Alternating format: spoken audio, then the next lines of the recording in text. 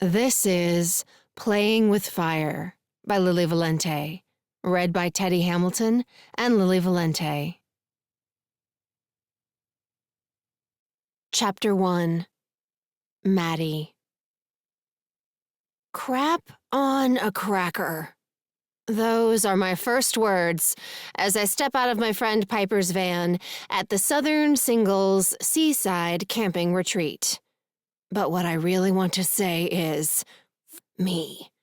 Or better yet, me. With lots of extra U for how very undesirable and uncool it is to see Jameson Hansen emerging from the pickup in front of us. Jameson Hansen.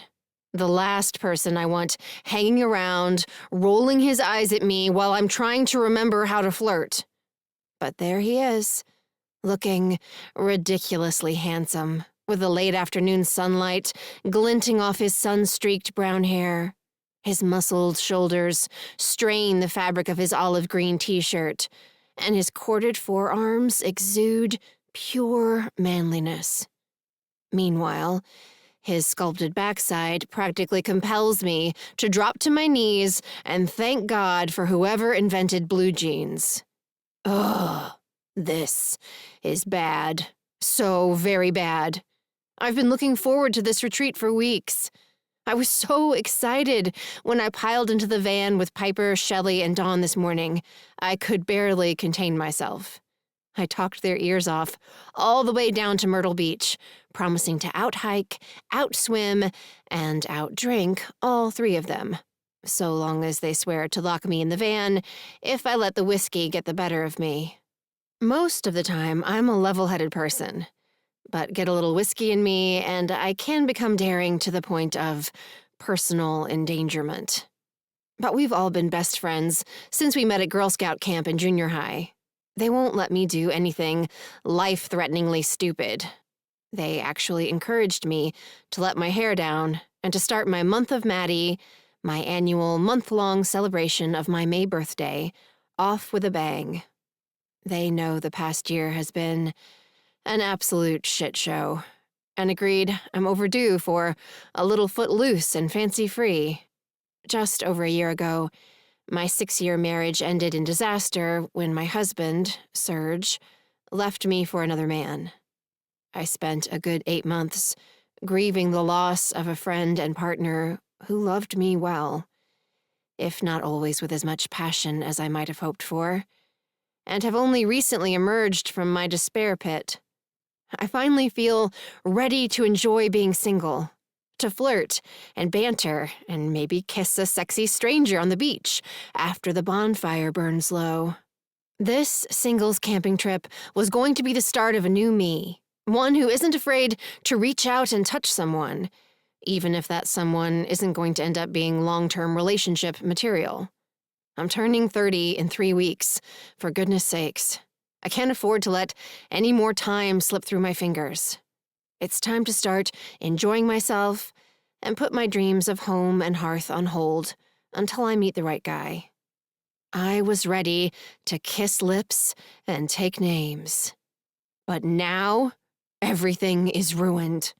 Jameson Hansen, childhood friend, womanizer, drop-dead delicious firefighter, and a man who smells so good he shouldn't be allowed within 50 feet of the ocean for fear his yummy man scent might attract sharks, is here.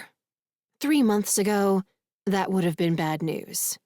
Jameson's always treated me like a little sister, someone he's in charge of pestering to my wits' end, while keeping me safe from danger in all forms. In the old days, he would have cramped my style. Now, he's going to ensure I suffer 3 days of misery while being forced to watch him flirt the panties off of at least one, if not more, of the single women on this trip. Knowing my luck, it will be one of my friends, and I'll have to endure a play-by-play description of Jameson's legendary lovemaking the entire drive back to Georgia. Because Jameson will be getting action this weekend. There's no doubt in my mind about that. The man is the Casanova of Bliss River, Georgia, A professional smolder wielder who's bedded half the women in our hometown, leaving a string of broken hearts in his wake. He's also the man who almost kissed me a few months ago, when an unexpected eruption of mutual attraction nearly led to a friendly hug becoming something more, which would have been disastrous. His brother is marrying my sister. We're going to be in each other's lives for the long haul. The last thing we need is an awkward kiss, or something worse, lingering between us. And even if it wasn't weird kissing an old friend I've known since we were infants, Jameson isn't my type. I'm looking for someone less smoldery, and with a heck of a lot more interest in long-term commitment. Since our near kiss, I've done my best to avoid him. But the fire station is right across the street from my bakery. I can't help running into him at least once or twice a week, often enough for his full lips, strong hands, and delicious man scent to remain in my thoughts and continue to pop up in fantasies so naughty they make me blush just thinking about them. It's awful. I was never attracted to Jameson before, and I certainly don't want to be attracted to him now. Even if he weren't the wrong kind of guy for me, he's an unacceptable option. I don't want a guy I used to bang and broke up with showing up at family Thanksgiving every year. So, he's off limits. That's it. Nothing is ever going to happen between us. Ever. My head knows that. But my libido does not. A point proven when Jameson turns, our eyes meet, and a shiver of awareness sweeps over my skin, raising goosebumps on my arms and legs, despite the 85-degree heat. For his part, Jameson doesn't look much happier to find his weekend of fun crashed by a childhood friend than I am. But his look of displeasure only lasts a moment before he smiles and hops down from the truck bed with the agility of a jungle cat and prowls across the pine needle-covered ground toward me. "What are the chances, huh?" I ask, determined to have my first and last words with Jameson over as quickly as possible. Guess we'll just have to stay out of each other's hair, pretend we don't know each other, avert our eyes if we see anything we shouldn't, or just anything at all. He crosses his arms, and his lips hook up on one side in a smirk. "Is that your subtle way of telling me not to interfere while you're trying to hook up?" "No," I roll my eyes.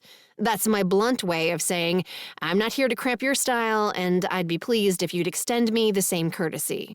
He inclines his head, before casting a glance behind me to where my friends are unloading the van. "I guess that means those three are off limits?" he asks in a low voice. "If you want to go home with all your man parts intact, yes," I whisper back, flinching when he laughs. Even his laugh is sexy, a sensual expression of mirth that showcases even white teeth, and that delicious neck I know smells better than fresh bread, lavender-scented candles, and a pan of recently fried bacon combined. Though, probably better to keep those smells separate. "Got it." He winks at me, before lifting a hand to the women behind me and backing away with a husky, "Good day, ladies." That triggers a sigh from one of the weaker members of our company. I spin back around to find out which of my friends has become tangled in Jameson's smolder web, to find Shelley and Dawn leaning against the van with slightly dazed expressions, and Piper wiping drool from her chin. "Are you drooling?" I ask, glaring at the athletic brunette I'm sure Jameson would have made a play for, if I hadn't made it clear that my friends are off limits. "Tell me you aren't drooling, Piper Youngman." "Who was that?" she asks with a grin, not even bothering to deny the accusation. "Me like." "Me too," Shelley adds with a sigh that stirs the fuzzy blonde curls falling into her face. "But you can have dibs, Piper, since you drooled and all." "No, she cannot have dibs." I prop my hands on my hips. "Jameson is off limits." Dawn's pierced eyebrow lifts. "Oh, it's like that, is it? Back off, ladies. Studley's already spoken for by the birthday queen." No, it's not like that, I say. And what the birthday queen wants, the birthday queen gets, Piper interrupts, lifting her hands into the air. I withdraw my claws. Pounce away, sister. I huff. I am not going to be pouncing anyone, especially Jameson Hansen. But that's the whole reason we're here. Shelley's full lips push into a pout. This weekend is for pouncing. It's like Virginia is for lovers, except it's a weekend instead of an entire state. Jameson is my sister's fiancé's brother, I explain, since none of my besties live in Bliss River. It would be like incest. No, that's when you marry a cousin or something, Shelley says.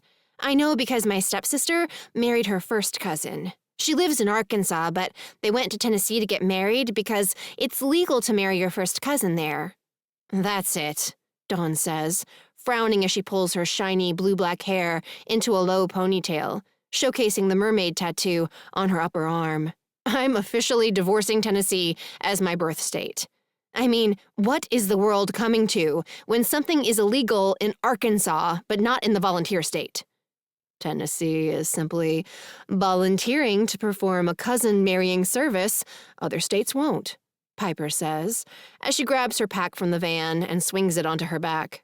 I think you should be proud of them. Love is love, after all. As long as you don't have inbred children, Dawn adds. I shake my head, wondering how this conversation wandered so far into the cousin-loving woods. But I think you should go for him, Maddie, Dawn continues. He's yummy, and he was looking at you like he already had you half naked in his mind.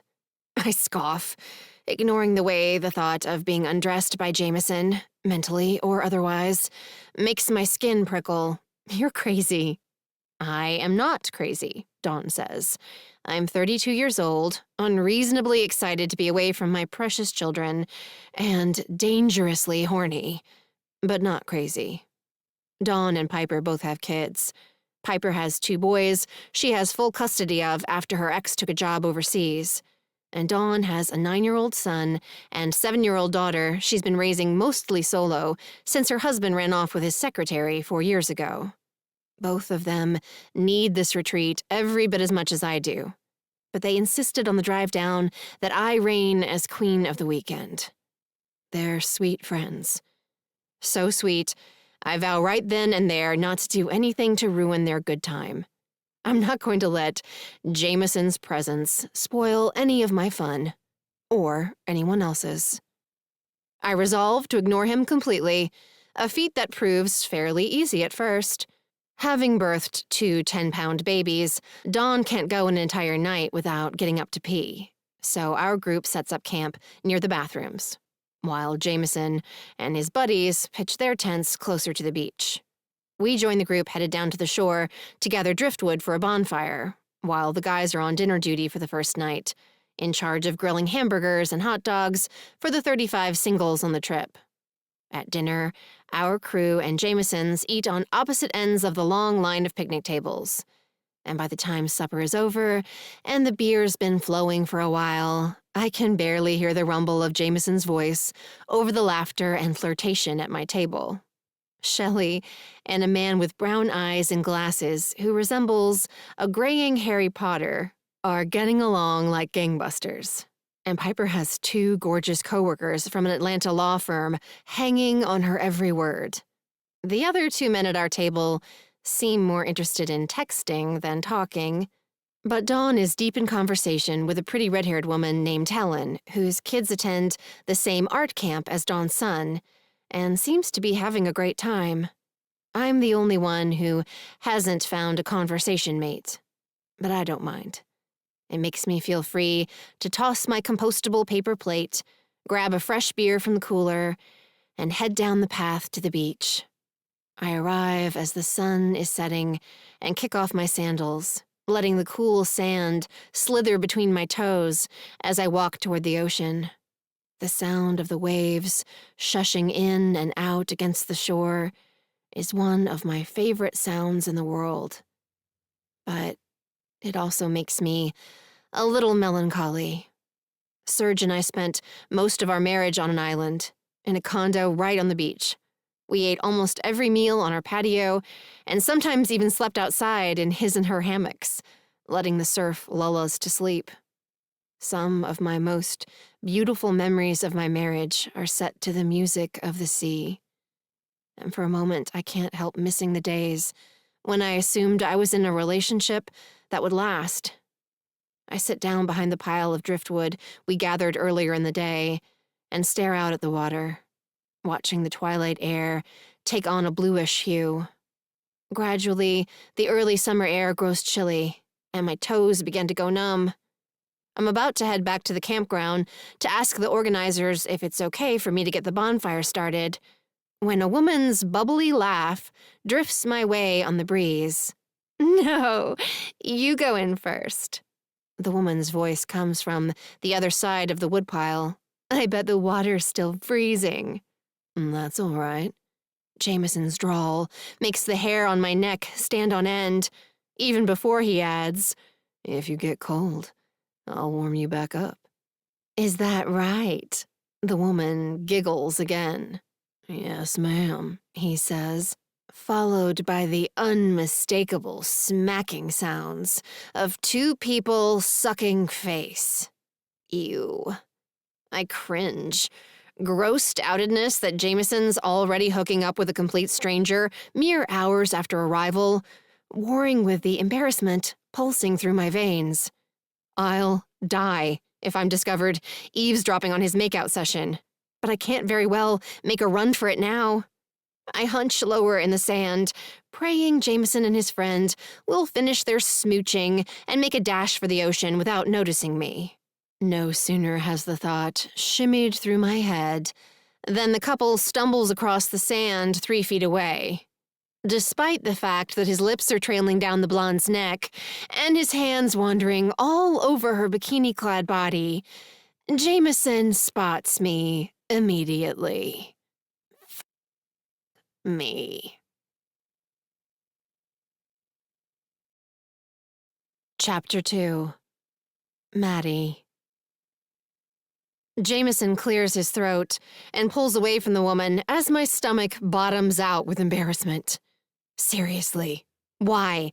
Why couldn't he have just kept going? Why? "Hey, Maddie," he says. I didn't know you were there." "Yep, I'm here all right," I chirp, forcing an upbeat tone into my voice as I stand. I wiggle mortified fingers at the blonde, who clearly isn't happy to have company. But I'm on my way back to the campground this very second, so I salute the couple and instantly feel 10,000 times dorkier than I did a second before. But I've committed to the gesture now, so I bleat, "As you were, soldiers," and bolt.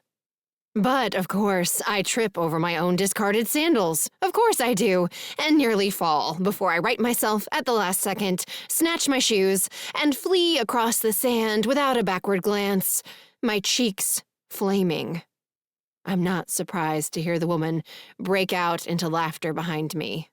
The kind of laughter that leaves no doubt I'm being laughed at, not with. But it still hurts. The thought that Jameson is probably chuckling right along with her hurts even more.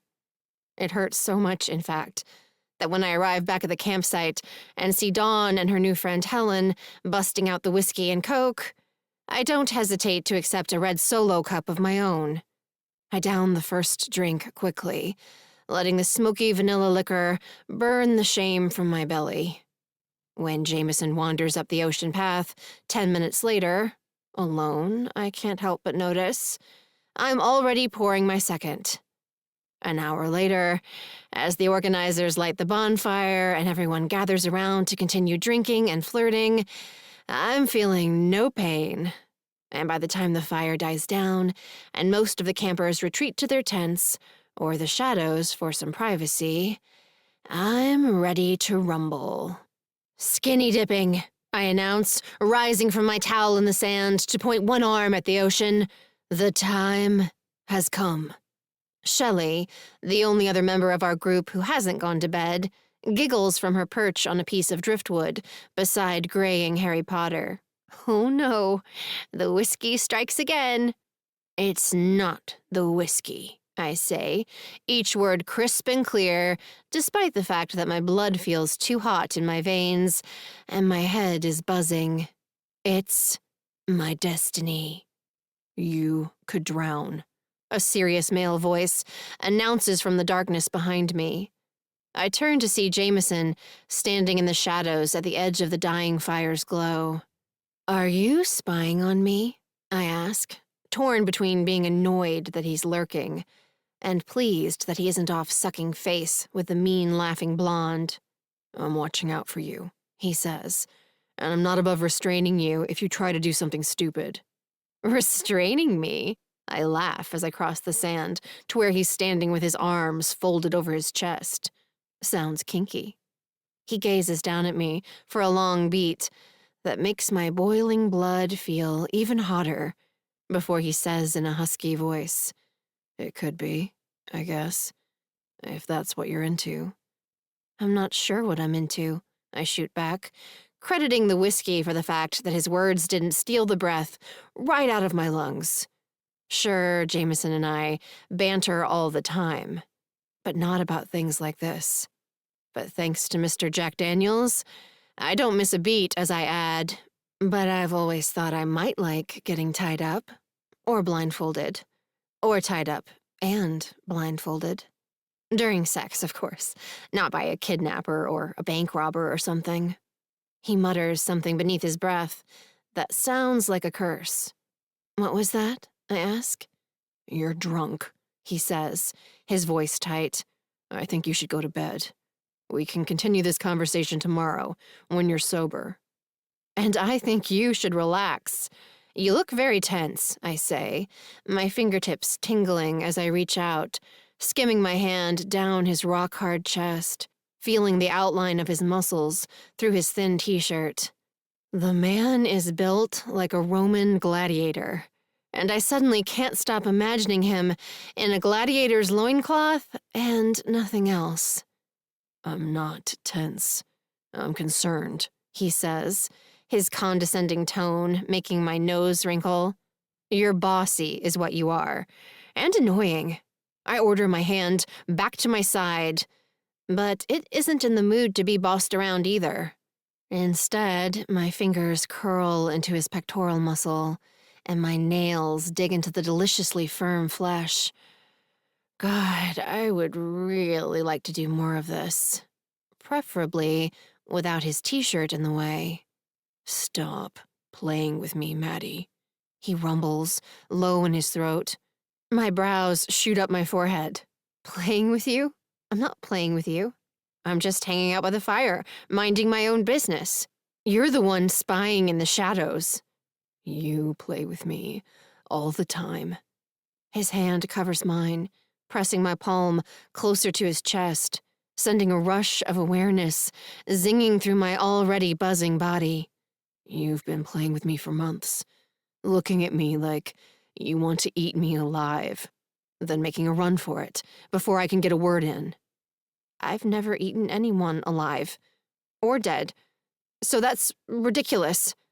I gulp and press my lips together, grateful for the darkness, because I'm positive I'm blushing, bright red. I hadn't realized my attraction to him was so embarrassingly obvious. You know what I mean. He steps closer, his hands dropping to my hips. Things haven't been the same since that morning in the bakery. I can't stop thinking about you. Thinking about me? I echo, heat curling from his fingers to sizzle across my skin. He's never touched me like this before. But I like it. I like it way too much. Yeah, he whispers, in ways I've never thought about you before. And no matter how hard I try, I can't seem to stop. A wave of desire pulses through me. And even though I know messing around with Jameson is a no-good, very bad idea, I'm suddenly desperate for him to touch more of me. All of me. I want his mouth on mine and his hands everywhere. Which reminds me, My eyes narrow as I step back, brushing his hands from my hips. You did a pretty good job of not thinking about me while you were slobbering all over Blondie a few hours ago. You told me to stay away from you, he says, with a non-apologetic shrug. I was just trying to get my mind off my troubles. I am not your trouble, I say, lifting my nose into the air as I circle around him and move down the beach. I am not your anything. Where are you going? He falls in beside me, following as I drift farther from the fire, wandering along the moonlit water until I reach a stretch of beach far enough from the others that there's little risk of being observed. I stop, nodding in approval at the waves. Yep, this is it. This is what? My skinny dipping spot. I stretch my arms over my head, fingers wiggling at the stars, already anticipating how nice the cold water is going to feel on my heated skin.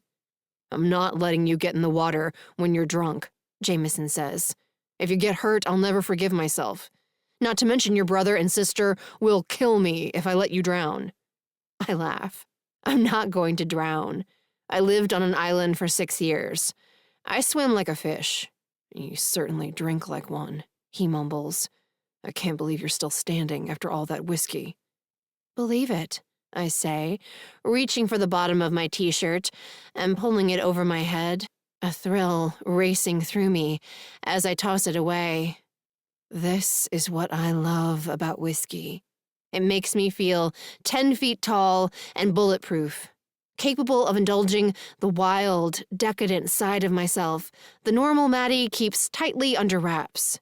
Normal Maddie would never dream of stripping down to her skivvies in front of Jameson. She's probably going to be pretty pissed when she wakes up tomorrow, in fact, but that's not my problem. Tonight, Whiskey Maddie is in control, and she's enjoying the pained expression on Jameson's face as I step out of my shorts, revealing my lacy white panties. He looks hungry, and I like it. I like it a lot. I can't believe I'm saying this, but stop taking your clothes off, Mad, he says through what sounds like a clenched jaw. Right now. I'm serious. If you get in the water, I am coming in there after you. Is that a threat? I ask, reaching for the back hooks on my bra and popping them free, or a promise? I toss my bra to the ground, electricity dancing across my skin as I meet Jameson's gaze. Even in the moonlight, I can see how much he's enjoying the view, how much he wants to touch me. Maybe even as much as I'm dying to be touched.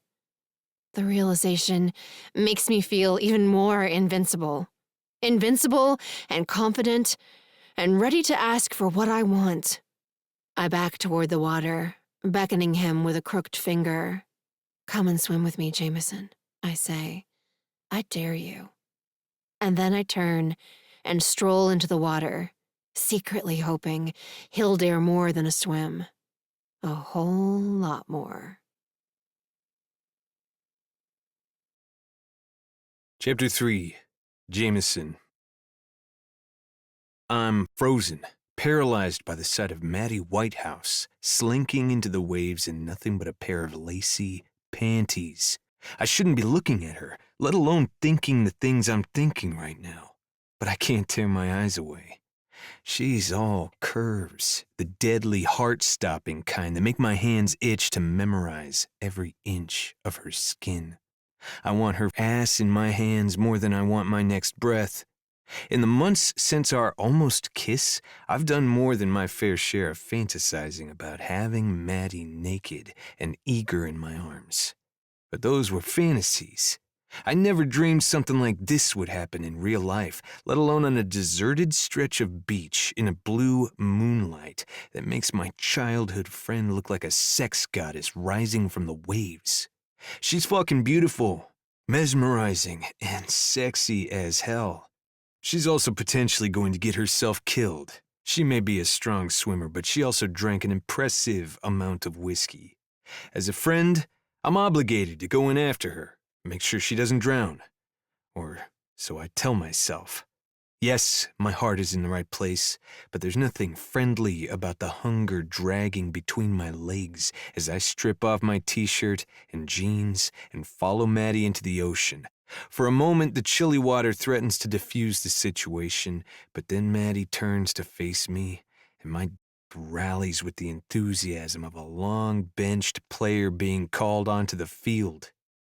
Lately, I've been fantasizing about Maddie calling my name with disturbing frequency. No amount of logical thinking about how off-limits she is seems to be able to keep the younger White House sister from dancing semi-clothed through my thoughts and popping up in hot, sweaty dreams, where I do things to her a man shouldn't do to an old friend. And she's not just an old friend. Maddie's one of my closest friends. We were so tight growing up that she practically feels like family. I don't want to risk losing her over a fling we might both come to regret. Not to mention the fact that my brother and her sister are getting married and starting a family. We're going to be in each other's lives for the long haul. A long haul that could get very uncomfortable with a failed fuckfest added into the mix. The smartest call would be to stay far away from this woman and all her irresistible parts. But that's the trouble with irresistible things. They're just so irresistible.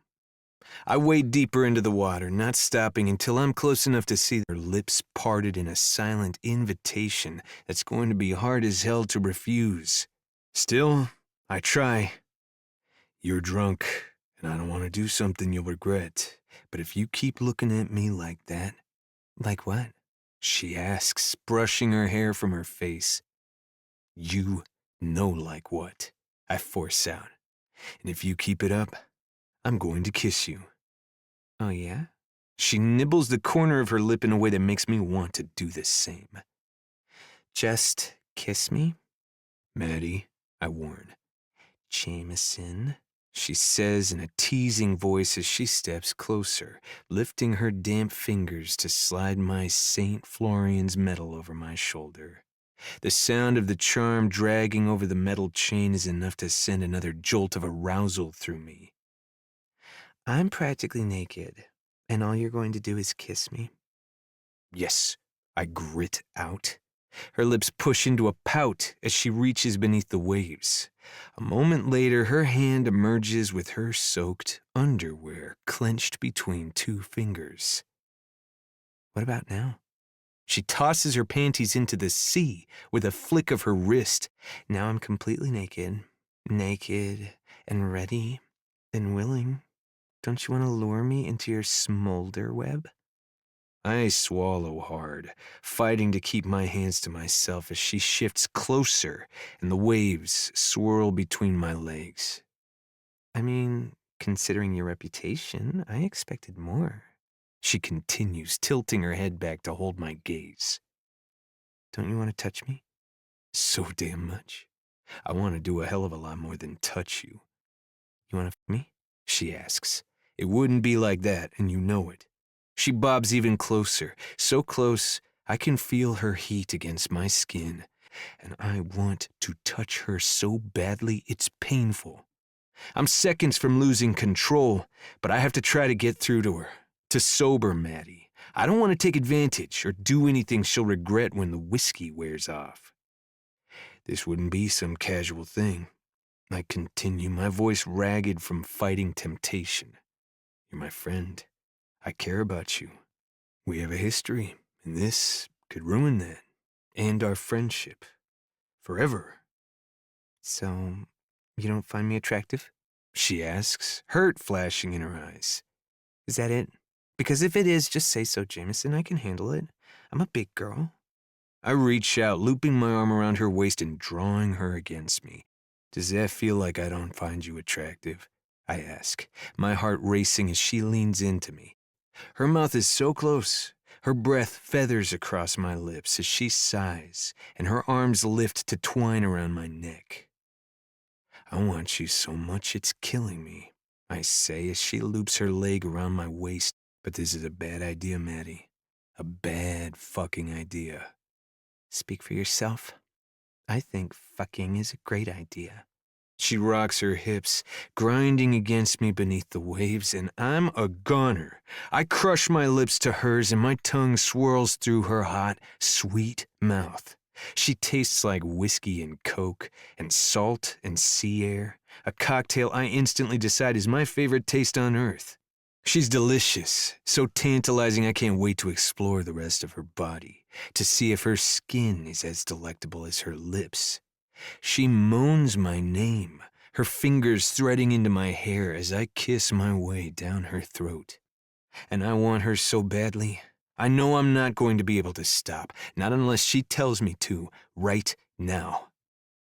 Tell me to stop, I order, against her lips. I don't want you to stop, she says, her nails dragging into my shoulders. I want you inside me, so deep, every inch.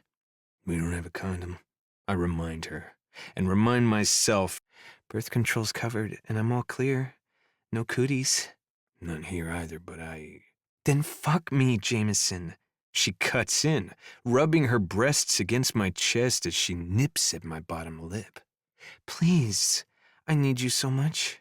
It's been so long, and I just need this. Need you. I want to feel you lose control inside me. Her words, the hunger in her voice, the way she rocks into my fingers demanding more, it's too much to continue to resist. Without another word, I lift her into my arms. Her legs part, wrapping around my hips beneath the water. Even with the sound of the surf crashing into the shore, there's a chance someone might hear if I'm too loud.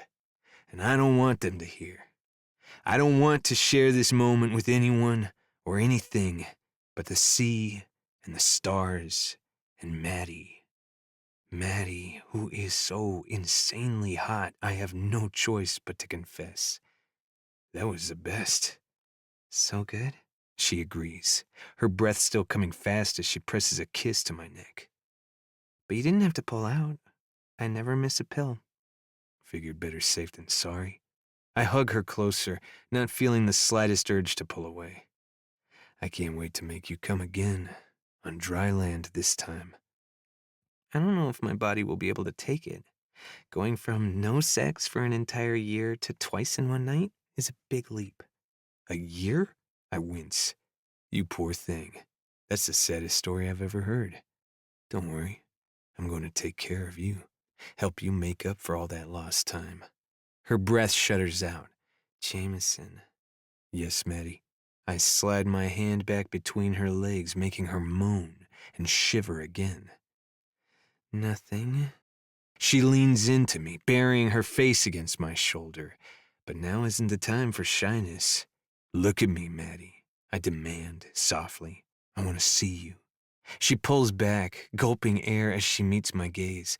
She's so vulnerable, so defenseless, it's like I'm sharing her skin.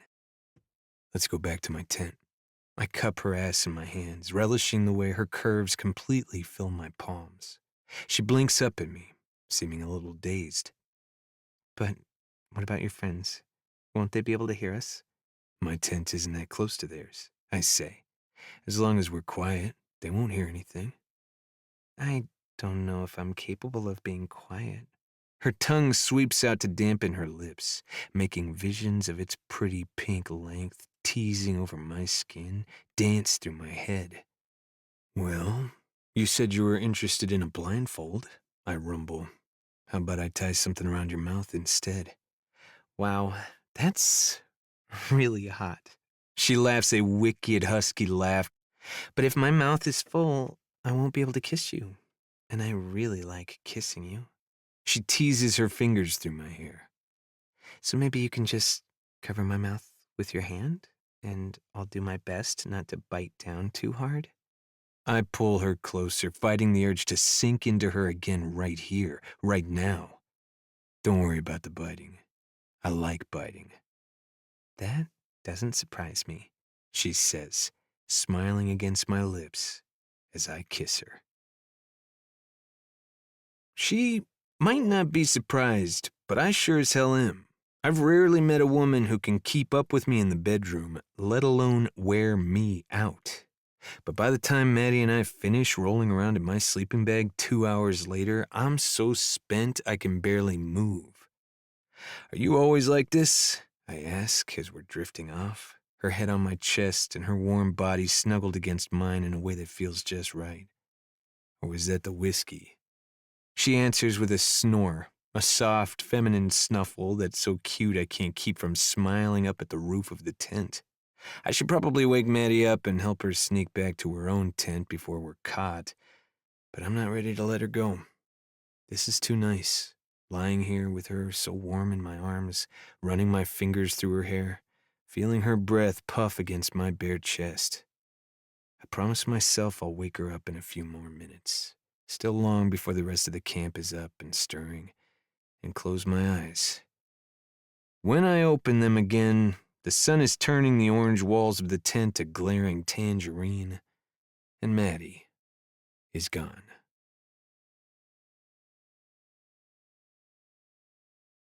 Chapter 4. Maddie. The walk of shame has never been so shameful.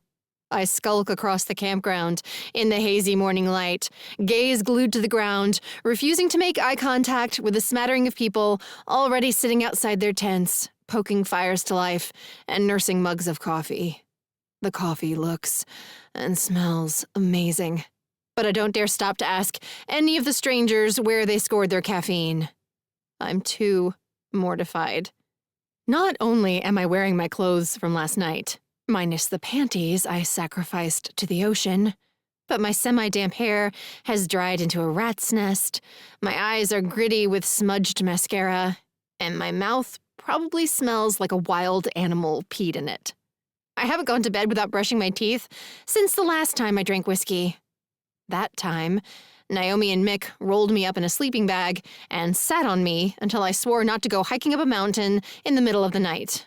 My sister and brother were afraid I'd wander off a cliff in the dark and tumble to my death.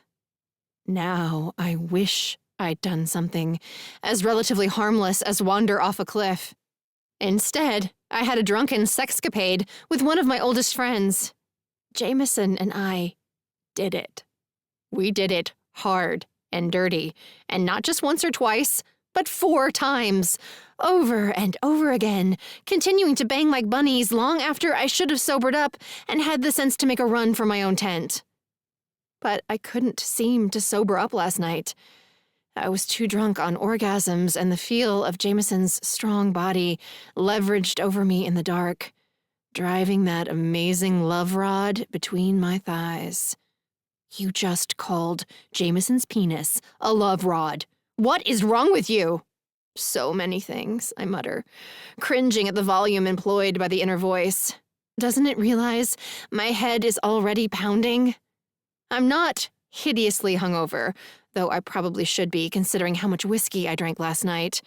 But the backs of my eyes throb, and my temples feel bruised. I need water, coffee, and aspirin, in that order, and I need them stat. I creep quietly into my own campsite, relieved to see all 4 tents zipped up tight.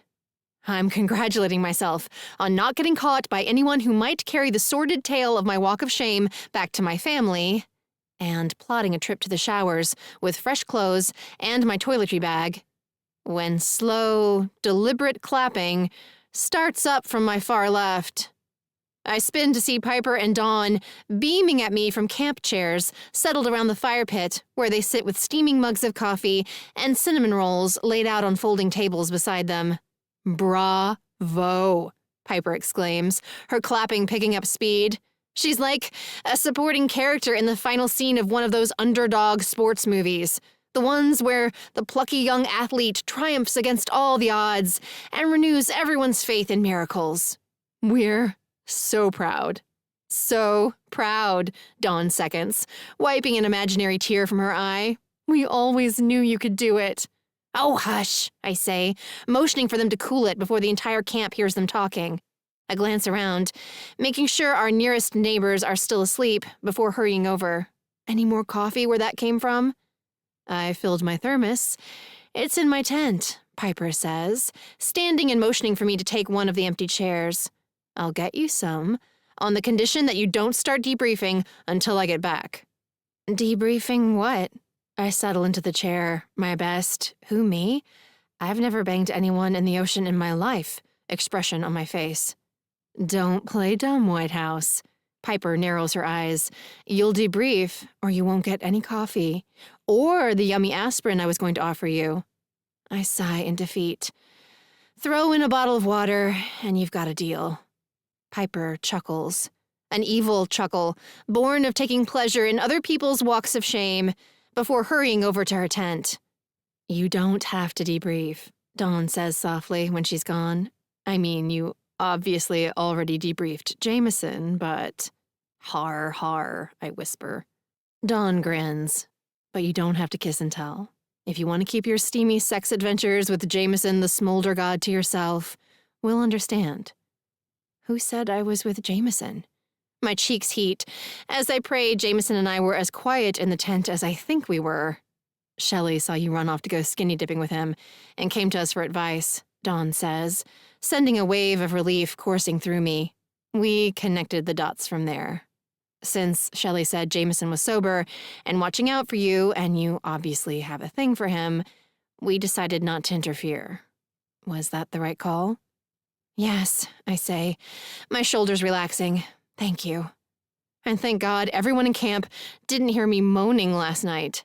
If they had, I'd be hitching a ride out of here before breakfast. No way could I look any of these strangers in the eye if they'd heard me orgasm. I'm not even sure I'll be able to look Jameson in the eye, despite the fact that I stared straight into his soul while I was coming last night. But that was last night. This morning is this morning, and things look different in the light of day, without any Jack Daniels to soften the edges or blur the lines. But you'd better get aspirin from Piper before you decide not to share, Dawn adds, as Piper emerges from her tent. Otherwise, she'll withhold your pain reliever. She believes torture is a valid interrogation technique. 1 or 2?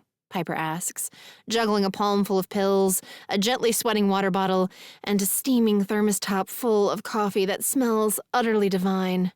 2, please. I hold out my hand, sighing with relief as 2 white pills roll out onto my palm. I take the water bottle Piper offers and swallow the pills with a gulp of cool liquid, feeling better almost immediately, though I know medicine takes time to work. And you can have your coffee, too.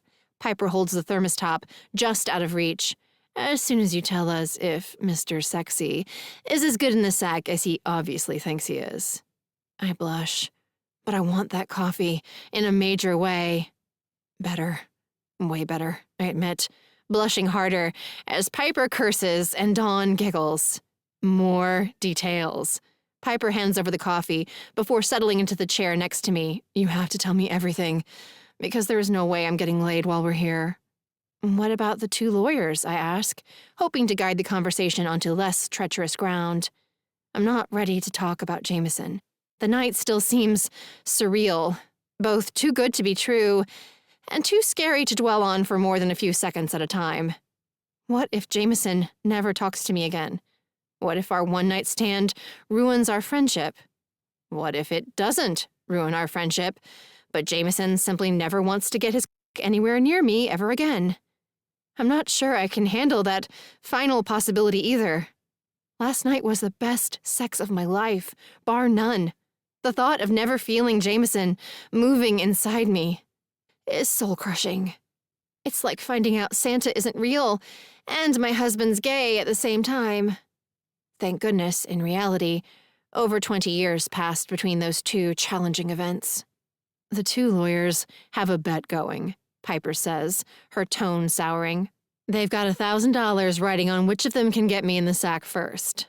I heard them talking about it last night, when they stupidly assumed I was too tipsy to be paying attention. Assholes. They obviously didn't realize that you were never too tipsy to pay attention, I say, or to hold a grudge. That's right. A mean grudge, Piper agrees. One that will ensure my vagina goes home lonely and full of cobwebs tomorrow afternoon. Maybe you'll meet someone else, Dawn offers hopefully. There are still a few guys who haven't been claimed. Not the good ones, Piper sniffs. My vagina's lonely, not desperate. Shelley may be okay with bumping uglies with a guy who looks like Harry Potter, but I have standards. Shush! Dawn's blue eyes widen as she shoots a glance toward Shelley's tent. They're in there together, you know. I heard them making out last night. Piper winces. Do you think she heard me? She whispers. I didn't mean to be hateful. I'm just jealous that everyone is getting kisses except me.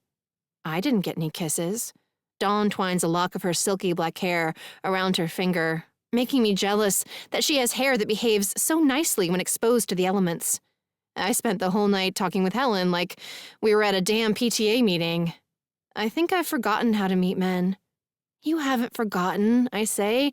There just aren't that many guys here. There are at least 5 more girls than boys. Did you notice? I did. Piper's brows draw together. And I think the company's guilty of false advertising. Weren't there supposed to be an equal number of men and women? That's what it said on the brochure, right?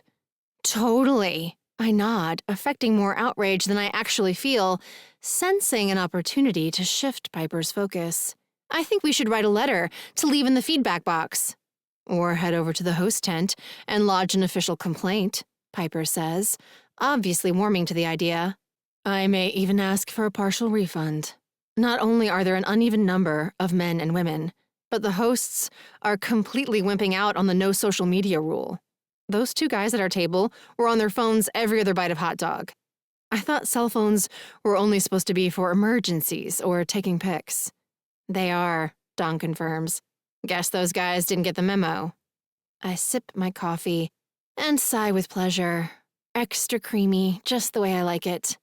I snuggle deeper into my chair, smugly congratulating myself on dodging the tell-all bullet. But I should have known better.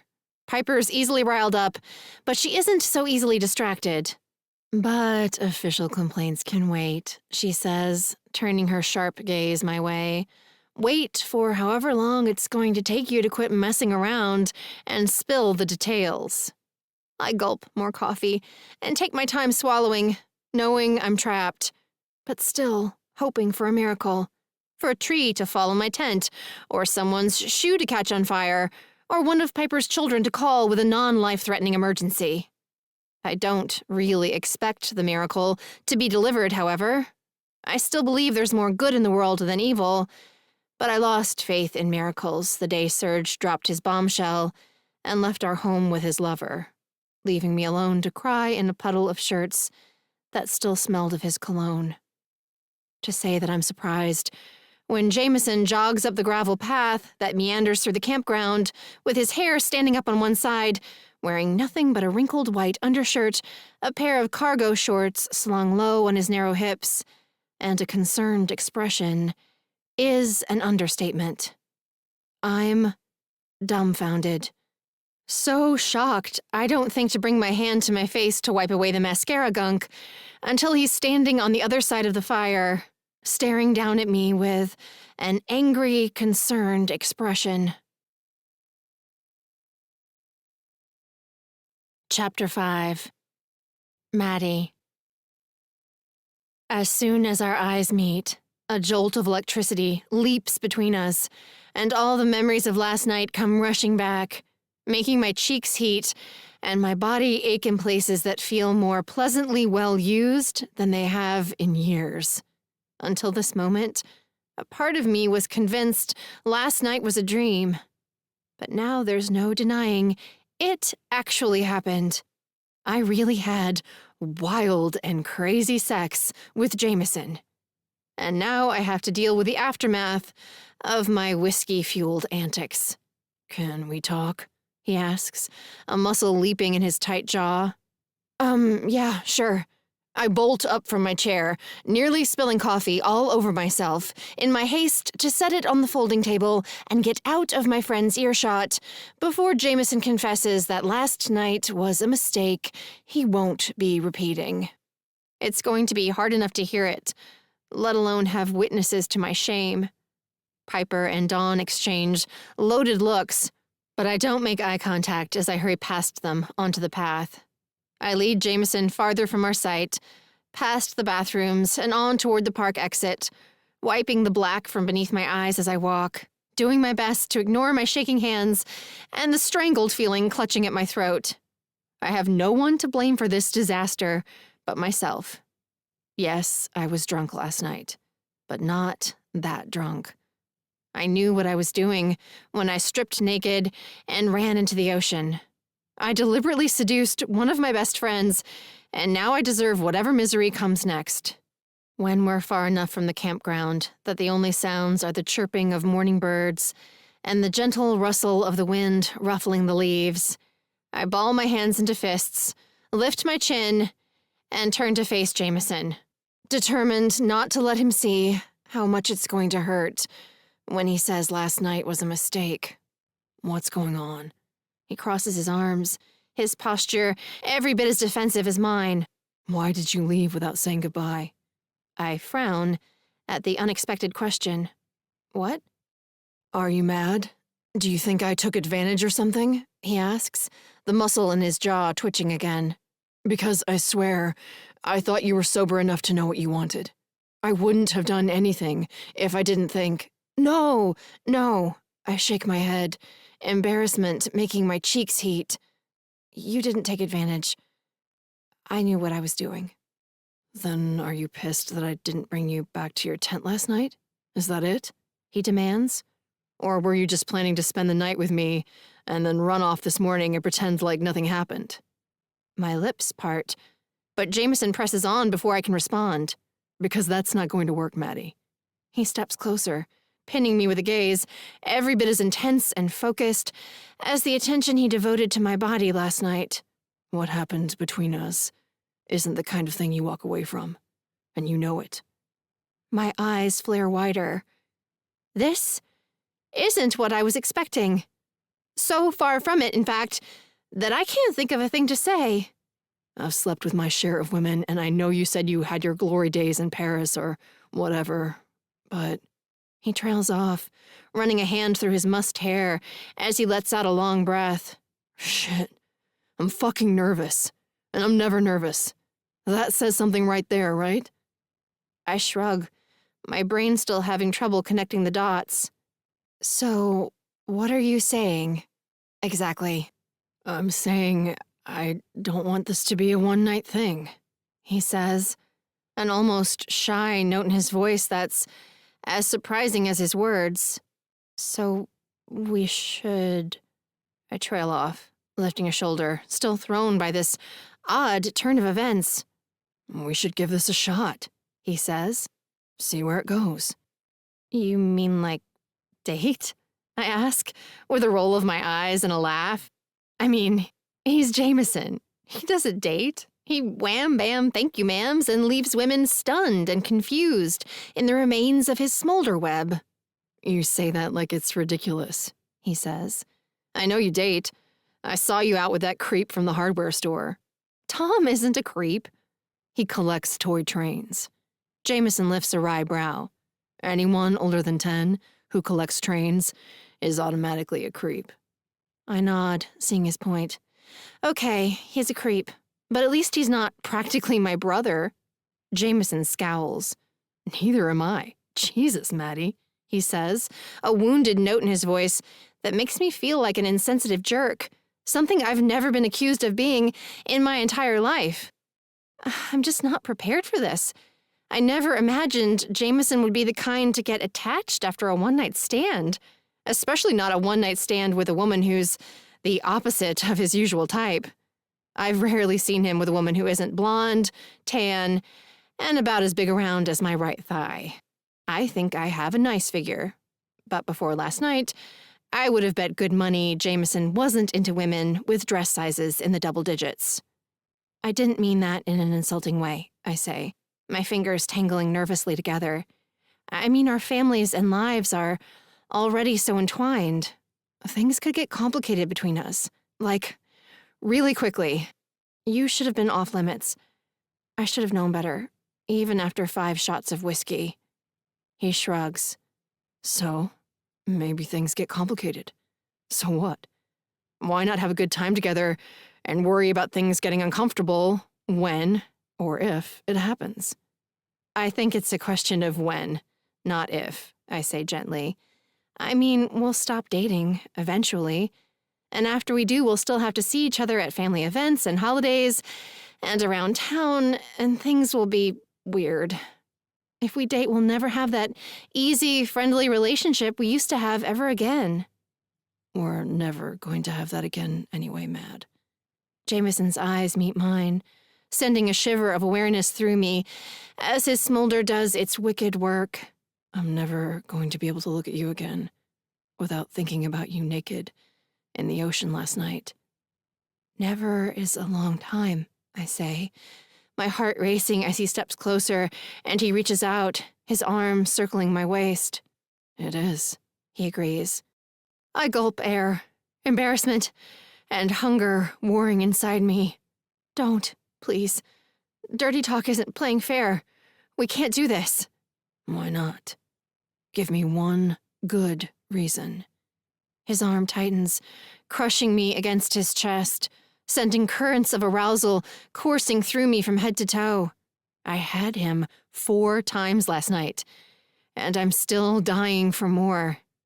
It doesn't bode well for quitting him cold turkey, but I have to try. I'll give you 2. Naomi and Jake are christening Noelle in 2 weeks and getting married in 3. I duck my chin, keeping my gaze on Jameson's wrinkled shirt. It's their time to be in the spotlight. We don't want to distract from their special days, or make things awkward. How would we make things awkward? If the godparents, who also happen to be the maid of honor and the best man, who also happen to be the sister of the bride and the brother of the groom, have recently been through a breakup, that would be pretty awkward. I force my eyes up to his face, surprised to find him smiling. What? It's not funny. It would be awful. We'd be standing within a few feet of each other at the church and seated at the same table at the reception, and Naomi and Jake would be worried about us being miserable, and I seriously doubt I'm going to get tired of you in 2 to 3 weeks, he says, in a husky voice that sets things low in my body to buzzing. But on the off chance you decide you're done with me before then, I have a perfect solution. What's that? I ask, trying not to think about sex, which is pretty damned difficult when I'm pressed against every delicious inch of this man I know is capable of giving me multiple orgasms without even seeming to try that hard. We don't tell anyone that we're dating until after the wedding, he says. So, if we break up before then, there's no awkwardness, no harm, no foul, no distracting from Jake and Naomi's special day with their baby or their wedding. I frown. What he's saying makes sense, but I'm still pretty freaked out by the thought of dating Jameson. He's just so dangerous, and the chances of this becoming something more than temporary are slim to none. But what about seizing the day, having a little fun while you wait for Mr. Right? You and Jameson clearly have fun together, and you were just moaning and groaning about how sad you would be if you never got to have sex with him again. So what's your problem, woman? I don't know, I mumble. Take today to think about it, Jameson says. There's no reason to decide right now. Mull it over, and we can decide tonight whether we want to keep seeing each other after we go home. After a moment, I nod. Okay. There's definitely no harm in thinking about things, and maybe a little time to turn this over in my head will help me sort out my mixed emotions. Good. He nods back toward camp. Want to go get some breakfast? They have coffee and cinnamon buns out on the picnic tables near the host tent. I should probably shower and clean up, I say, as we start down the path. I'm sure I look like a shipwreck survivor. He shoots me a sideways glance. Nah, you're hot. Beautiful. As usual. I turn to demand he stop blowing smoke up my skirt, but he looks so sincere, I swallow my words and mumble a soft, thank you, instead. You're welcome, he says, then adds with a grin, though you look best with fewer clothes on, and my hands all over you. I shake my head. You're shameless. Takes one to know one. He winks. Catch you after dinner, gorgeous. He breaks into a jog, jogging off toward the camp, leaving me to trudge through the gravel on my own. accompanied by nothing but the voices warring in my head and the sizzle his words left simmering across my skin.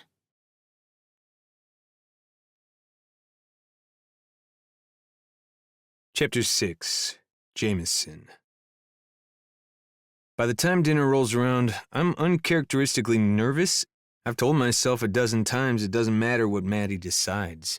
There are other fish in the sea, after all, several of which I can probably convince to swim back to my tent before sunset if I need comforting after she turns me down. There has been no shortage of lingering glances my way while I played beach volleyball with the guys, and Debbie doesn't seem to be holding a grudge over the fact that I abandoned her on the beach after Maddie caught us kissing. But my inner pep talk falls flat. I don't want any of the other fish in the sea, or the women on the retreat, or any other woman in Bliss River for that matter. Ever since that day in February, when I suddenly saw Maddie through new eyes, I can't stop thinking about her. Hell, after last night, I'll be lucky if I can jerk off to anything but memories of Maddie for the next year. She blew my damned mind. I've always known she's a sweetheart with a secretly wicked sense of humor, but I had no clue she's as much a sex fiend as I am. 4 times in one night, and I'm sure she would have been up for more if we hadn't gotten a late start, or that sleeping with her would feel so right. Good, natural, easy, and hot as ever-loving fuck. As far as the effect it might have on our families, I don't know if dating Maddie is a good idea or a bad one, but I can't bring myself to care too much. Our families are made of tough stuff, and I want more time with Maddie. I want her in my bed for a hell of a lot more than one night, and I'm not about to let her shoot me down without a fight. I haven't felt this way about a woman since before Wendy, the woman who ripped my heart out of my chest and spurred my move back to Bliss River from Atlanta last year. But unlike Wendy, Maddie isn't off limits. Not really. Not in any way that we can't find a workaround. And unlike Wendy, I know Maddie won't give me emotional whiplash. If she decides to give this a chance, she'll be honest with me about what she wants, what she feels. Maddie's always been an open book. It's one of the things I like most about her. You never have to wonder where you stand with her. She'll tell you exactly what she's thinking, call you on your bullshit, and do it all with a gentle touch because she doesn't have a mean bone in her body. I think it could be good between us. Maybe even really good. Now I have to hope she comes to a similar conclusion. Hello, Earth to Jameson. Eric, one of my friends from my old department in Atlanta, and the man responsible for strong-arming me into coming on this camping trip, waves a hand in front of my face. I blink and pull my thoughts back to the present, surprised to see that Eric and Freddie have already finished eating. My own plate is still half full of ribs and potato salad. What? What do you think? Eric asks. You want to go? Go where? I sigh, not missing the look Eric and Freddie exchange across the table. Sorry, I was zoning out. Yeah, we noticed, Eric smirks. Does it have anything to do with the woman you've been staring at all day with need to hit that shooting from your eyeballs? If so, you should go talk to her. I'm sure she'd be up for some private time. Women can't resist you, right? There's a hint of resentment in his tone that makes me bristle. With his thick blonde hair and gym rat physique, Eric looks like the kind of guy who would have no trouble finding a date. But something about him turns off all the genuinely interesting single women he meets. They can probably sense that he values women about as much as he values the fish in the custom tank in his apartment, the ones he never remembers to feed and simply replaces when they go belly up. Cool women are generally smart women, and they seem to see through Eric's facade from the get-go and steer clear. Her name is Maddie. I try to keep my tone light, but know I've failed when Eric's smirk spreads wider, and Freddie laughs beneath his breath. Maddie, Freddie mimics with an exaggerated sigh, batting his eyelashes. What a pretty name. Shut up. I toss my wadded napkin at Freddie's face, but the other man dodges it easily.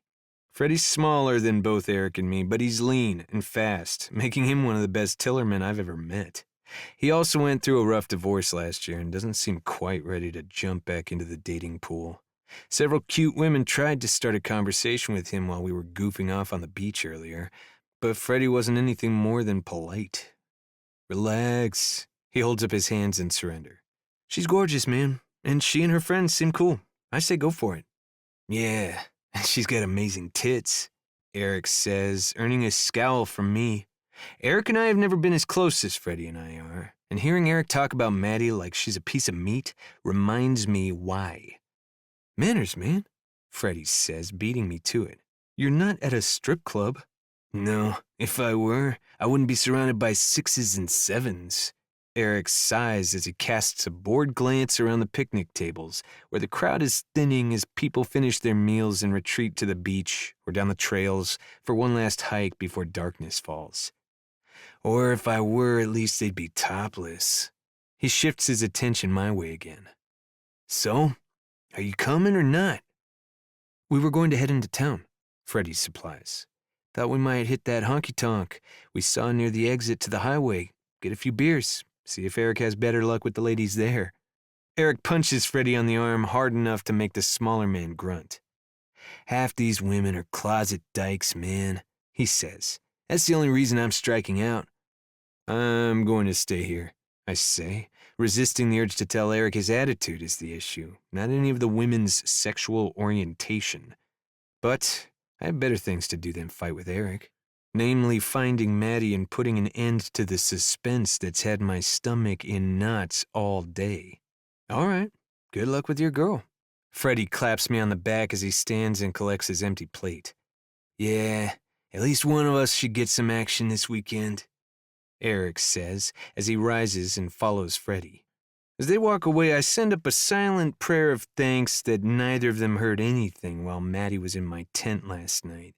I don't want to share those sexy little sounds she makes with anyone.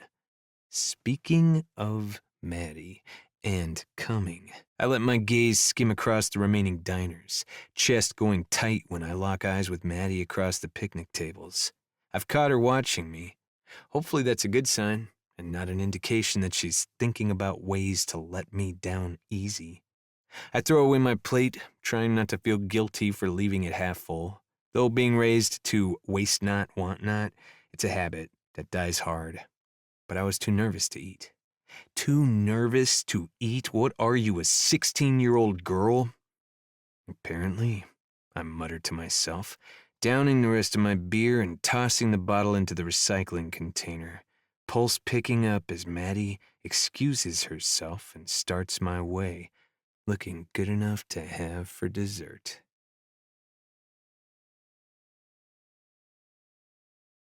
Chapter 7. Jameson.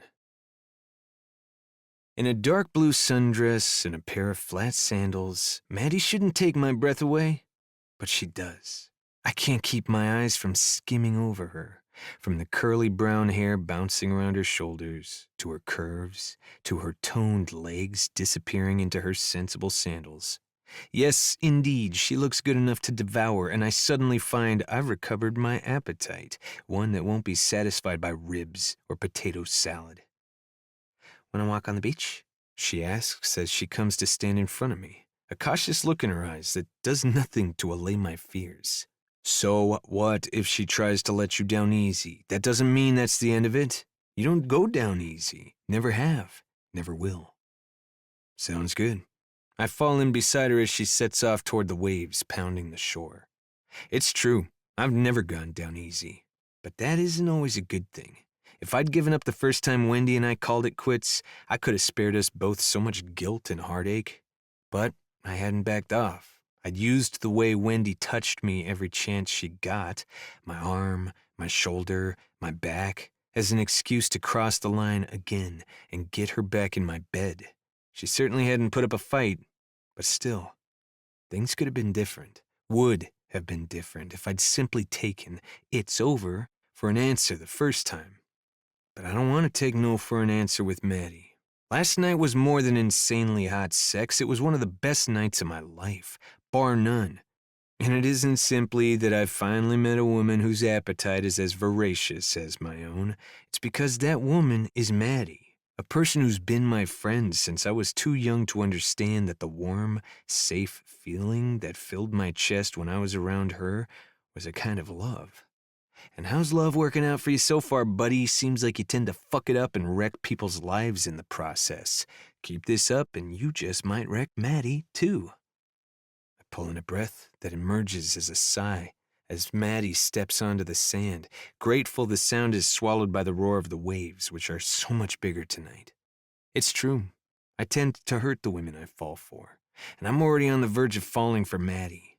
I would never intend to hurt her, but I might, by accident, by being a fuck-up who doesn't know how to love right.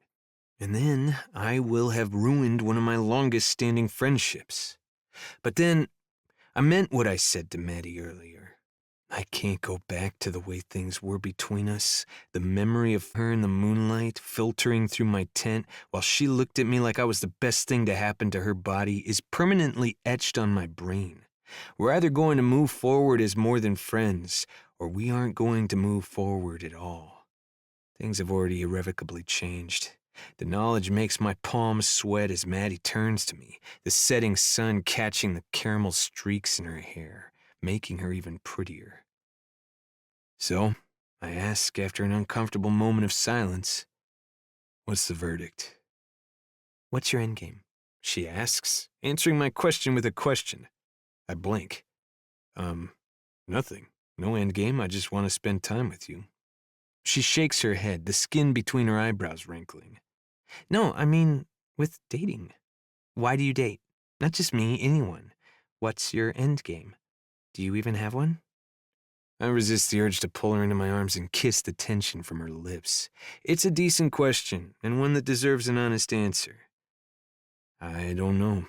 I mean, someday I'd like to find someone, get married, I guess. I don't want to play the field forever. But you're already 31. Around here, by your age, most men who are looking for Ms. Right have either found her or found her and divorced her, she says, clearly not willing to let me off easy. But then she never does. It's one of the reasons I've always respected her, even when we were kids. I nod. You're right, and I'll be the first to admit that in the past I wasn't really looking for Ms. Right. I was more concerned with Ms. Right now. But then I moved to Atlanta, and I was so busy with work I didn't have much time to date. I hesitate, wanting Maddie to know at least part of the truth, the part I'm ready to share anyway. There was a woman last year who I thought might be special. We cared a lot about each other, and I was hoping we'd have a future together, but it didn't work out. Why? She asks, pinning me with her unflinching gaze. I shrug uncomfortably. A lot of reasons, the main one being that moving forward with me would have meant a big life change for her, and she wasn't ready for that.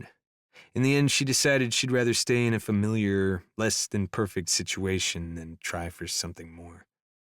Maddie presses her lips together, taking a moment to digest that before she speaks again. I can understand that. I think that's why Sergei stayed with me for so many years, even after he knew that he didn't love me like a husband should love a wife. Our marriage was familiar and good in a lot of ways. I nod, wishing she hadn't gone through all that with her ex. She seemed to be at peace with it, but I know it was painful for her, and I don't like thinking about Maddie hurting. But I don't want good anymore, she continues, a vulnerable look in her eyes that makes it harder to resist the urge to pull her close. I want passion and fun and friendship and someone who's open to dating becoming something more. I came to this retreat promising myself this would be the beginning of a new me, that I would learn to let my hair down and have a little fun while I was waiting to find the right guy. But I've been thinking all day. She sighs, and her gaze shifts to the water where the waves are crashing into the shore with bursts of foam. That's not me, she says, almost too softly for me to hear. I'm not a casual kind of person, and I don't want to date someone who's only after a good time, even if that good time is very, very good. Hey, I rest a hand at the small of her back and wait until she lifts her gaze to mine. Who said I was only after a good time? Her shoulders bob up and down, and she nibbles at her lip for a moment. From what I've seen, Your relationships don't seem to last too long. No, but that's not always my choice, I say. There are a lot of women out there who aren't looking for anything long-term either, especially with a guy they think is a dumb firefighter meathead. She smiles. You're a lot of things, but a dumb meathead isn't one of them. Firefighter? Yes. Meathead? No. And you're not some random woman. My fingers smooth up her back under her hair to curl around the back of her neck. You're Maddie. I know the type of person you are. If I wasn't on board for something more than casual, I wouldn't be here right now. I wouldn't have asked to date you. And when I say date, I mean exclusively, by the way. I mean you and me giving this a shot to see if we work as more than friends. Her brow furrows again. Really? Really, I say with a huff of laughter. Why is that so hard to believe? Why? She asks, clearly still struggling. Why now? After all these years of teasing me like I'm your bratty little sister, what changed? Because I finally woke up, I say, dipping my face closer to hers. And I'm glad I did, because you are the sexiest friend I've ever had. Her breath feathers out, caressing my lips, making me hungry for another taste of her. Yeah, you're pretty sexy yourself. Thanks, I smile. So, can I kiss you now? Are we good? She licks her lips, making it almost impossible to resist doing the same, but I force myself to wait. I want to be sure we're on the same page. I still want to keep it a secret from Naomi and Jake until after the wedding, she says, but her arms twine around my neck, sending a wave of relief and hunger rushing through me. And I want us to promise that we won't let anything that happens between us interfere with being good godparents to Noelle. She deserves the best from us, not any drama. I agree. I draw her closer. Now can I kiss you? Her lashes sweep down and back up before she says in a husky voice, Not if I kiss you first. And then she does, pressing her lips to mine and banishing any lingering doubt that last night might have been a fluke. Her kiss still destroys me, leaving me raw and needy and starving for more of her, though I gorged on her just hours ago. But when it comes to Maddie, I have a feeling I may never get enough of her taste, her touch, the way she moans low in her throat when the sparks between us ignite. As her tongue dances with mine and her back arches, pressing her breasts tighter to my chest, I swear something shifts inside me, something big that leaves me different than I was before. But not bad different. I just get the sense that, for better or worse, my life is now going to be divided to before I kissed Maddie Whitehouse and after. By the time we pull apart, my heart is pounding, and I'm desperate. I'm already thinking of where we can go to be alone and how fast we can get there. This is crazy, she says, her breath coming fast as she digs her nails into the skin at the back of my neck. What's crazy? I cup her bottom, pulling her closer to where I ache. Her lashes flutter before she glances up with a lust-drunk look that takes my breath away. I want you more than I did last night. Way more. And I was pretty sure that was impossible. Same, I say roughly. I want you so much. I'm tempted to take you right here on the sand. Her breath rushes out with a tight laugh. We should try not to get arrested, though. There's an old abandoned lifeguard stand about a mile down the beach. I checked the door earlier today, and it wasn't locked. You checked the door? I take her hand, letting her lead the way across the sand.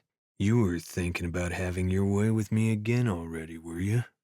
All day long, she says in a husky voice so sexy I can't resist, swooping her up for a hug that ends in another ass grab. God, I love her ass. Put me down. She giggles and clings tighter to my neck. Only if you race me to the lifeguard stand, I say, loving the feel of her close and wanting her even closer. She rolls her eyes. Okay, but we both know you'll win. We're both going to win, baby, I say with a wink as I set her on her feet. No doubt in my mind. Maddie grins, and takes off across the sand at a jog, with me in hot pursuit.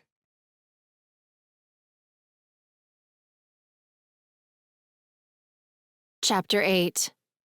Maddie. I have never kept a secret from my sister. Not once in my entire nearly 30 years of life. Naomi and I have been tight since the day I was born.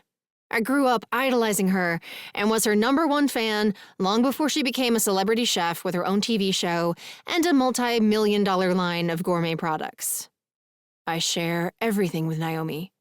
Hopes, dreams, heartaches, a business, even our extensive shoe collection.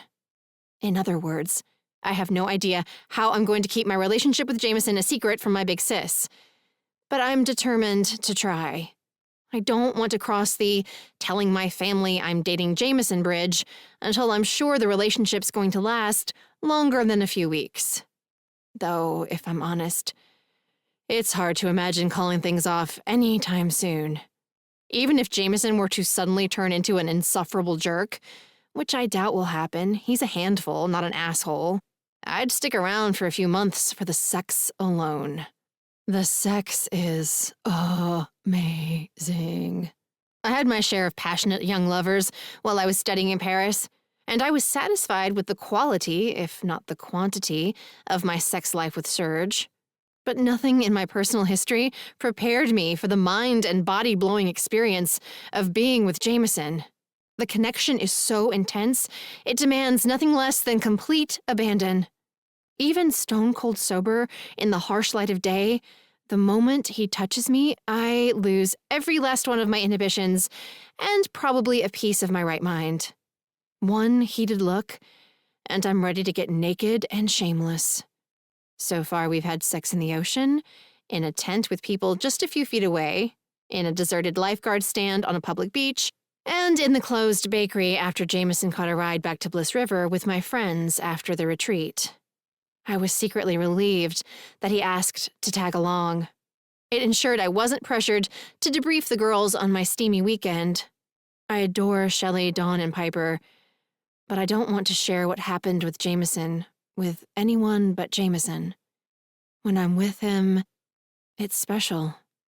It would feel like a betrayal to dish private details, even with people I care about as much as my oldest friends. The only person I would even consider telling is Naomi. She's a vault and gives great advice. But this time around, my sister is absolutely off limits. Off limits, off limits, off limits. I repeat the words like a mantra as I open icing Monday morning, catching up on a few special orders, and whipping up enough cookies, pastries, and miniature sourdough and multigrain loaves to satisfy the weekday crowd. By the time Naomi shows up a little after 10, my resolve is set like fast-drying concrete, which is a good thing, considering the first words out of my sister's mouth threatened to send my defenses tumbling down. "Why didn't you tell me Jameson was going on the retreat too?" Naomi asks, yawning as she shuffles behind the counter of the momentarily customer-free bakery to snag her apron off its hook. What? I blink and laugh a little too brightly. Jake said Jameson went on a singles camping retreat to Myrtle Beach last weekend. I figured it had to be the same one. She pulls her caramel-streaked brown hair into a high ponytail before turning to wash her hands in the sink across from the display counter. In a pair of faded jeans and a tight red t-shirt, she looks adorable, but less put together than usual. A side effect, no doubt, of having an infant in the house. "Did you see him while you were there?" "Oh, yeah, I did." I focus on rearranging the bread behind the counter, combining the loaves into fewer baskets now that the morning rush has passed. But I didn't know he was going to be there. We were both surprised. Boy, were we surprised. Surprised by how many times we managed to have mind-blowing sex in a mere 48 hours. "So, did you have a good time? Meet anyone nice?" She yawns again. "Jameson didn't crap your style, did he?" "No, he was fine. And I had fun with the girls." I hurry to change the subject.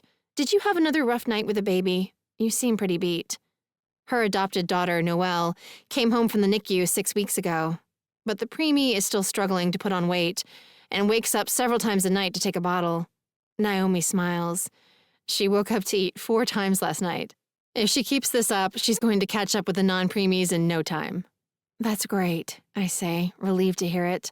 I can't wait until she has fat rolls all over her thighs. Baby fat rolls are the cutest. They are. She rolls her eyes. Too bad mine aren't. Since Noelle came home from the hospital, I've been seriously neglecting the cardio. I have to watch the cookies for the next 3 weeks, or I'll have to let out my wedding dress before the wedding. Does that mean I'm not allowed to make salted caramel bars? I tease. Because I had those on the agenda for this afternoon. You shouldn't have told me, she groans. You know I can't resist salted caramel bars.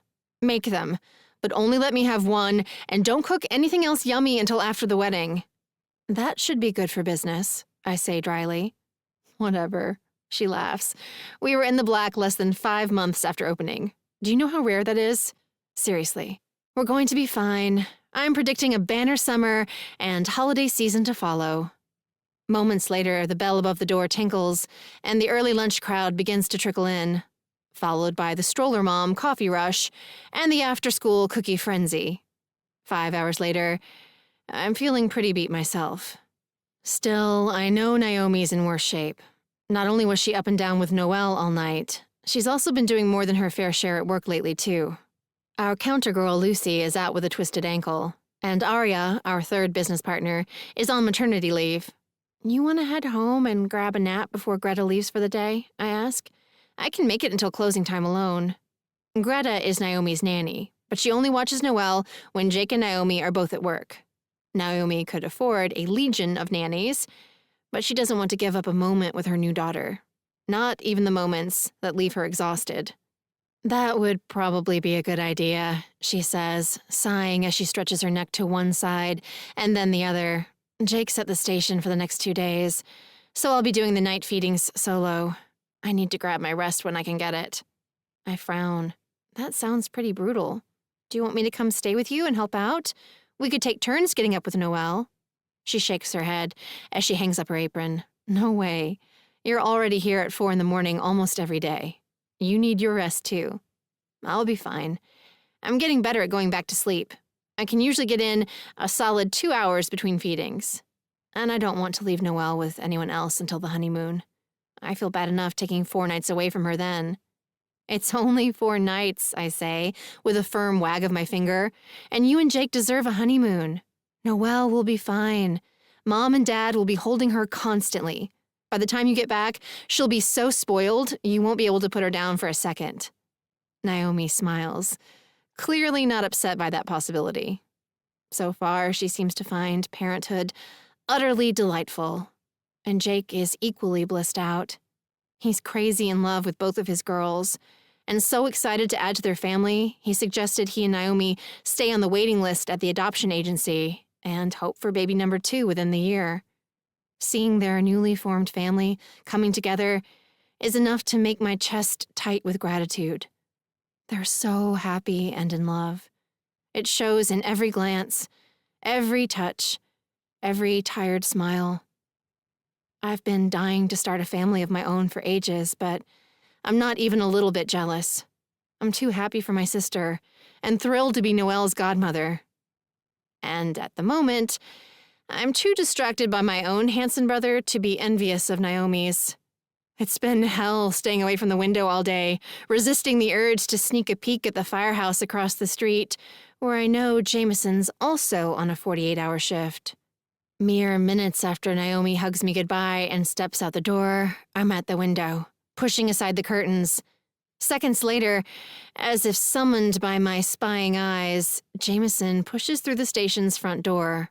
Looking so good in jeans and a Bliss River Fire t-shirt, it ought to be a crime. No one should look that good in a t-shirt. Or out of one, for that matter. Not that I'm complaining. By the time he crosses the street and breezes through the bakery door, I'm so hot from watching him swagger my way, I can't help rushing across the empty bakery and jumping into his arms. Happy to see me? He asks, laughing as he catches me. Deliriously, I say, claiming his mouth for a long, slow, sultry kiss. As our tongues stroke hello, his laugh becomes a low moan. He angles his head, deepening the kiss as he hugs me tighter, drawing me up his body until my feet leave the floor, but I hardly notice. I'm already floating, my head spinning as his yummy Jameson smell teases my nose, and the minty, earthy taste of him whets my appetite for more. Within minutes, all I can think about is dragging him to the upstairs apartment I inherited when my brother Mick moved in with his girlfriend.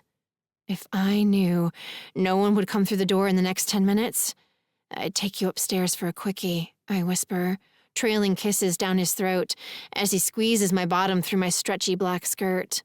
I'm on duty. He sets me down, but makes no move to pull away. You'd be interfering with my ability to be fit to fight. You've got your beeper. I take his hand in both of mine and tug him toward the stairs leading up to the apartment, my body clearly having a mind of its own. You could be back across the street in a minute or less. His eyes darken. It would have to be 30 seconds or less. I'd help you tie your shoes, I promise, my pulse racing. He makes a hungry sound. If you're serious, we should put the closed sign on the door, don't you think? My heart does a little flip as I realize I am serious. Get upstairs and get naked, I say, my voice trembling with need and the thrill of doing something I know I shouldn't. I'll flip the closed sign and be up in a minute. Hurry. He pulls me in for another swift, bruising kiss before whispering against my lips, I said I'd be back in 10, but it's better if I'm back in less. Don't want anyone to get suspicious.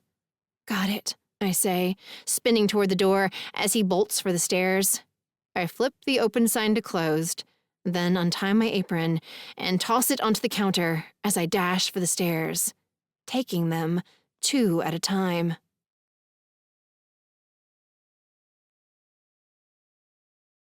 Chapter 9.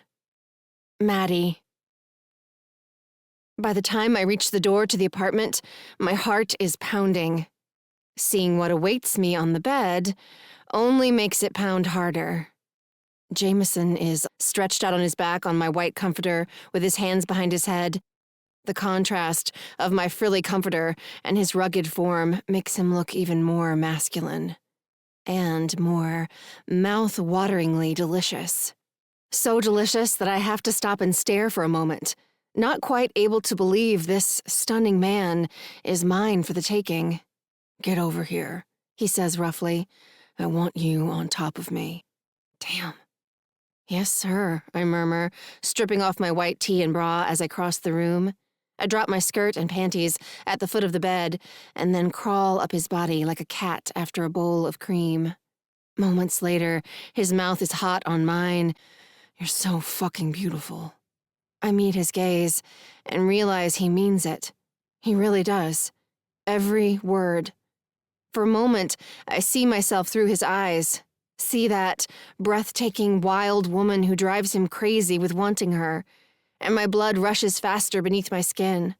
I've never felt so sexy, so powerful. I'm trembling as he hugs me to his chest and rolls over. You okay? He asks, kissing my forehead. I think you broke my nervous system. I curl into him, pressing my face to his bare chest, loving the way he smells. He chuckles and smooths my hair from my face. In the good way, I hope. I hum my agreement before slipping my tongue out to tease the damp skin at the center of his chest, relishing the salty, sexy taste of him. The lick turns into a kiss, then another lick, and before I know it, my breath is coming faster, and I'm heating up all over again. I have to go, he says, groaning as I nip him again. How come no one else realizes what a bad influence you are? I'm sorry. I can't help myself, I say. I'm insatiable when it comes to... Maddie, are you okay? Calls a familiar voice from downstairs, making my eyes fly wide. It's Naomi! Get dressed, I hiss, pulling away from him so fast I tumble off the side of the bed with a loud thunk. Shit, he curses softly. Are you okay? I'm fine, I call out, answering both him and my sister as I scramble to my feet and dive for my skirt and panties at the end of the bed. Just had a spill and came up to grab a fresh shirt. I'll be down in a second, I continue, my heart pounding as I struggle into my skirt and scurry over to grab my bra. You want me to take the dirty one home to wash? Naomi's question is followed by footsteps on the stairs. No, I shout, panic making my voice louder than I intend it to be. Jameson's still only half dressed, and I'm in my bra. If Naomi sees us now, there will be no doubt what we've been up to. No, don't worry about it, I stammer, my hands shaking as I wrench open a drawer, snatch the first t-shirt I lay hands on, and pull it over my head. It's no trouble, she says, still plodding up the stairs like a horror movie monster pursuing its prey. I know you don't have a washing machine here, and since Noelle came home, I do at least 2 loads a day. She prattles on, saying something about how amazing it is that someone so small can make so much laundry, but I'm not listening. I'm too busy racking my brain, trying to think of a place to hide the half-naked firefighter in my bed. I'm motioning for Jameson to run to the corner, hoping I can keep Naomi from looking in that direction, when he takes matters into his own hands. He drops to the ground, rolling under the bed and out of sight, mere seconds before Naomi appears at the door. Hand it over, no arguments, she finishes, propping her hands on her hips. Hand what over? I ask, my heart still pounding so fast, I feel a little lightheaded. She shoots me a strange look. The shirt? Her eyes drift down to my chest, and back up again, and she frowns. Are you sure you're okay? I glance down, trying not to wince as I realize I've put on my ancient Bliss River Buckeyes shirt from high school. I'm fine. I force a smile as I put an arm around Naomi and gently but forcefully turn her back toward the stairs. But I refuse to let you do laundry for me. I'll come over sometime this week and do a few loads if I need to. No big deal. Now I should get the sign flipped back to open before we lose customers. Naomi continues to frown, but thankfully allows me to lead her down the stairs. Okay, she says, but I really don't mind. So, what happened? Did you forget something? I ask, praying she hasn't decided to come back to work. If so, there's no way I'll be able to smuggle Jameson out of my apartment without Naomi spotting him. The only exits are through the bakery, and even if he makes a break for it down the fire escape, the ladder drops down right in front of Icing's front window. Naomi sighs as we step off the bottom stair. Yeah, I promised Greta I'd bring her chocolate croissants. It totally slipped my mind until I was at the end of Main Street. You should have called me, I scold her as I hustle across the tile to flip the sign. I could have dropped some by your house, and they would have been waiting for her tomorrow morning. I know. She moves behind the counter, snagging one of the pink to-go boxes and loading it with croissants. But I've forgotten twice already. She asked me 2 days ago. I didn't want to forget them again. I nod and sweep imaginary crumbs from a table near the door, resisting the urge to cast a glance at the stairs and praying Naomi will hit the road before Jameson is forced to head back to work. Surely, his 10 minutes are nearly up. Are you sure you're okay? Naomi asks, lingering beside me on her way to the door. I nod, a little too enthusiastically. I'm great. Why? Nothing, I guess. She shrugs and reaches for the door. See you tomorrow. Call me if you decide you want to come by for supper, okay? Will do. Bye. I hover near the window, waiting until I'm certain Naomi is in her car and pulling out onto Main Street before I call up the stairs. The coast is clear. Seconds later, Jameson pounds down into the bakery, a wicked grin on his face. Well, that was fun. It was not, I say, slapping his chest as he pauses to steal a quick kiss on his way by. That was way too close. We can't ever meet here or anywhere else we might be caught ever again. He laughs, earning himself another slap before he pulls away and starts for the door. I'm serious, I call after him. We have to be more careful. He glances over his shoulder, his eyes sparkling with mischief. Or more sneaky. I bite my lip. I'm not good at being sneaky. Maybe we should just cool it until after the wedding, or... Nope, no way. I can't go without you for that long, he says, sending a thrill rushing through all my recently ravished parts. I'll figure something out. Just relax and keep your eyes open for top-secret communications. I arch a brow, but can't help but grin. Top-secret communications? Are you going to send me a smoke signal from the roof of the firehouse? Something like that.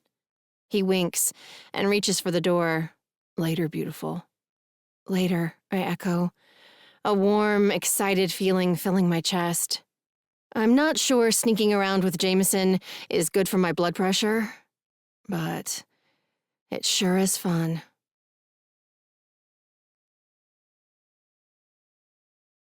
Chapter 10. Jameson. Saturday mornings have always been one of my favorite times at the firehouse. The scent of waffles and eggs and coffee brewing, the roar of laughter and conversation as husbands and wives and extended family gather in the break room setting up folding tables, the shouts as kids run around, playing soccer on the grass behind the station, waiting for brunch to be ready. It's a festive time, a day to be grateful for family in all its forms.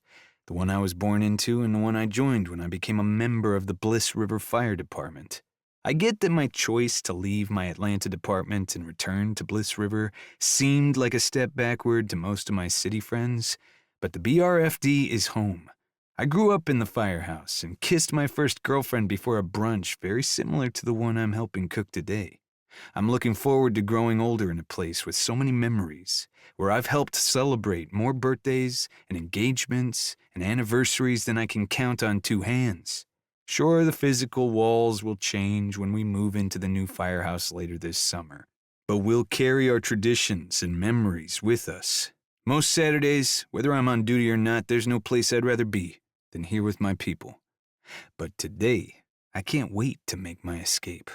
Maddie slept over at my place the past 2 nights and lingered over coffee and the paper with me both mornings after.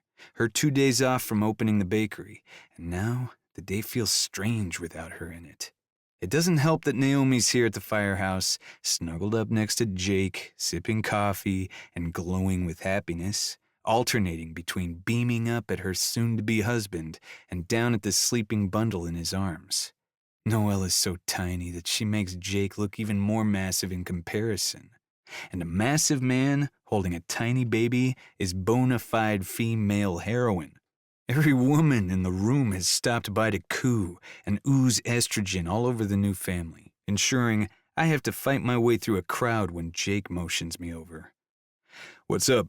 I ask, meeting Naomi's gaze with a polite smile before giving Jake my full attention. My relationship with Naomi has been strained since I nearly screwed things up for her and Jake by dragging up dumb shit from the past that should have stayed in the past. Before the retreat, it felt like we were rounding a corner and headed in a better direction. But now, my secret with Maddie has brought the awkwardness back with a vengeance.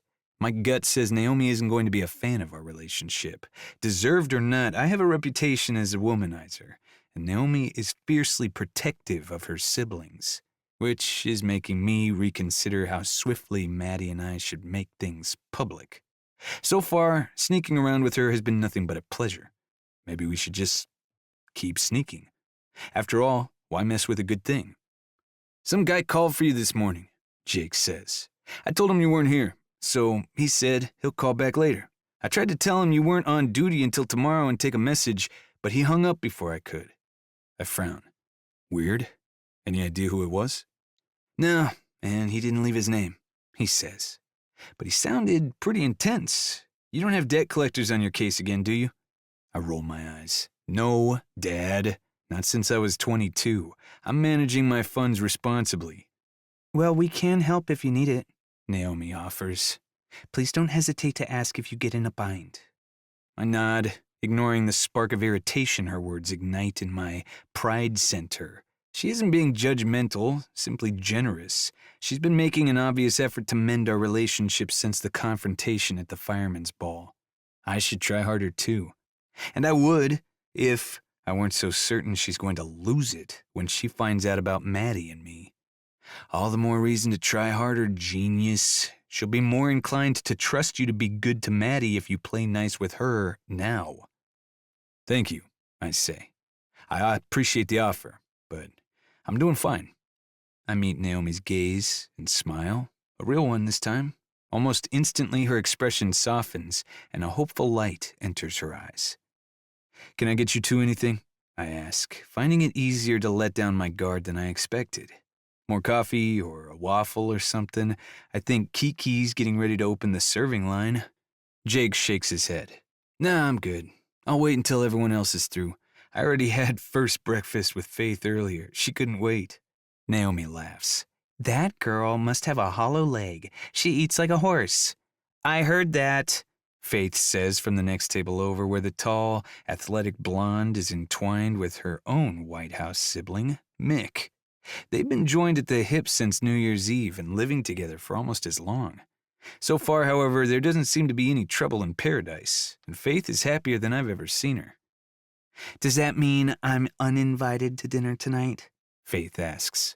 "Or should I just eat a snack first to fill up my hollow leg before I come over?" Naomi laughs again and leans over to assure Faith she's still more than welcome to dinner. I take advantage of her distraction to ease away from the table and through the crowd. The clock on the wall says it's nearly 10, and I have somewhere important to be.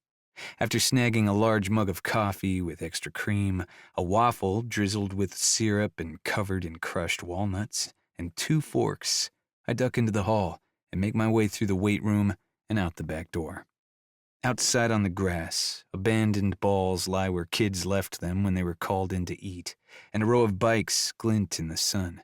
It's the kind of warm, sunny morning that practically begs you to come have your meal outdoors.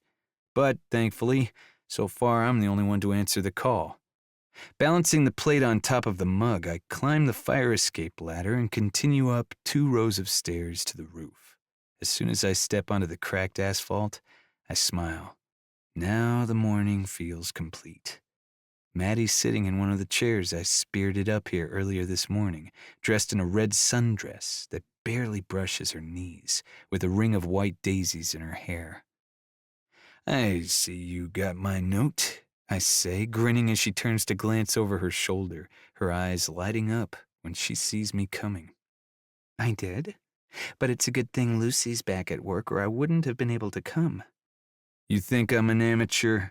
I settle into the chair next to hers. I knew she'd be at work, and what time she was coming in.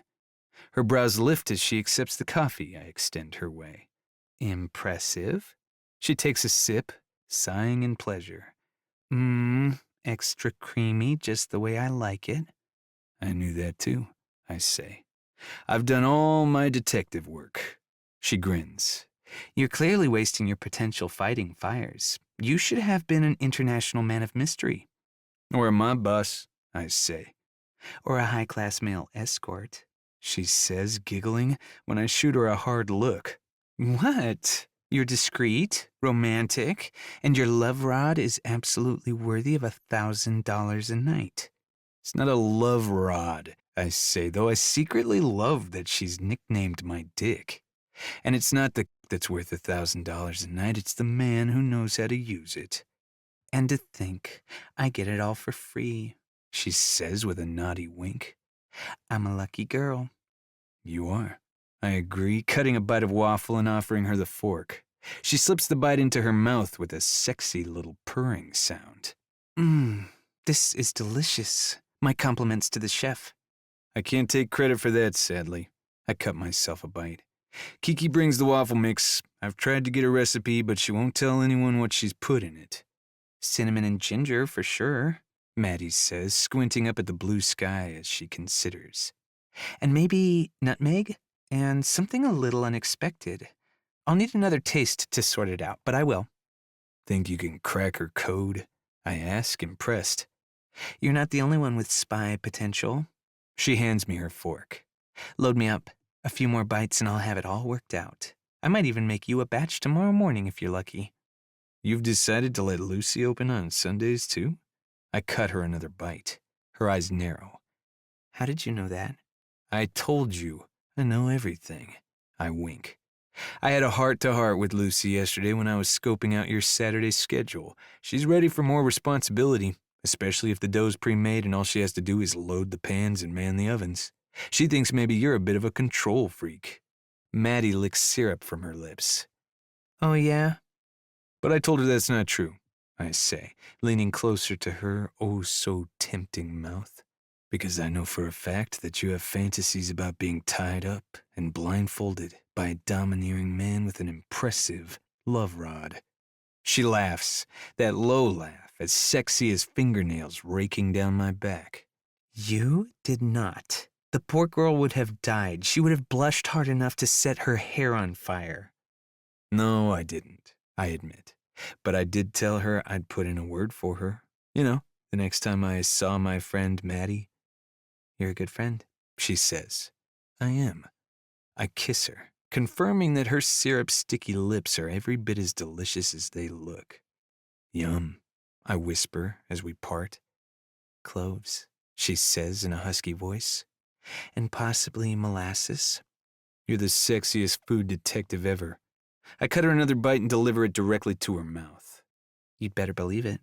She closes her lips around the fork in a slow, deliberate way that makes my thoughts turn to all the filthy things her pretty mouth was up to last night in my bed.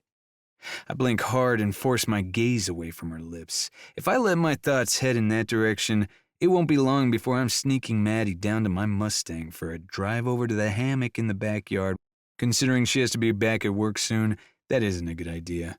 Besides, I'm enjoying just hanging out with her.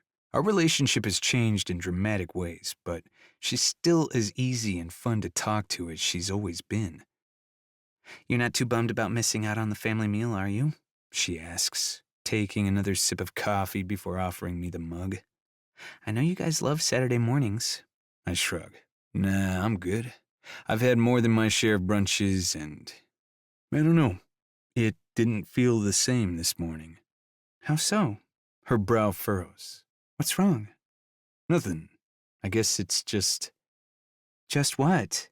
She asks, her warm gaze making it feel okay to let her know this is quickly becoming about more than sex for me. Way more. I like having you around. A morning doesn't feel right without you in it. I wanted you there with me. Her eyes widen slightly before she smiles and drops her hands. That's sweet. The words are right, but her tone is off, and I can't help but feel like I've taken a misstep. I do my best to move the conversation back to safer ground, asking her what I should get the baby for a christening gift, and if she'd be up for a trip to the old drive-in movie theater that just reopened in Happy Cat a few towns over. But things still feel strained for some reason. When she stands a few minutes later and makes an excuse to leave, I'm not surprised. Bummed, but not surprised. She kisses me goodbye and promises to see me tonight. But there's something wrong. Something that makes my chest ache, and my last few bites of waffle taste like sandpaper in my mouth. Chapter 11. Maddie. I pace back and forth in front of the window overlooking the street with my cell to my ear, nibbling my thumb as I wait for Dawn to finish making sandwiches for her kids and get back on the line. I know I shouldn't leave Lucy alone downstairs in the bakery for much longer, but I need girl talk so desperately, I'm willing to risk Lucy being overwhelmed by the Saturday afternoon rush in the name of gaining some peace of mind. Okay, I'm back, Dawn says, sounding breathless. The savages are fed, and I'm all yours for at least the next 15 minutes. Or until someone spills something. Thanks so much, I say. I'd usually pester Naomi, but I can't talk to her about this. And I'm so confused. I don't know what to do. Jameson troubles? She asks. I nod. Yeah. I think I should end it. Like tonight. Tell him I'm sorry, but I can't do this. Give us both a clean break before things get too complicated. But weren't you the one who said you didn't want to date unless it had a chance of going somewhere? She asks, sounding as confused as I feel. Yes, I say. But that was before. Before he started falling for you? Or acting like he's falling for me. Just thinking about what Jameson said on the roof this morning is enough to make my stomach explode with anxious butterflies all over again. I'm not sure what to believe. I mean, I've known him for years as a friend, but I don't know how he acts with women he's dating. This might be his MO. In what way? She asks. Maybe it was more than his magic love rod that made all those women fall for him, I say, warming to my theory. Maybe he gets them addicted to the love rod, then turns on the lovey-dovey charm to reel them in. And then, bam! As soon as they start to lower their defenses and want to snuggle up and play house, he decides he's bored and moves on. Dawn makes a skeptical noise. I don't know, Maddie. It doesn't sound like he was being manipulative. It sounds like he's just having a great time being with you. You're having a good time with him, right? Yes, I say, around a mouthful of my thumb, my teeth digging into the skin so hard it stings a little. The sex is so good, I think I'm at risk of becoming a nymphomaniac. Sounds like a good problem to have, she laughs. So, why do you sound so miserable? You're making problems where there aren't any. Relax and enjoy things. Give him a chance. You might be pleasantly surprised. Maybe. Or maybe not. I don't know. I'm so confused. I turn back to the window, gazing at the firehouse across the street, where only half an hour ago I was happier than I've been in ages. Arg! Why did Jameson have to start looking at me with mushy eyes and saying sweet things, and ruin everything? I thought I was ready, but maybe I'm not. Maybe it's too soon to jump into something serious, with lots of feelings in it, I continue, spinning away from the window. Especially with a guy like Jameson. He's been my friend since we were little, and I love him. But I know what he's really like. He's the nicest heartbreaker ever, but he's still a heartbreaker. Now, slow down for a second, Dawn says, but I push on. I mean, I've never seen him in a relationship that lasted more than a few weeks, and never anything serious. I pace faster, running a shaking hand through my hair. He says there was this woman, Wendy, in Atlanta that he was ready to commit to at one point, but no one in Bliss River ever met her. And how serious could it be if he never brought her home to meet his family or friends? Maddie, I think. And what is wrong with him anyway? I huff. To start saying things like, the morning doesn't feel right without you, to me right now? We've only been dating a week. And I'm nowhere near as pretty as most of the girls he's dated, or as thin, or as blonde. I mean, sure, I have big boobs, but that's only because I have a big bottom to match, and I've never seen Jameson with a girl with a big bottom. Never. So where is this obsession with my parts even coming from? And why is he— Maddie, Dawn shouts, loud enough to make me flinch, and my mouth snaps shut. Stop this. You're being crazy. No, I'm not, I say in a small voice, hurt that she can't see where I'm coming from. I'm trying to be rational. Honey, love isn't rational, she says gently. I'm not saying you should jump in blindly and ignore your reservations about Jameson, but bailing on him when you're the one who said you were open to something serious isn't fair either. I bite my lip. Then what should I do? Talk to him, she says, as if that's the easiest thing in the world. Talk to him about your concerns and see what he has to say. He might surprise you. It sounds like there's more going on in his head and his heart than you're giving him credit for. I pull in a deep breath and let it out slowly, seriously considering what she said. Considering I've been naked with Jameson at least a dozen times, the thought of talking honestly with him shouldn't be all that scary. But it is. This won't be witty banter or light conversation. This will be the real Maddie standing in front of him, dressed in nothing but my fear and insecurities. But Dawn's right. Jameson deserves to know what I'm thinking before I cut and run. Okay, I finally say. I'll talk to him. Tonight. Good, Dawn says. Now, can I ask your advice on something? Sure thing. I relax, immediately feeling more like myself now that the conversation is shifting away from my problems. I've always been more comfortable being the strong shoulder than the one shedding tears on it. I'm thinking about moving to Atlanta. Like, in the next week, she says, triggering a squeal of excitement from me. Dawn's lived in Little Rock, Arkansas for years, far enough away that we only see each other once or twice a year. Having another best friend close to home sounds like Christmas coming early to me. Don't get too excited yet, she continues with a laugh. I've had a job offer, a good one, at a private college where I'll make almost double what I'm making now. They need someone ASAP because their full-time art professor eloped with their part-time art professor. But if I move, then Dave and I will have to work out a new custody arrangement. It's already been hard getting the kids back and forth since he moved to Memphis. We couldn't manage with any more distance. Is he open to that? I ask. Yeah, but under the new agreement, he'd have the kids for 6 weeks in the summer. I've never been apart from them for that long, Maddie. I don't know if I could handle it. Maybe you could break it up a little, I suggest. 3 weeks at the start of the summer, and 3 weeks at the end or something. Dawn makes a considering sound. That could work. But even 3 weeks seems like a lot.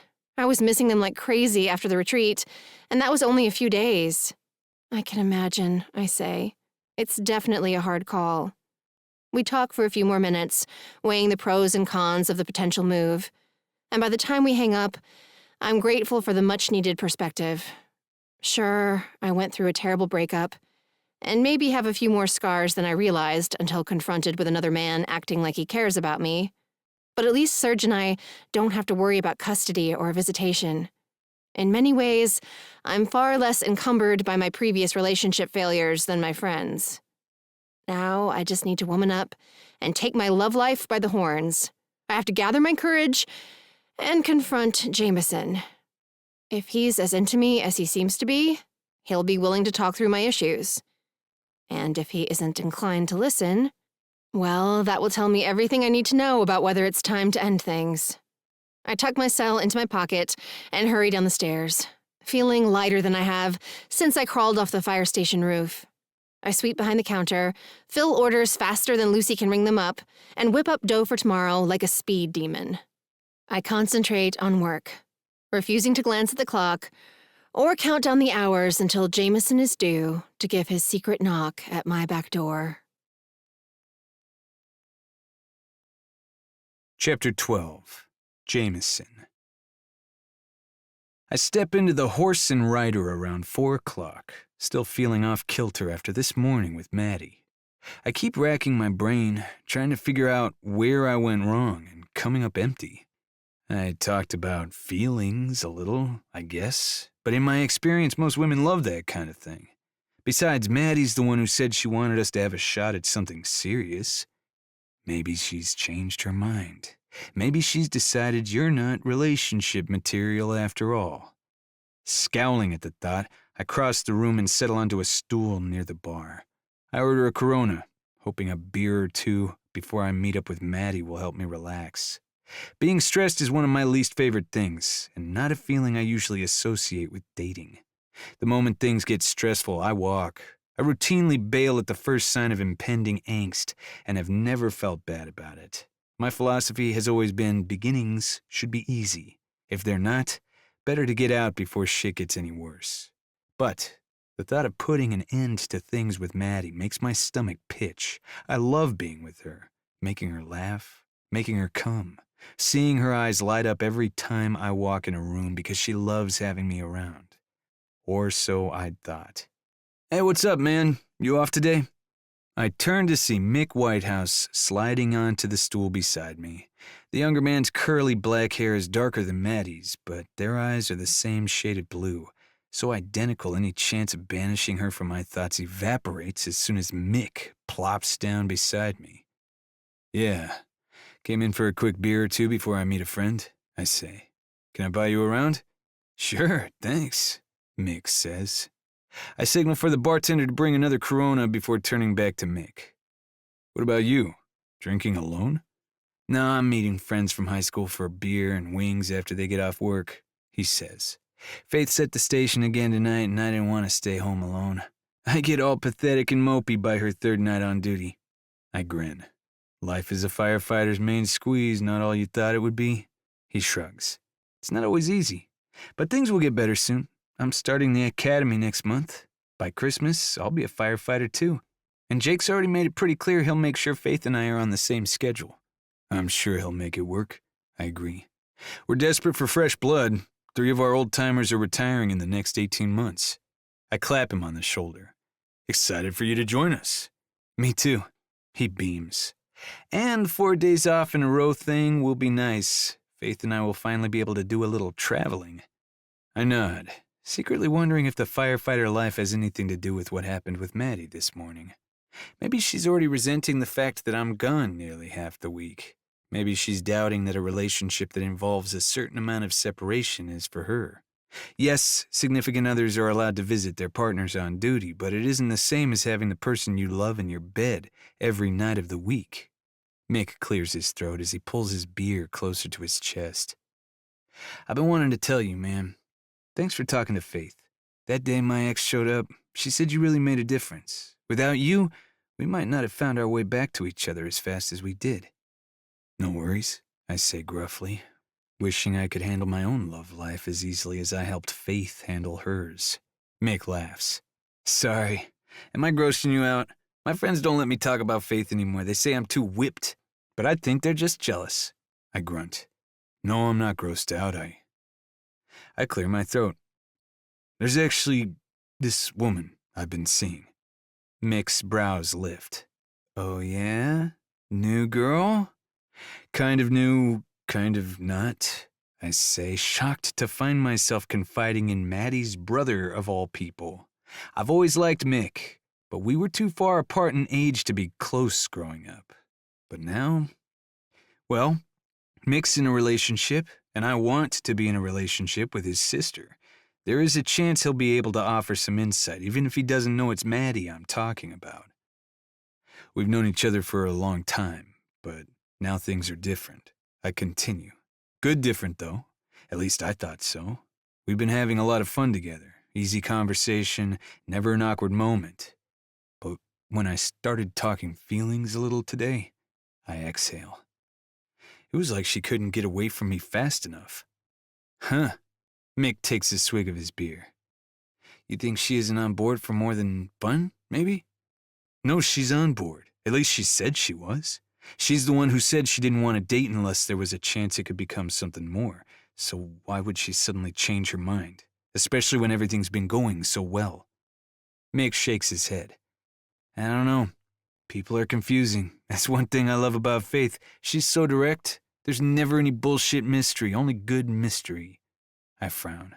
Yeah, but that's the thing. This woman has always been direct with me, too. Back when we were just friends, she never hesitated to tell me what was on her mind.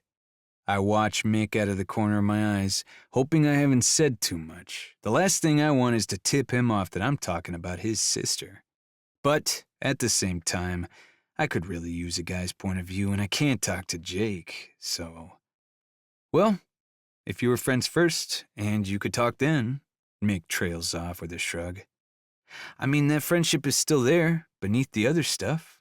Maybe you should try getting back on more familiar ground, talking to her the way you did before things got complicated. I chew on the idea for a moment. That could work. Mick takes another drink. Or you could skip talking and go right for the grand romantic gesture. That ought to let you know whether she's into you pretty quick. Force her hand, you mean? Totally, he says, warming to the idea. Get it all into the open at once, like a shot. Then you'll know where you stand. Like a shot. This isn't a bad idea. Especially if it involves shots. Maddie and I didn't have any trouble communicating when whiskey was involved. Maybe a return to our roots, a few shots, and a steamy, semi-public encounter is exactly what the relationship doctor ordered. Chapter 13. Maddie. He's late. I've already changed into a floor-length, sleeveless black peasant dress, freshened my makeup, and paced the length of my apartment at least 20 times, growing progressively angsty the longer I'm forced to put off the impending, serious discussion. Jameson is usually early, a firefighter punctuality habit that I enjoy. But now it's nearly 5:30, and I've yet to get a text saying he's out back, waiting for me to join him. I've decided to take his tardiness as a sign that tonight isn't the night for a talk, call him to make sure he's okay before I cancel our date, and put off the stress-inducing encounter for a day or two. when my phone vibrates in my hand, making me jump and let out a startled bleat. I glance at the screen, expecting an apology for being late.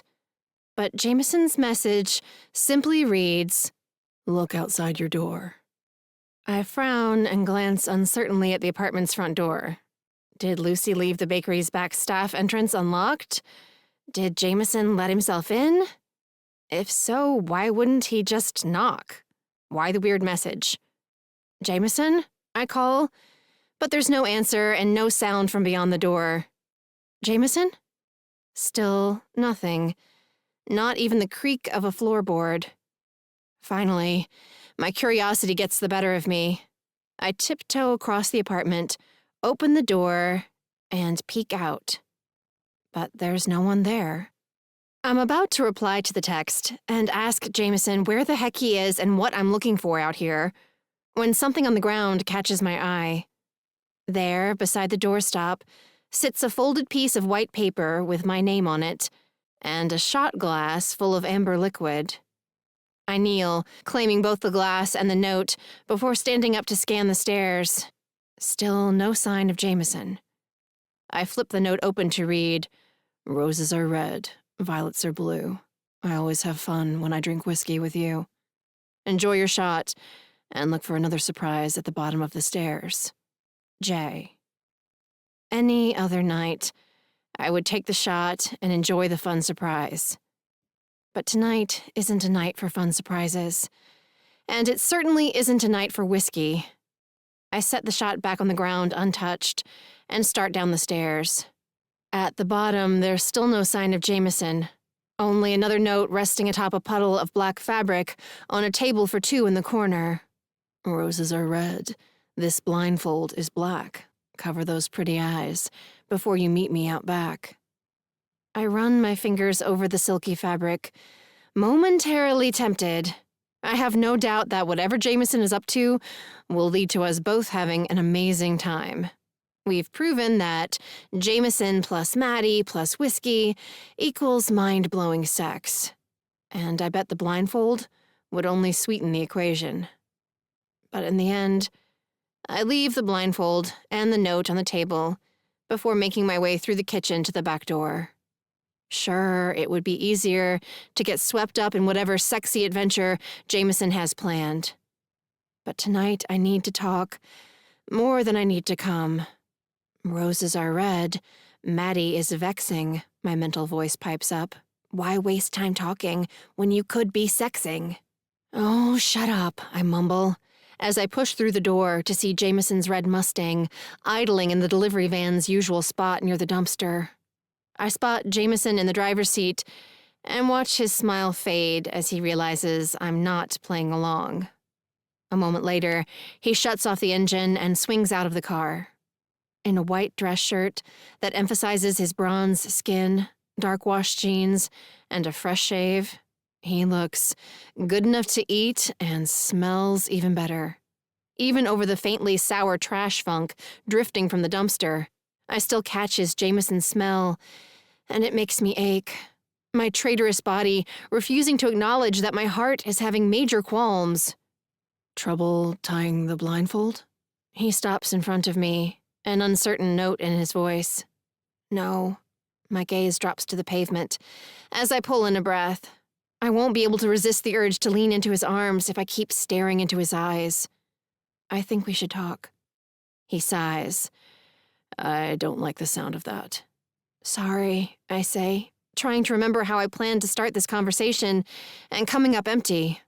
Now that he's standing in front of me, it's hard to concentrate on anything but how much I want to be closer to him, to rest my cheek on his chest and inhale his addictive scent, to feel his hands moving over my skin, banishing my ability to think about anything but how amazing he makes me feel.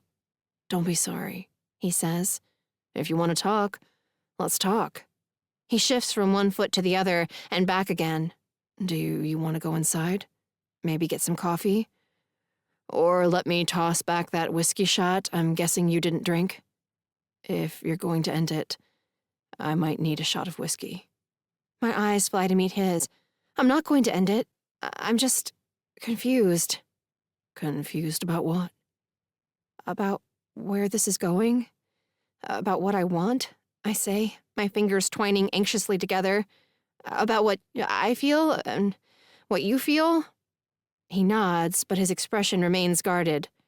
I'm guessing this has something to do with what I said on the roof. I nod. So what? It was too soon for you? He asks, his gaze shifting uncomfortably to the wall behind me. I mean, if so, that's fine, because I was just... He breaks off with a shake of his head. No, you know what? It's not fine. You've always called me on my bullshit, and now I'm calling you on yours. He frowns down at me. I thought everything was good. Better than good. I thought we were having fun. We are having fun, I say. We are. And not just in bed. He cuts in. I look forward to spending time with you, Maddie, no matter what we do. Even that time we played Scrabble was fun, and I hate board games. Like, really hate them. He takes a deep breath and lets it out slowly, before continuing in a softer voice. And until this morning, we seem to be on the same page. So you'll have to forgive me for being surprised that me falling in love with you is suddenly freaking you out. My jaw drops, and a wave of emotion sweeps over me.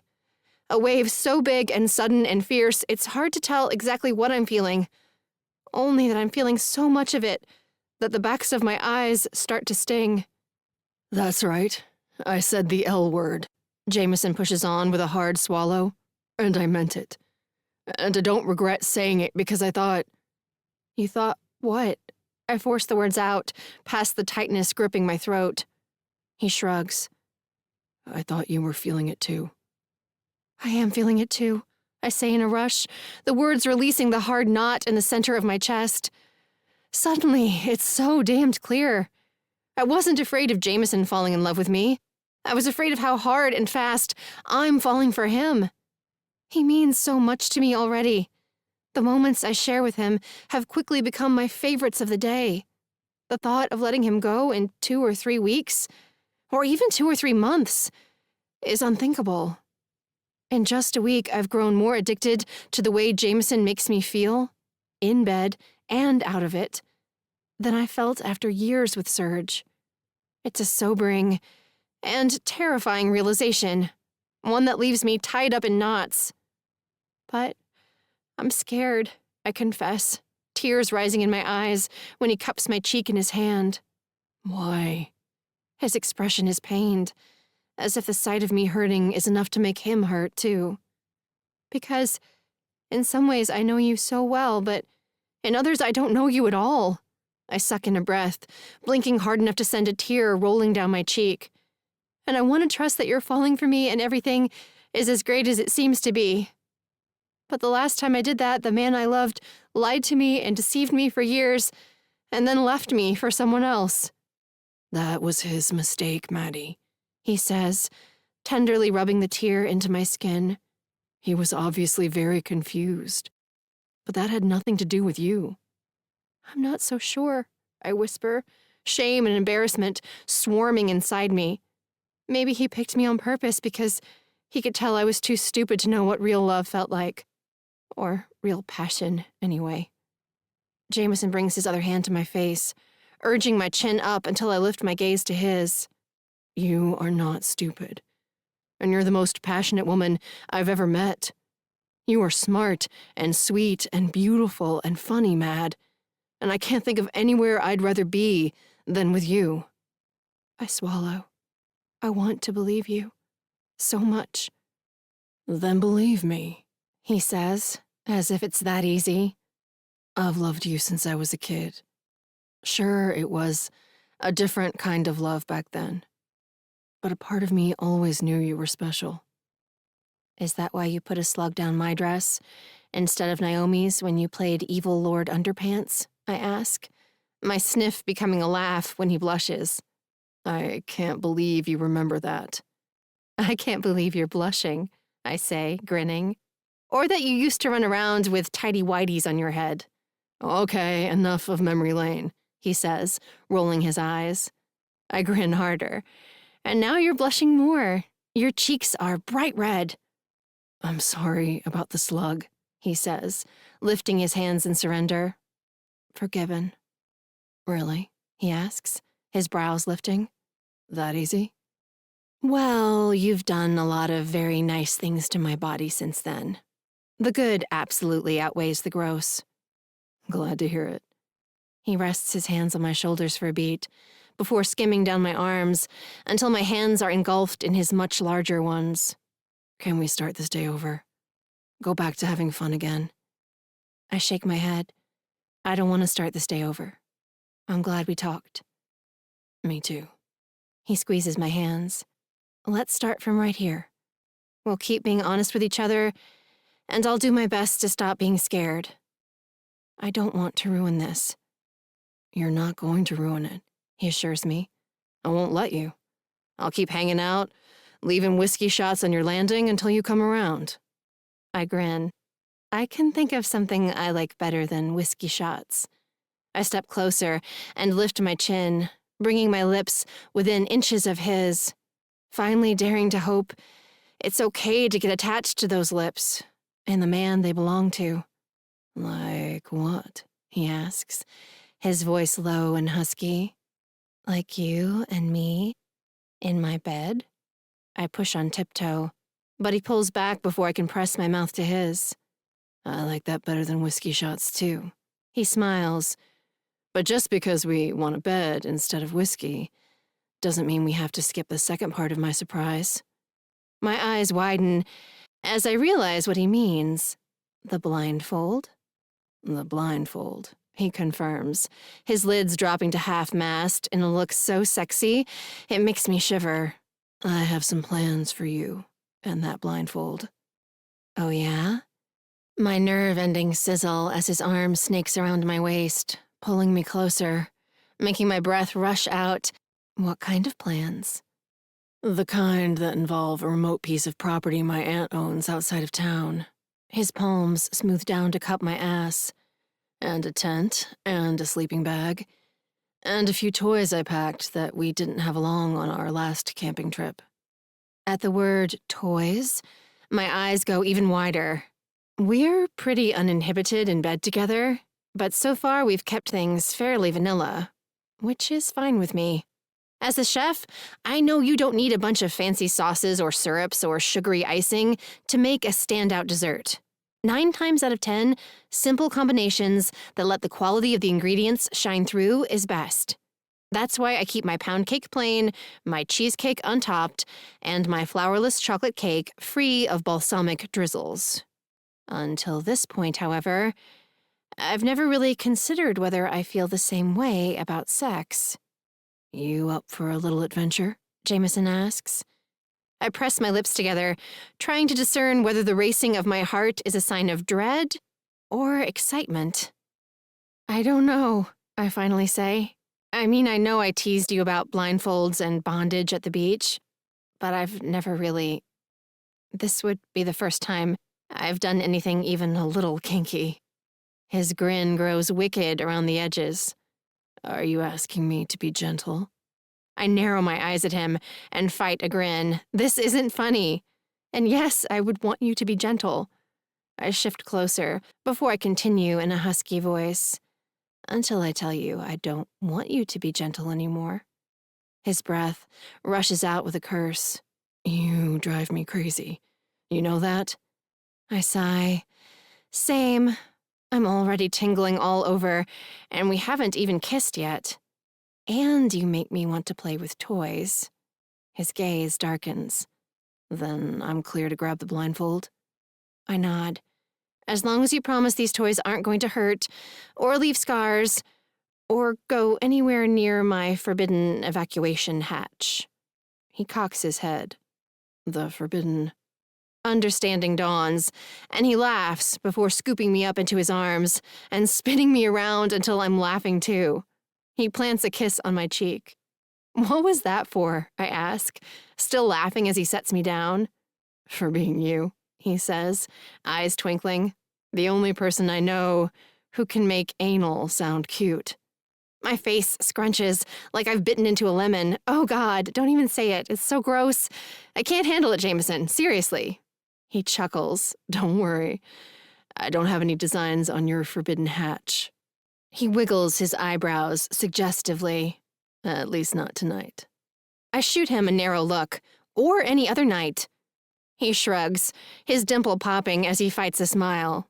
We'll take things slow. But there's fun to be had with the escape hatch. I make a gagging sound. Like butt plugs, he says, grinning when I stick my tongue out and do a full body shudder. Stop. I'm getting ready to be so grossed out I will never recover my horny feelings, I threaten. Tread carefully, Mr. Hansen. He nods, clearly trying to look contrite, though his eyes are still sparkling. My apologies, Ms. Whitehouse. I promise not to offend your delicate sensibilities again tonight. That's better, I say, smiling as he draws me into his arms and kisses me slowly and sweetly, but with enough passion to send those frisky feelings surging back with a vengeance. Though someday, I'm going to lay my claim on that beautiful ass, he whispers against my mouth, in a voice so sexy I can only sigh. You're impossible. I try. He grins, and our teeth bump together through our lips as he kisses me again. We kiss until my head spins, and my heart races, and every cell in my body is lit up like the end of a sparkler. And then Jameson runs inside to grab the blindfold, I lock up the bakery, and he drives out into the country with all the windows down. As the wind rushes through my hair and the sweet smell of impending summer sweeps through my head, leaving me breathless with excitement, I decide fighting through my fear is worth it for a night like this one. What's a little fear compared to kisses that make your bones melt and a man who turns your insides to mush with one long, lingering look? And blindfolds. And toys. And oodles of orgasms. Yes, I have a feeling it's going to be a very good night indeed.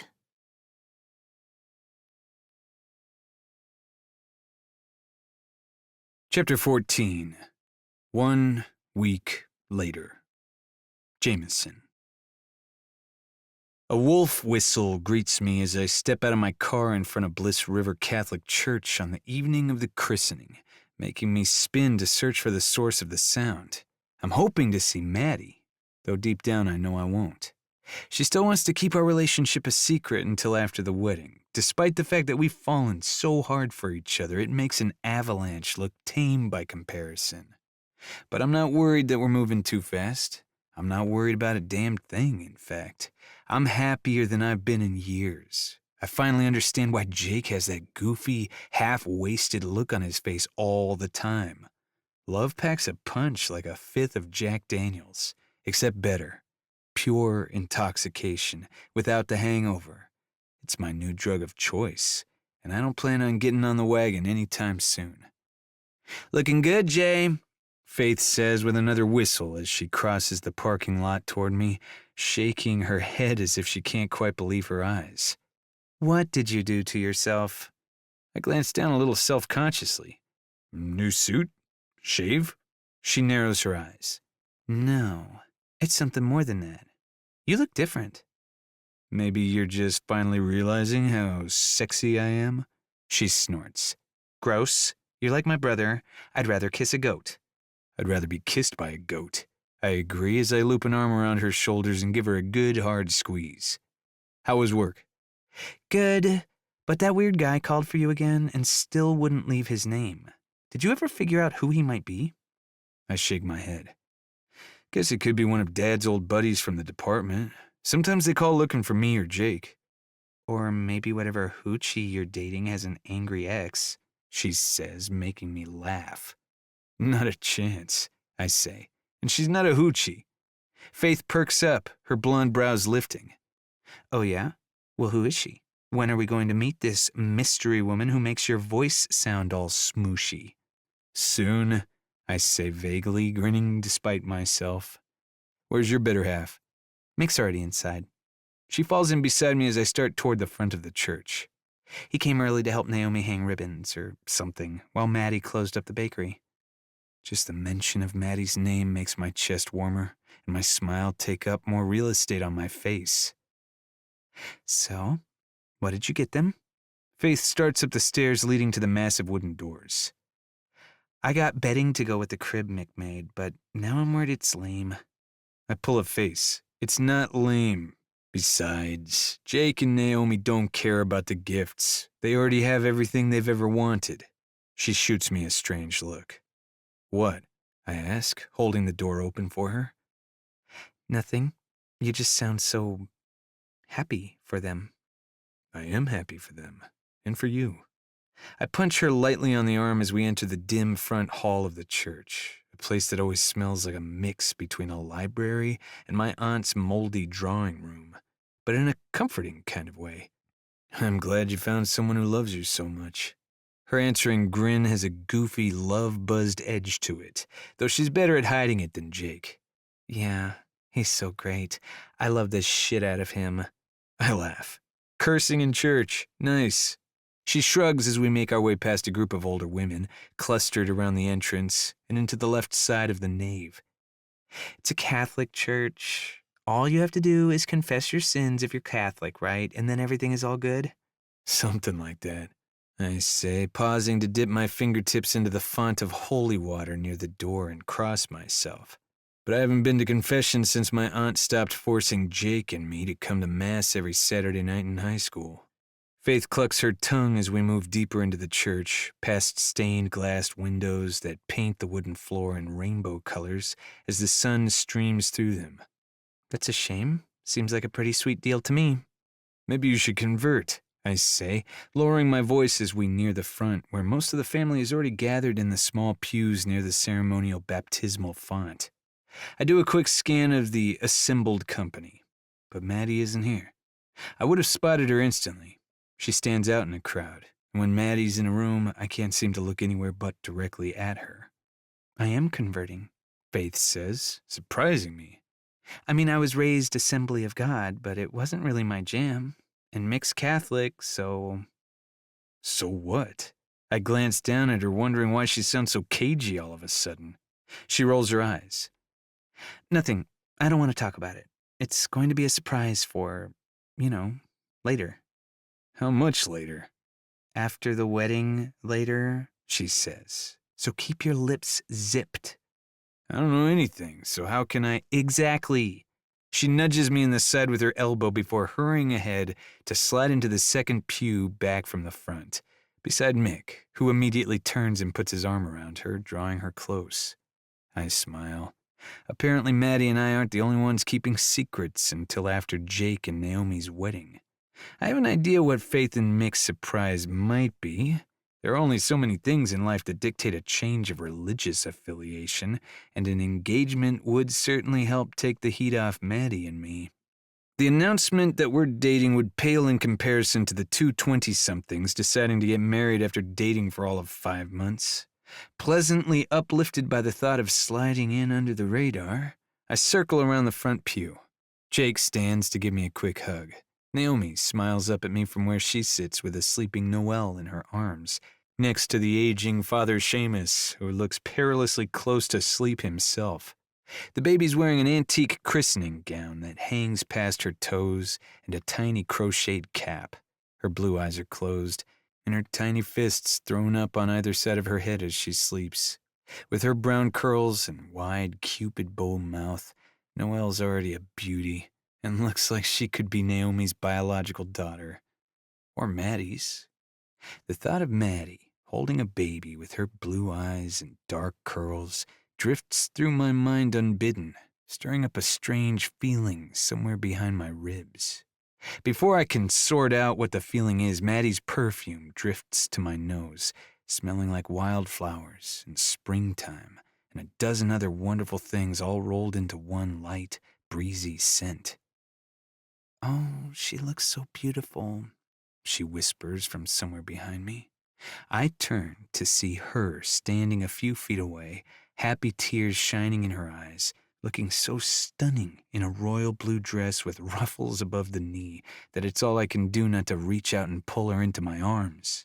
I ache with the need to hold her, to tell her how happy I am to see her after a long day apart.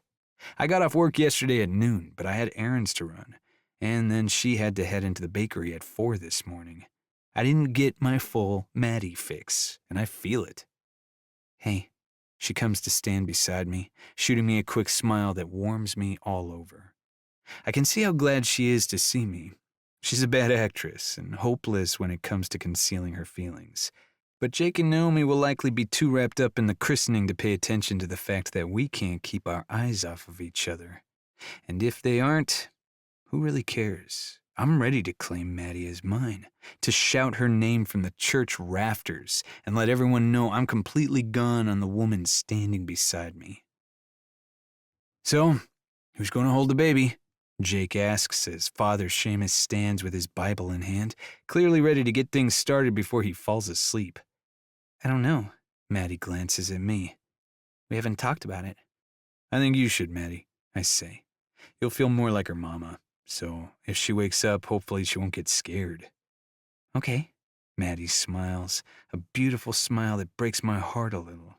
Until Maddie, I never imagined that happiness could shatter you as much as sadness, or that I'd come to crave that sweet pleasure pain like nothing else.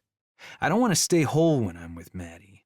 I want her to come in swinging, to break me apart just for the bliss of being put back together with her touch, her kiss, and the way she says my name when there's no one else around to hear her. I'm in love with her, hopelessly in love, but I haven't said the words again yet. Things have been good since our talk behind the bakery, better than good, and I don't want to rock the boat. We had a night to remember camping out on my aunt's property with that blindfold and a pair of fuzzy pink handcuffs, and have spent every night I wasn't working together since. We've watched old action movies, made caramel popcorn, and drizzled the leftover caramel sauce all over each other before licking it off. We've crept up to the roof of the bakery with our sleeping bags and slept out under the stars, waking to make love as the sky turned a rosy pink the same color as Maddie's lips.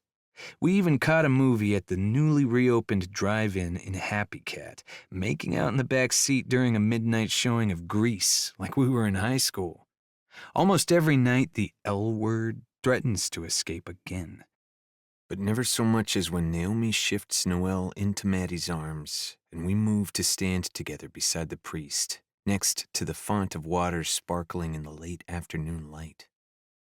Now, I experience a rush of feeling unlike anything I've felt before, almost as if God himself is giving me a kick in the ass, telling me to grab onto this woman and never let her go. If you'll put your right hand on the baby, Jameson, we'll begin, Father Seamus says with a smile before turning to face the small group of family and friends who've gathered for the ceremony. I shift closer to Maddie, slipping my hand around her to rest gently on the baby's head, surprised to find my throat tight with emotion. I was honored when Jake asked me to be his daughter's godfather, but I never thought I'd be fighting the urge to start sniffing right along with Maddie. Thankfully, Father Seamus begins the ceremony by asking Jake and Naomi for an official pronouncement of the baby's name and then offering blessings, giving me a chance to pull myself together. By the time the priest finishes reading a few passages he's prepared and turns back to Maddie and me, I'm able to promise to help Noelle on her spiritual journey with a steady voice. Maddie promises the same, and Noelle's head is sprinkled with holy water, and her forehead traced with the sign of the cross, causing the baby to open sleepy blue eyes and snuffle with disapproval before shoving her fist into her mouth and falling back asleep, and the deed is done. Sleepy girl, Maddie coos as she delivers Noelle back into Naomi's arms. She is. Naomi beams down at her daughter. She missed her second nap today while we were over at Mom and Dad's, but we'll make sure she gets her naps in when she's staying with us, Naomi's mother says, appearing at her daughter's elbow to smile down at her grandbaby. Mrs. Whitehouse is a solid woman, a little shorter than Maddie, with graying brown hair tamed into tight curls close to her head, and blue eyes framed with bursts of smile lines. She's soft-spoken and not the most demonstrative person, but she had a soft spot for my brother and me when we were growing up. She always made us cakes on our birthdays and checked in with us at church picnics.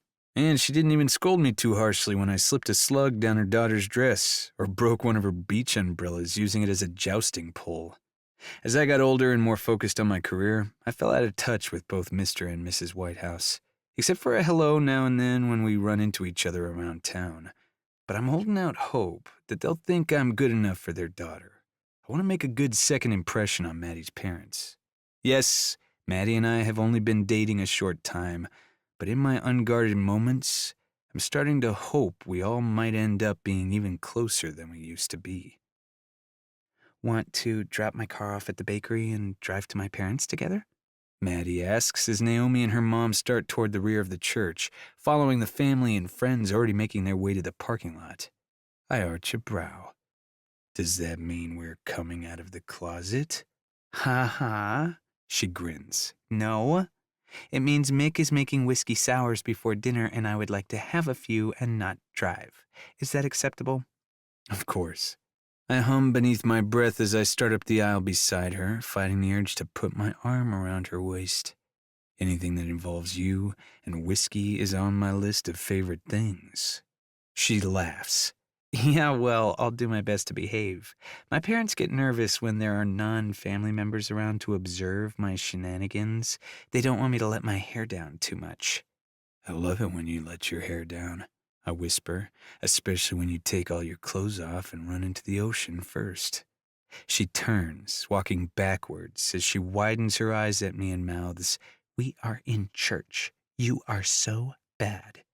I chuckle and nod, forcing myself to keep my eyes on anything but her as we cross ourselves, step outside, and start down the stairs. But I know my feelings must be showing on my face. I don't usually consider myself a transparent person, but I've never loved anyone the way I love Maddie. What I felt for Wendy was a pale imitation. I can see that now. It was a crush on a friend that never should have gone as far as it did. A part of me wishes we were still friends so I could call and apologize for crossing the line with her. But we haven't spoken since the day she told me she was going to make it work with art and walked out of my apartment in Atlanta. Now it seems ridiculous that I was so depressed about losing her. Wendy is a beautiful, sexy, intelligent woman, but she's no Maddie. So, I'll see you at Icing in a few minutes? Maddie asks when we reach my car. Yes, ma'am, but park behind the bakery if you can find a spot. Why? She asks, pausing to lift a hand to Naomi and Jake as they cross the parking lot before turning back to me. Because I'm going to need to kiss you before we get to your parents' house, I say, or there's no way I'm going to be able to keep my hands off you all night. A naughty smile curves one side of her lips. As if one kiss is ever enough. I know what you want, Jameson Hansen. You want a quickie. I laugh, feeling guilty, even though that wasn't what I was thinking. Not true, I said a kiss and I meant a kiss. She hums in a way that makes it clear she isn't buying anything I'm selling. I think you're full of it. But I did tell Naomi I was planning to change out of my church clothes. I don't suppose anyone will be suspicious if I arrive slightly rumpled in jeans and a t-shirt? No, I say, suddenly wanting to prove to her that I'm more than a one-trick pony. I love getting naked with her, but I'm also happy to spend a night enjoying her company without any sex involved. I'll take my kiss and wait in the car while you change.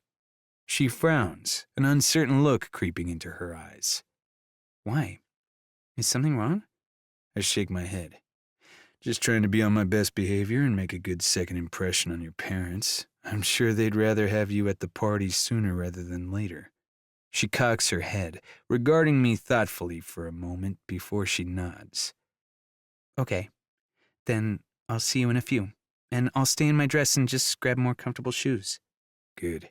I open the door to the Mustang, because you look beautiful in that dress. I get in and start the car, glancing into my rearview mirror in time to catch Maddie smiling a private smile before she turns and hurries to her car. It's a sweet, hopeful smile that makes my heart feel lighter. You're so in love with me, I whisper, ready for the day when we can let the L word slip any time we want. Hopefully that day is coming soon. Very soon. Chapter 15. Maddie. Halfway through my first whiskey sour, I sneak into my parents' kitchen and pour the rest of the drink down the drain. Even after only a few sips, it's becoming obvious that if I get any more whiskey in my system, I'm not going to be able to keep myself from pouncing on Jameson in public.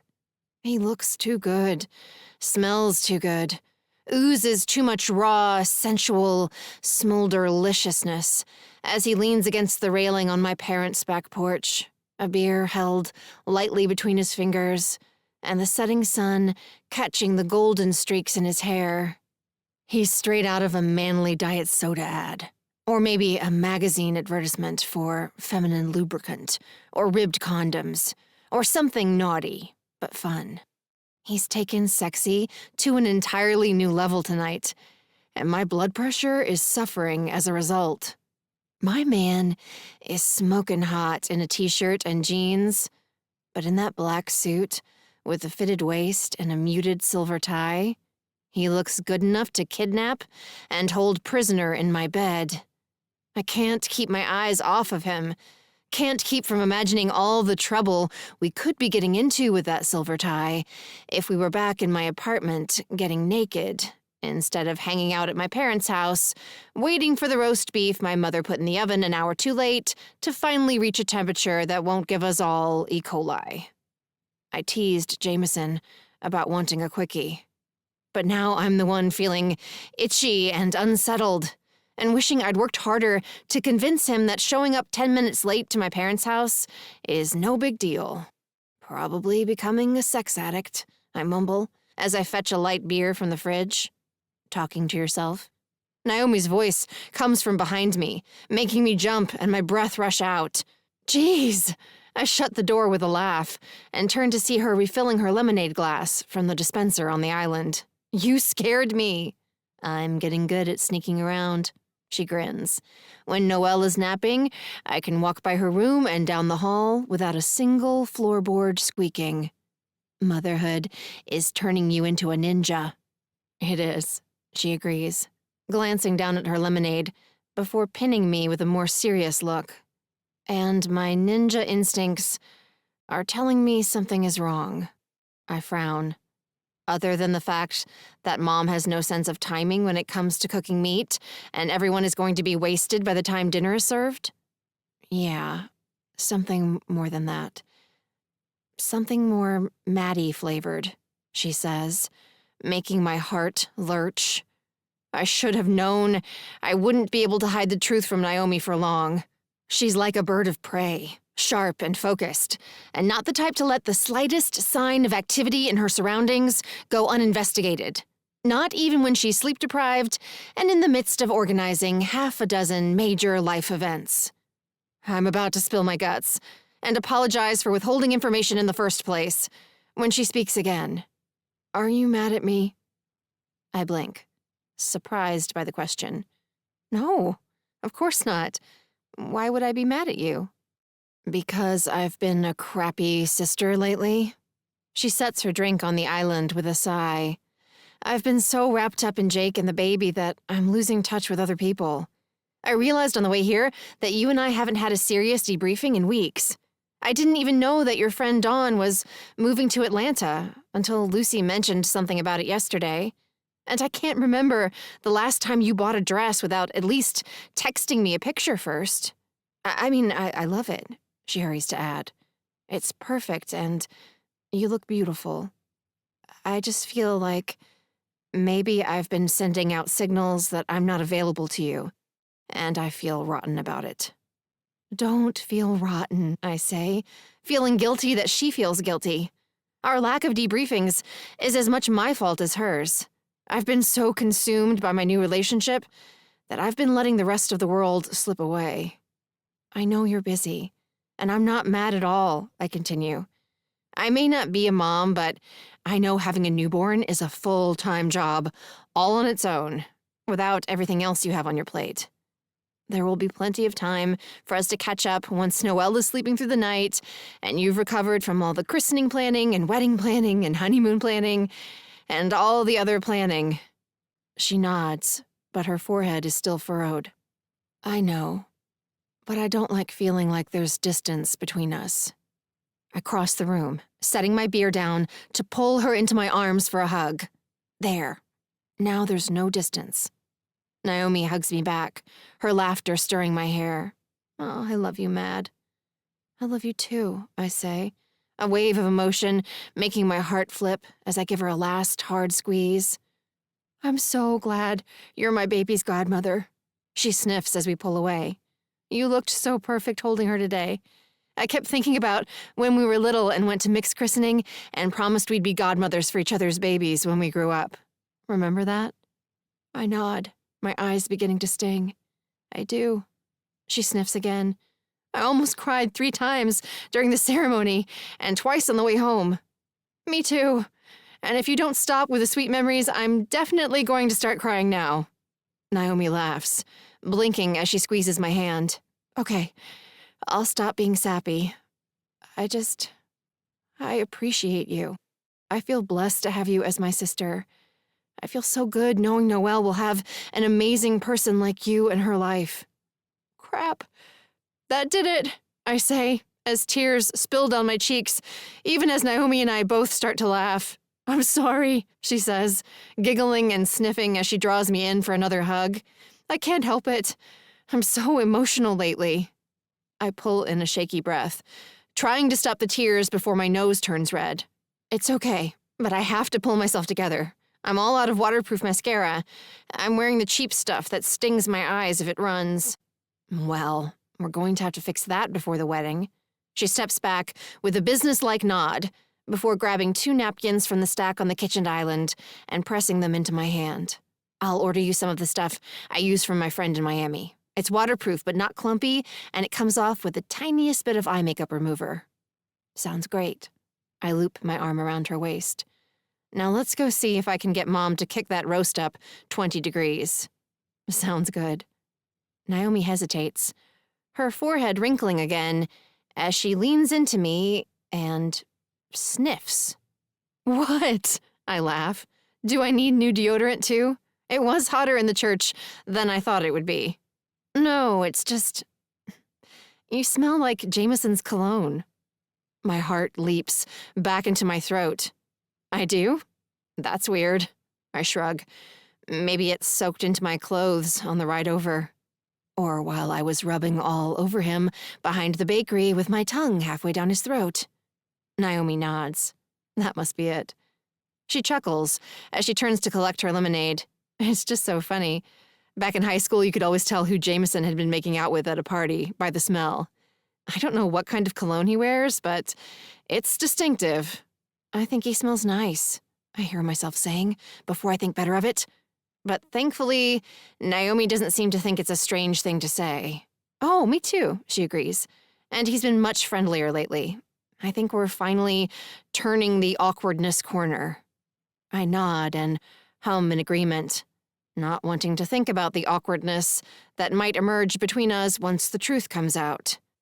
Surely she won't care that I fudged the truth a little in an effort to make sure she remains the focus of all the attention on her special day. Naomi is understanding about the right to keep private things private, and hopefully she'll see how good Jameson and I are together and be glad 2 people she cares about have found happiness. I follow her back out onto the porch, exerting an impressive amount of willpower to keep from glancing over at Jameson. And in a few minutes, we've succeeded in coaxing Mom into turning up the heat on the roast. A half hour later, dinner is served. The older set claim the table for 8 in the dining room, while the 20-somethings crowd around the stools at the island, and the 30 and 40-somethings take plates out to the patio set on the back porch. I find myself wedged between my cousin Albert, who started his family early and has 2 teen daughters at the ripe old age of 37, and my cousin Deirdre, who at 38 is preparing to send her sole offspring, Evelyn, off to college in the fall. I do my best to make small talk, but I don't have much in common with my cousins. And hearing them talking about reaching the end of their child-rearing years while I've yet to embark on mine has me feeling a little maudlin by the end of the meal. Come my birthday in a few days, we'll all be in our 30s. But I'm at such a different stage of life. It's a good stage. I love my tiny apartment and the freedom to take off with Jameson on an adventure pretty much whenever I want. But I can't help but feel like a window of opportunity is closing. And that maybe I do need to start thinking about more than having a good time and amazing sex. Which sucks. Because amazing sex is amazing.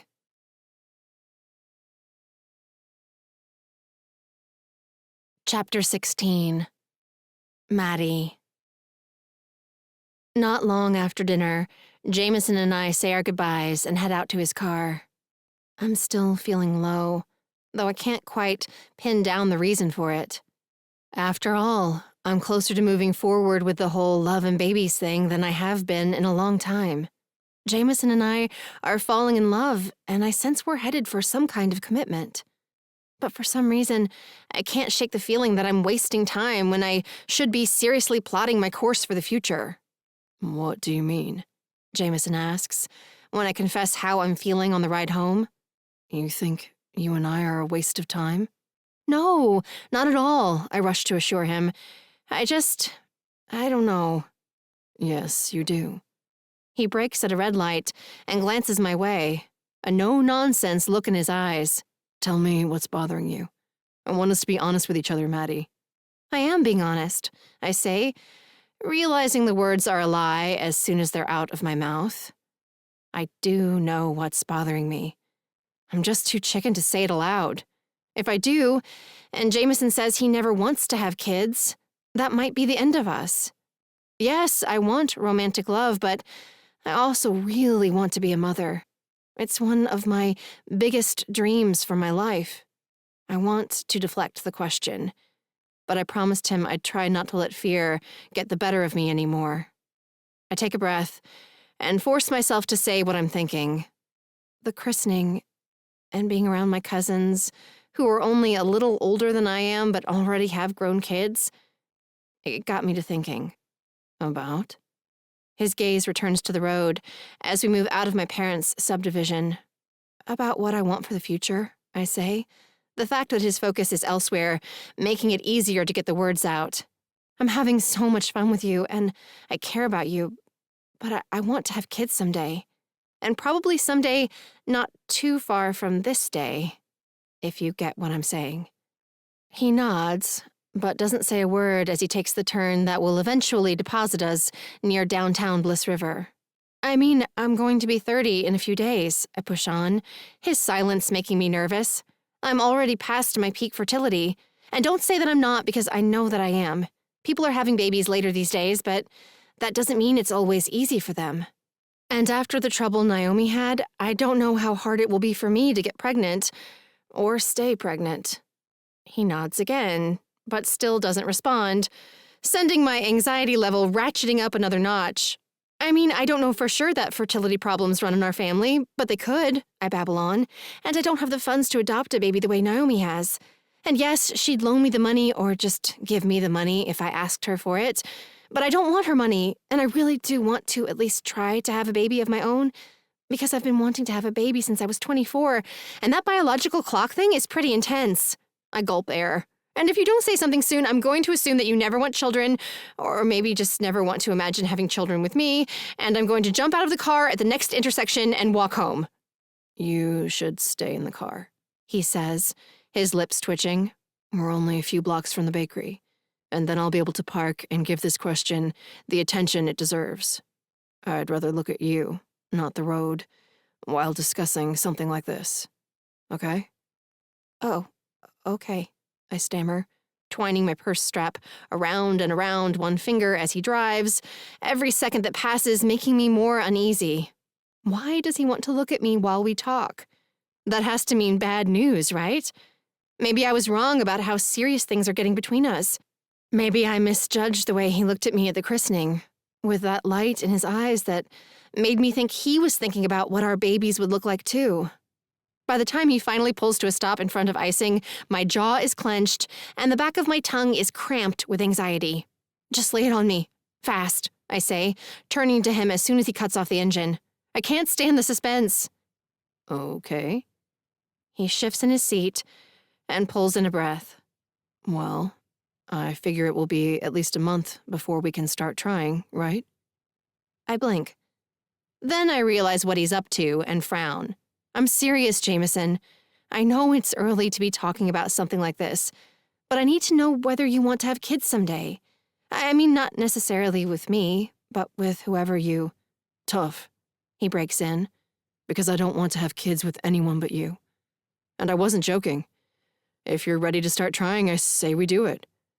But you have to be off the pill for at least a month before you can get pregnant. Isn't that right? Or is it longer? My mouth opens, then closes, then opens again. But I can't for the life of me think of what to say. He can't be for real right now, can he? You're serious? I ask after a beat. He nods.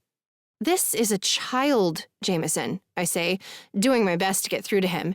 It's not a casual commitment.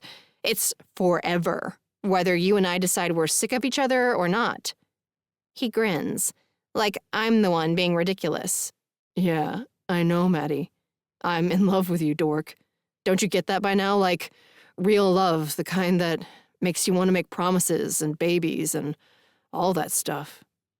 I swallow hard, still not quite able to believe this is real. And I'm not getting any younger either, he continues, holding my gaze with an intensity that makes it clear he isn't joking. I'm not saying we really have to jump into anything right now. We probably shouldn't.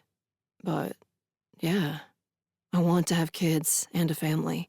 And I want to do that with you. You do? I ask, tears rising in my eyes. I do, he confirms, cupping my cheek in his hand. I love you so much. It hurts. I press my lips together, but not in the bad way, right? His gaze softens. No, in the best way. In the way that makes me know I'm finally doing it right. And I don't ever want to stop. You promise? I swallow the lump in my throat. You're not going to fall in love with a sexy lifeguard named Craig and leave me? He skims his fingers over my temple. Nope. I'm not a cheater.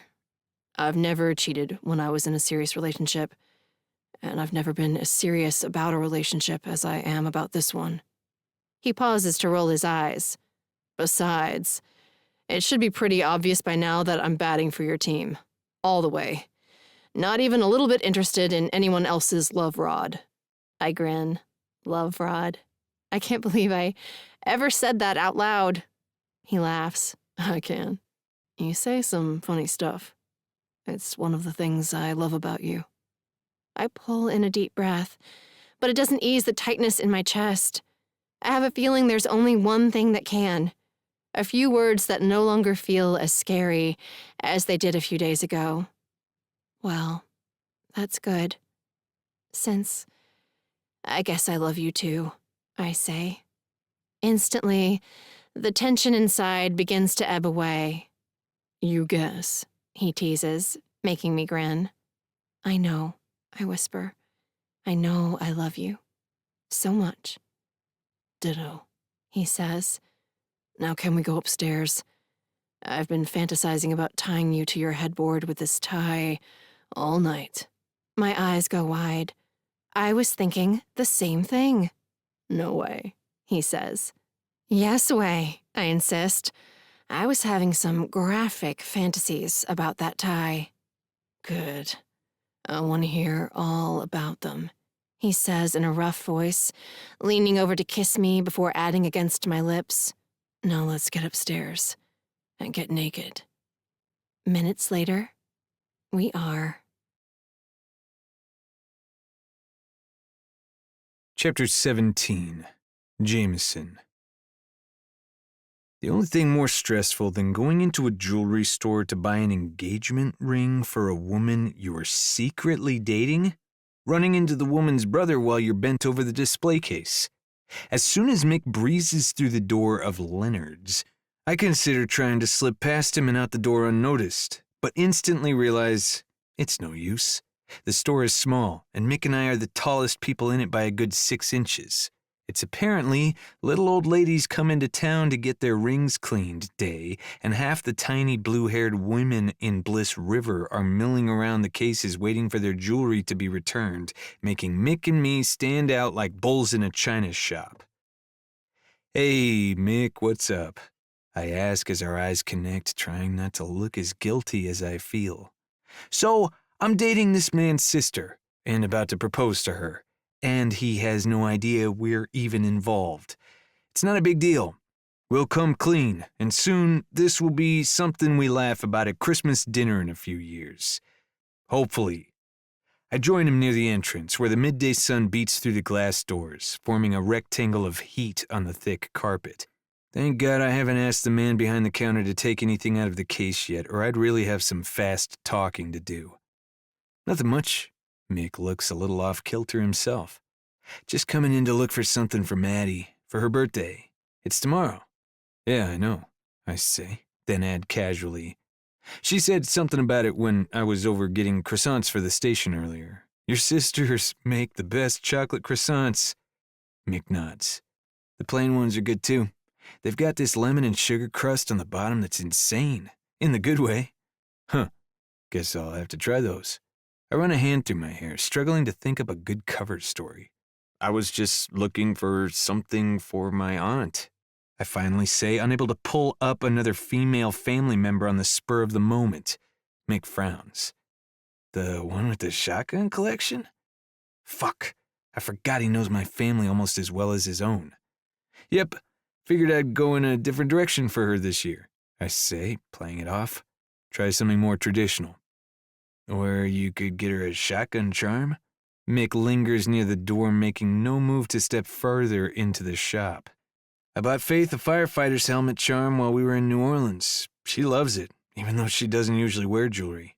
I bet you could find something like that online."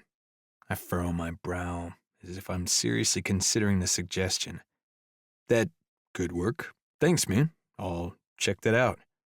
I'm about to say my goodbyes and flee the store until it's safe to shop without being observed, when the dark-haired man with the mustache behind the counter calls Mick's name. "Mr. Whitehouse, the ring is sized and is ready to go," he says, smiling brightly as he lifts an arm in welcome. "Just let me grab it from the back." Mick shoots a panicked look my way before he says, "Great, that's great." He claps his hands, nodding at me as he moves farther into the store. "Guess I'd better go get that." I fight the urge to smile. "Sure thing, I'll see you around." I reach for the door.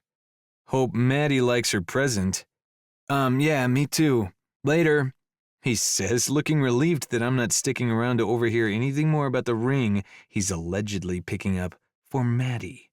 Maddie, my ass. I step outside and wander across the pedestrian walkway that makes this part of Main Street one of the busiest shopping areas in town. I know who that ring is for, and it certainly isn't Mick's sister. I ease into the shade beneath the ice cream shop's pink and green awning to wait for Mick to exit Leonard's so I can head back in, wondering if he's planning to ask Faith to marry him tonight. I was planning to wait until Maddie's birthday tomorrow to ask her, but maybe I should go ahead and do it tonight. It'll give Maddie and Mick a good story to tell the grandkids about the night they both got engaged. And I won't have to worry that Mick might say something to Maddie about seeing me at the jewelry store and ruin the surprise. I doubt there's much risk of that, but a part of me is looking for an excuse to end the suspense. I have a pretty good feeling Maddie will say yes. We've decided to start trying for a baby in 6 months, around Thanksgiving, and I'm assuming she'll want to be married before then. But I can't deny I'll feel a lot more relaxed once my ring is on her finger. My ring. I'm about to dump a couple $1,000s on a ring for Maddie Whitehouse. I spent half my life pulling her pigtails and teasing her like it was my job, too stupid to see how perfect we would be for each other. And now she's my closest friend, And hopefully one day soon, my wife. It's crazy and wonderful.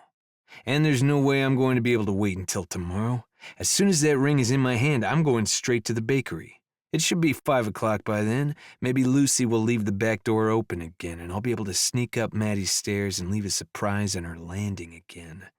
But this time the surprise won't be a shot of whiskey and a bad poem. It'll be me, on one knee. A little cheesy maybe, but it feels right. A few minutes later, Mick leaves Leonard's, slipping his sunglasses on as he starts down Main Street toward the fire station, a jewelry bag dangling from one hand. I silently wish him good luck and head back into the store. I return to the engagement ring section, not surprised to find my attention drawn to the same ring I noticed before. The diamond at the center isn't as big as some of the others, but it's surrounded by clusters of smaller diamonds that make the ring look like a flower, but in an elegant way. It reminds me of the flowers Maddie wears in her hair for good luck. And I figure luck is never a bad thing, especially when it comes to a marriage. It honestly feels like Maddie and I are meant to be.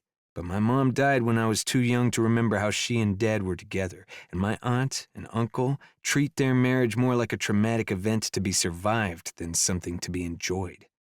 Growing up, I didn't get the chance to observe a lot of healthy marriages up close. I'm not sure I'll always know what to do to make Maddie happy starting out, but I love her like nothing else in the world. Hopefully that, combined with a little luck, will be all we need.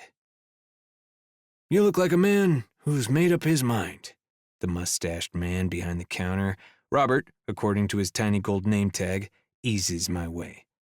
"Which one can I get for you?" I point. "That one." "Lovely." Robert unlocks the case and slides the ring off the red velvet finger it was displayed on, placing it in the palm of my hand. "I've always thought that looked like a ring for a woman with a ready smile for strangers." "Yeah, that's her." I nod, my lips curving. "And she's got a beautiful one." I hold up the ring to the light, turning it from side to side, liking it even more now that I've seen it from all angles, and seen the tiny white tag that assures me it'll scoot in just a hair over my budget. I set it back on the glass with a sigh, excitement and nerves making my heart beat faster as I say, "I'll take it." Robert gives a sharp nod. "Perfect. Shall we have it sized?" I shake my head. "No, that's okay. I'm not sure about her ring size, and I'd rather take it with me today." He smiles, making his mustache twitch up at the ends. "Sometimes coming back in to get the ring size later is best. That way you can start browsing for wedding rings. We've got a lovely diamond-studded ring that's made to fit beneath the curves of this one. Really beautiful on the hand." I nod, silently thinking that a hunk of tin will look beautiful on Maddie's hand as long as it means that she's my wife. "I'll get this cleaned and boxed," Robert says, "and we'll have you ready to go in a few minutes. Do you have a credit card you'd like to use?" I plunk down my credit card, and while Robert busies himself getting the ring ready to go, I wander farther down the engagement rings section, wondering which ring Mick picked out for Faith. Knowing Faith as I do, I hope it was something simple that won't stick up too high or get in her way. Faith isn't a fan of things getting in her way, even love and wedding rings. But then, I didn't think she would be a fan of having her boyfriend move in with her just weeks after they started dating either. Love changes people, something I can testify to firsthand. A month ago, I couldn't have imagined dropping thousands of dollars on anything except my Mustang. Now, I'm considering trading in the Mustang for something more family-friendly. I don't want to drive a new baby around in a convertible. A baby. A baby I'll have with Maddie. Maddie, who's going to be my wife. The miraculous thoughts are a song I can't help playing over and over again in my head, a melody that gets sweeter every time I hear it. A few minutes later, I step out into the sun, feeling certain this will be a day I'll never forget. Later, when I'm sitting in the emergency room waiting area all alone, wondering how my life could have gone to shit so completely in such a short amount of time, I'll look back on the ignorant, hopeful Jameson of this afternoon. and wish I could punch him in the face.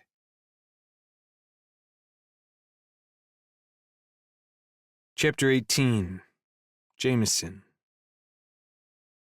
I've just passed the shiny vintage blue Oldsmobile parked down the street from the firehouse when my neck begins to prickle, the tiny hairs lifting of their own accord, sending out an alarm I don't immediately understand, but realize has something to do with that Oldsmobile. The car is familiar for some reason, and the reason isn't a good one. My firing synapses are just starting to connect the dots when Art Scully steps out of the firehouse and starts across the grass toward me. Charges across the grass is more like it. I barely have time to drop the jewelry bag and lift my fists before Art is on me. I block the first punch and the second, but the third connects with my cheek hard enough to send me spinning as agony blooms through my jaw. I recover quickly and turn back to my old boss, fists raised to protect my face and spine curled to defend my stomach, but I don't fight back.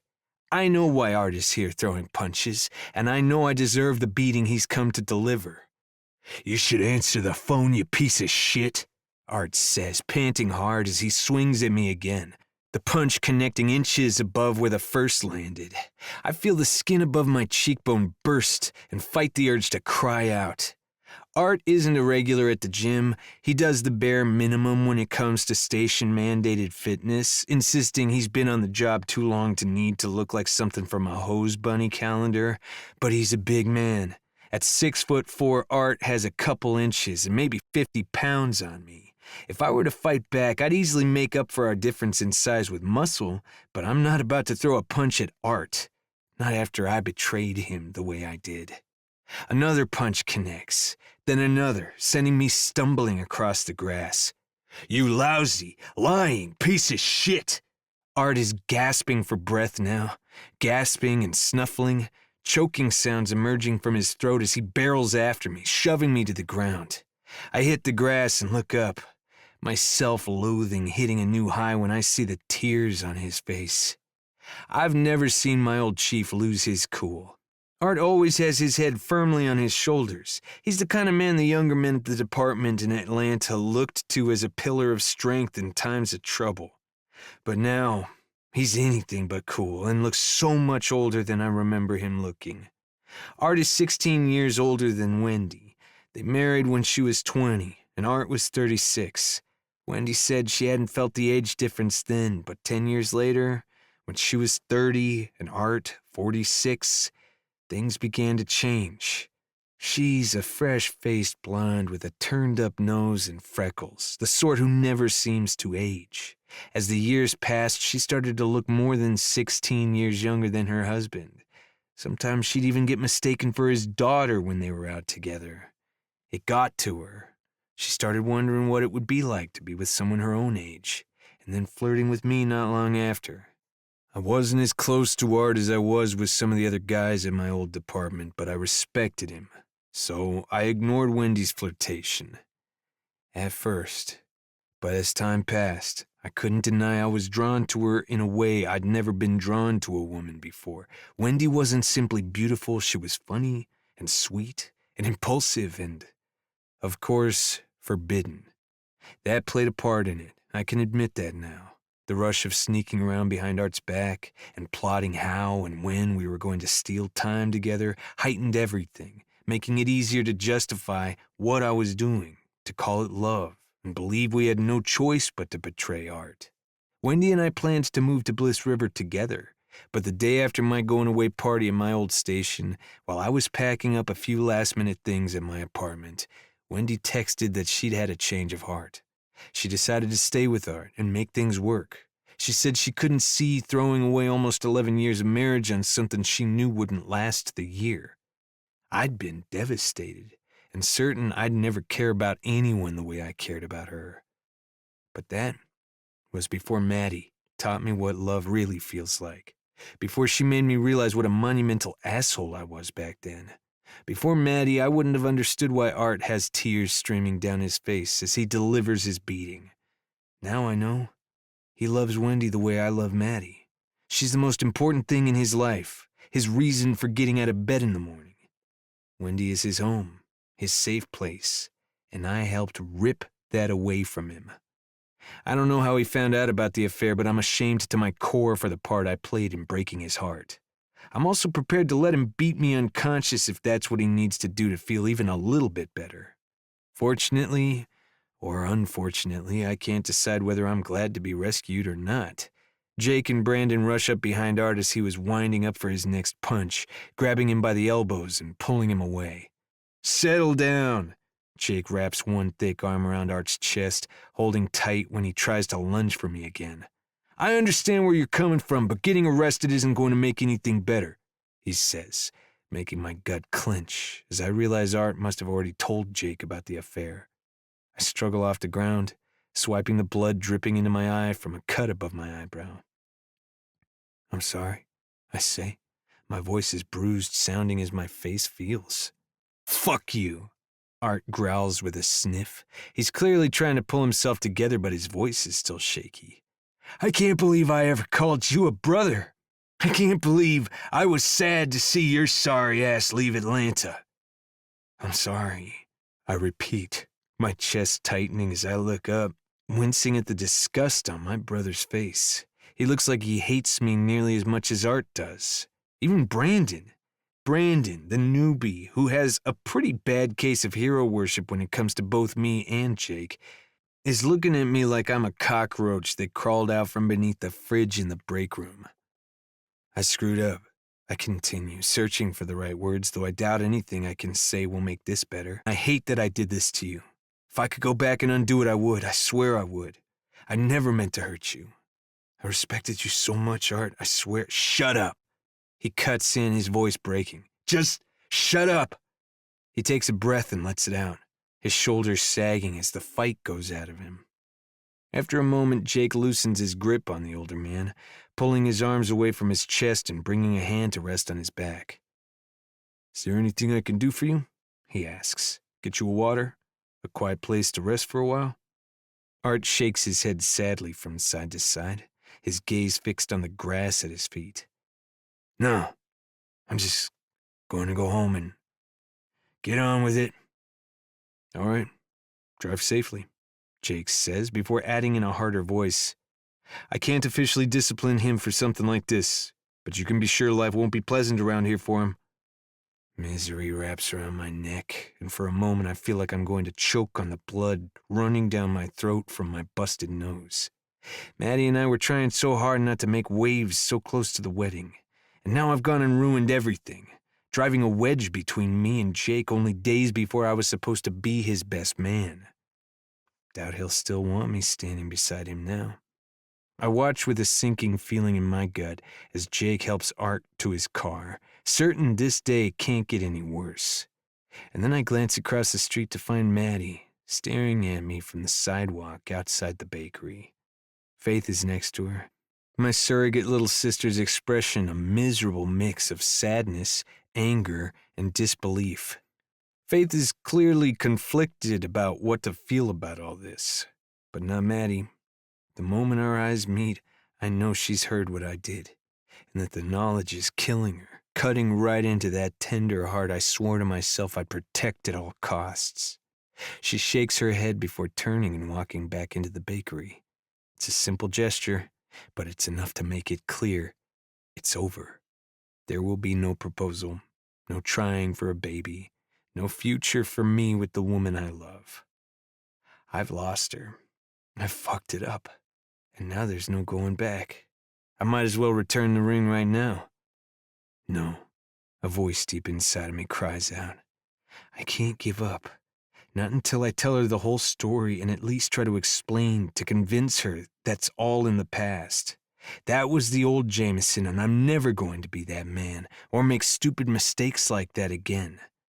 I scoop the jewelry bag off the ground, wincing as my bruised ribs send a flash of pain through my side. I'm starting across the street when Jake appears in my path. You slept with his wife? Really? His voice is so deep and angry I can feel it vibrating the bones in my chest. He wasn't just your boss, he was your brother. He trusted you with his life, and you betrayed him to get your rocks off. I shake my head. He wasn't like that. I loved her, Jake. Or I thought I loved her.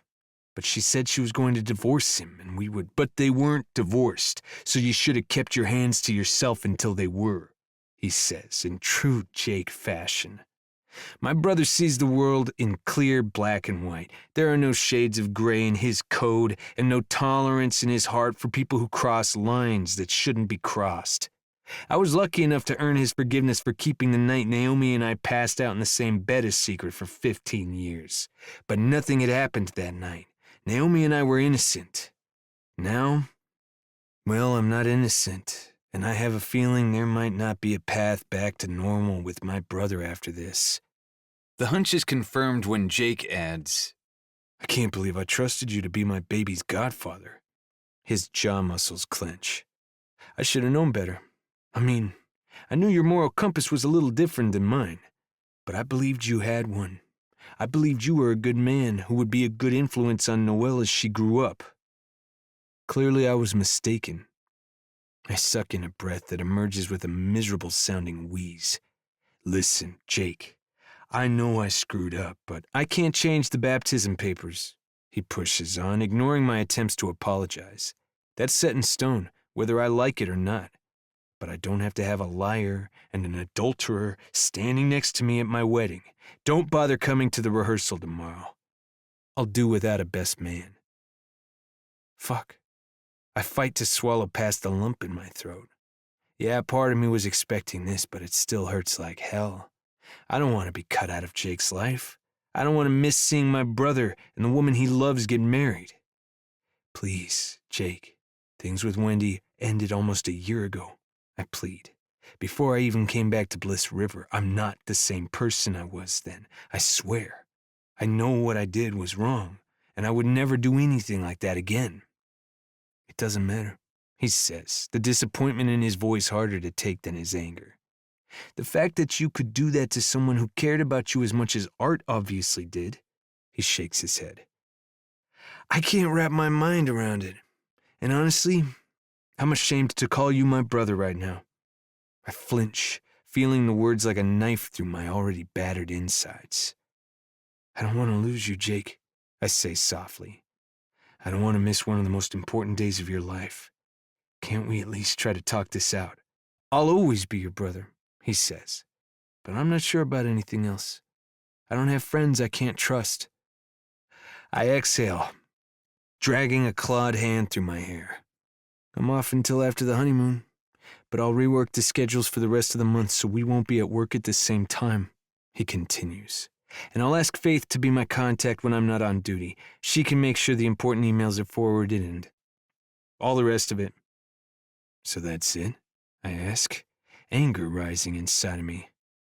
I'll make one mistake and you cut me off? He meets my gaze with a cold look. It's not your first mistake, and we both know it. My jaw clenches. I should have known. I should have fucking known. I'm going back to work, he says. I suggest you get to the ER and have those cuts on your face checked out. You're probably going to need stitches. I nod, but don't say a word as he turns and stalks back across the lawn and into the firehouse, followed closely by Brandon, who shoots me a last pitying look over his shoulder before he hurries inside. I heave a sigh and spit blood onto the grass.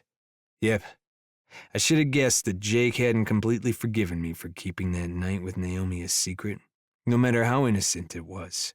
I should have realized I was on notice and that the slightest infraction, let alone something as serious as what he learned today, would get me booted out of my brother's circle forever. I want to get angry and stay angry, to blame Jake for being a rigid, unyielding asshole. But I can't. This isn't about letting Jake down. I let all of my brothers and sisters down, all of the men and women who were ever a part of my firehouse family.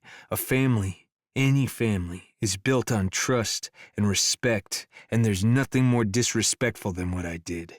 I deserve to suffer from my mistake, and I know I'm going to have to work hard to earn my way back into the good graces of all the people I care about.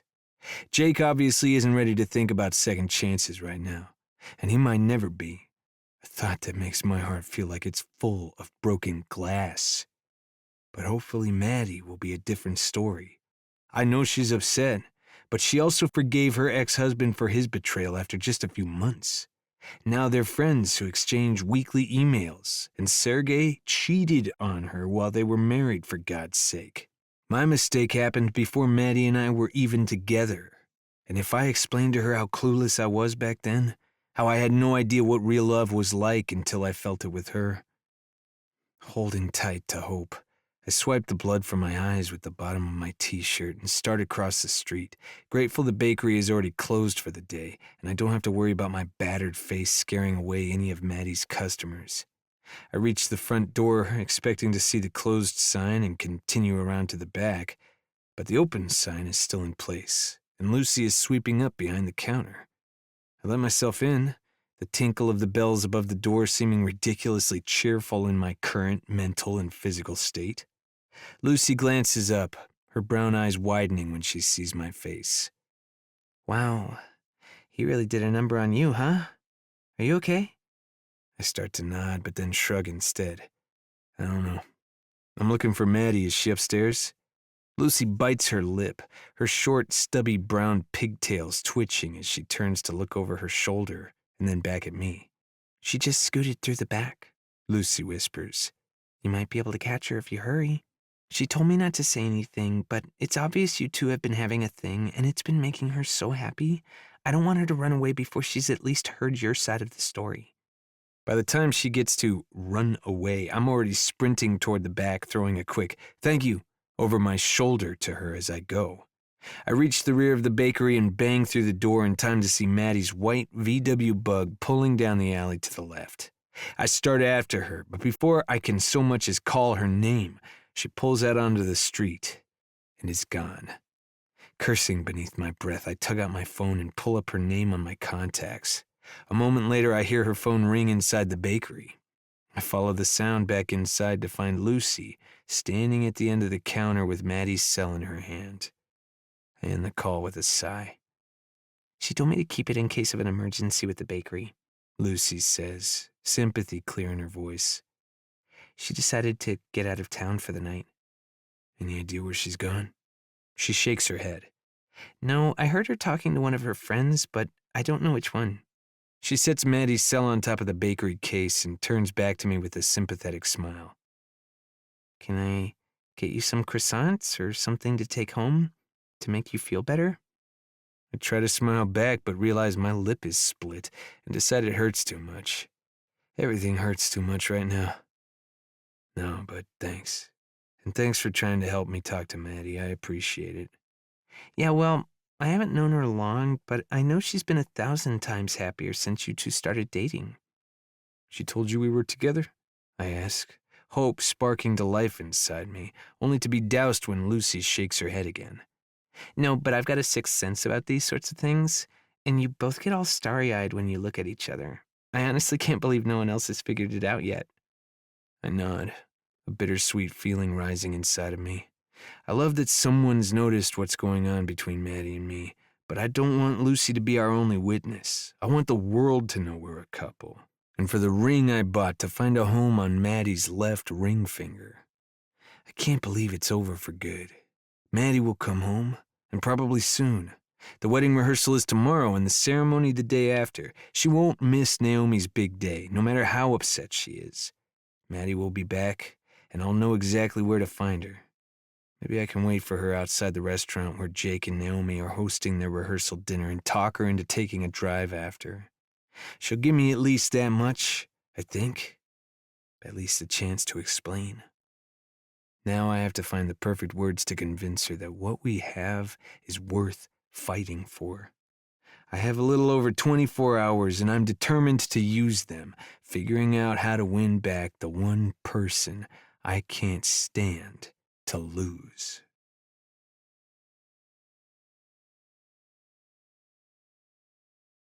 Chapter 19. Maddie.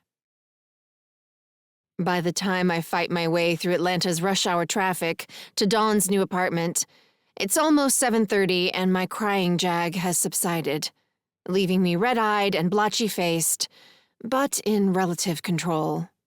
The control holds through greeting Dawn at the door and hugging Marshall and Emmy, her two kids, hello.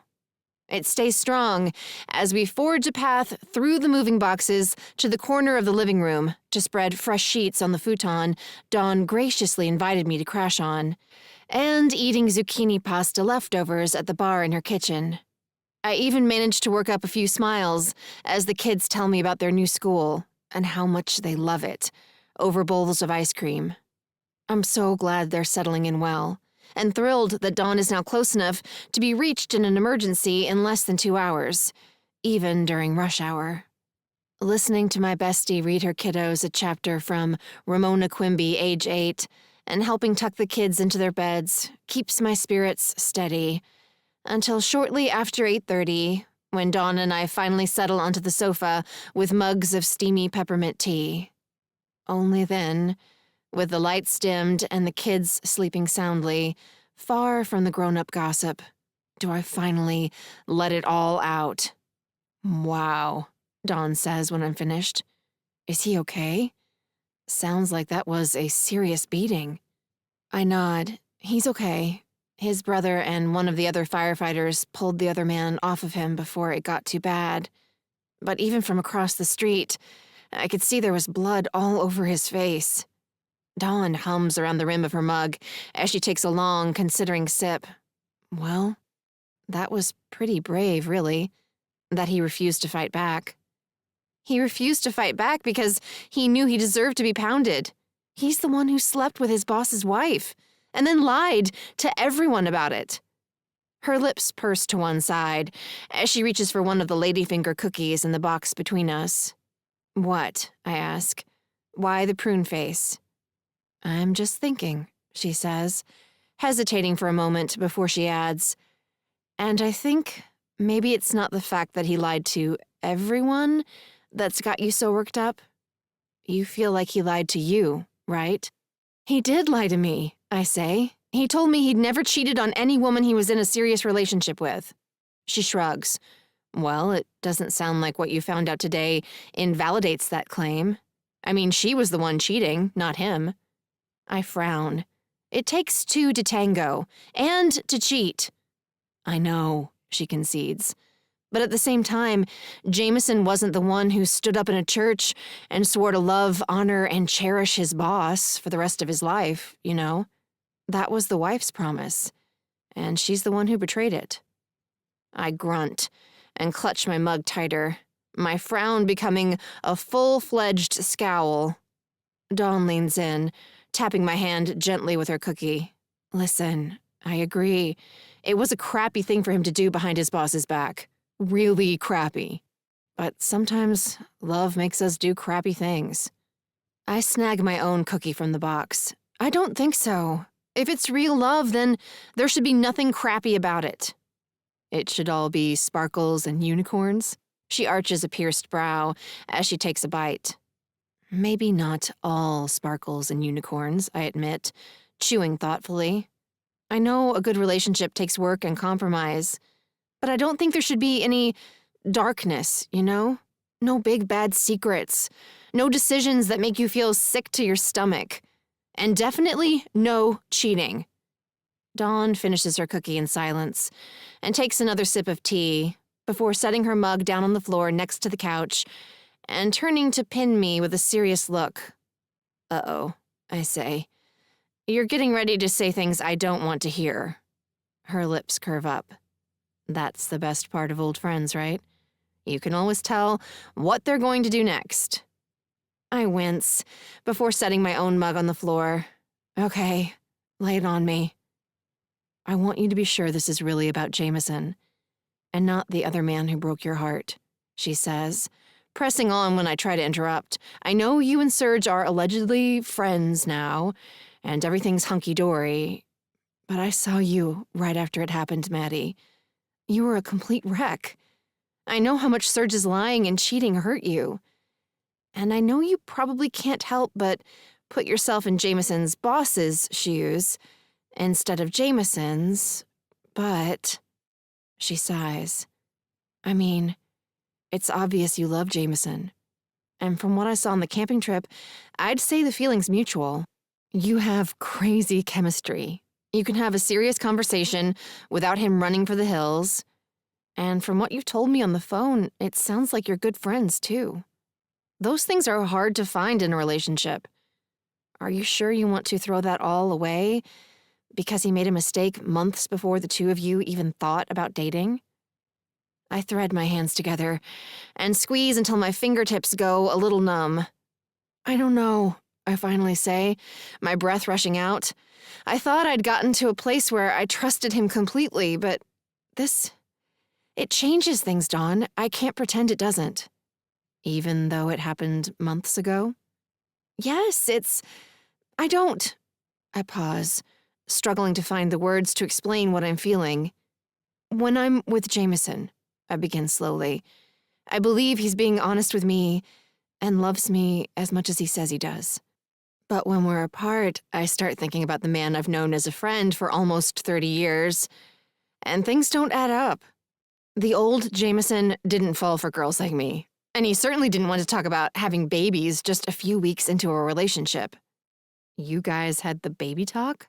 Her brows leap up her forehead. That is serious. I know, I nod, my eyes wide, and I thought I was ready for things to get that serious. But this is evidence that Jameson isn't who I think he is, or that he's exactly who I thought he was, if that makes any sense. She frowns for a moment. You're saying this behavior is in keeping with the lady killer Jameson you used to know? Yes, exactly. I nod more emphatically. The Jameson he was before he fell in love with his good friend Maddie and saw what he'd been missing, she says, making my nose wrinkle, before he realized he didn't want to be a lady killer anymore and decided to settle down with the woman he loves, have a family, and be happy. I snatch another cookie. Why do I get the feeling that you're on his side? I'm on your side, she says, but I think that means I'm also on his side. Apart from the occasional stress-induced freak-out, as you've learned to trust him, you've been happier in the past 3 weeks than I've ever seen you. Ever, Maddie. Even back when we were kids with nothing to worry about except whether or not we'd get our Silver Girl Scout award. That was stressful. I really wanted that award. It was going to be the completion of my cadet journey. She smiles gently. I know you did. But I think you want a future with Jameson more. And honestly, Maddie, he's done nothing to deserve being dumped, has he? Did he ever tell you that the woman he was into before you wasn't married? No. I hesitate, wondering why I still feel like I've been lied to. But he should have told me the truth. I feel like he deliberately withheld the fact that Wendy was married because he knew it would upset me. Maybe he did. But is that really a deal breaker? She collects her mug from the ground. I think you should at least give him a chance to explain. You're awfully into talking things out lately, I grumble. She laughs. Guess I've had too much therapy. She takes a sip of tea, her blue eyes twinkling over the rim of her mug. Maybe you should just fly to San Francisco, track down Craig, and pound his face. Maybe that's all you need to move on without any of the been cheated on baggage. I roll my eyes, unable to resist the grin tugging at my lips. Jeez, can you imagine? Me and Craig throwing punches? She giggles. I can, actually. I think you could hold your own, especially if we get a little whiskey in you first. I sigh, deflating again. No more whiskey for me. That's what got me into this mess in the first place. I grab another cookie because it's okay to eat as many cookies as you want when your heart is bruised. Besides, I don't want to pound Craig. If I'm honest, Serge is the one I'm still upset with.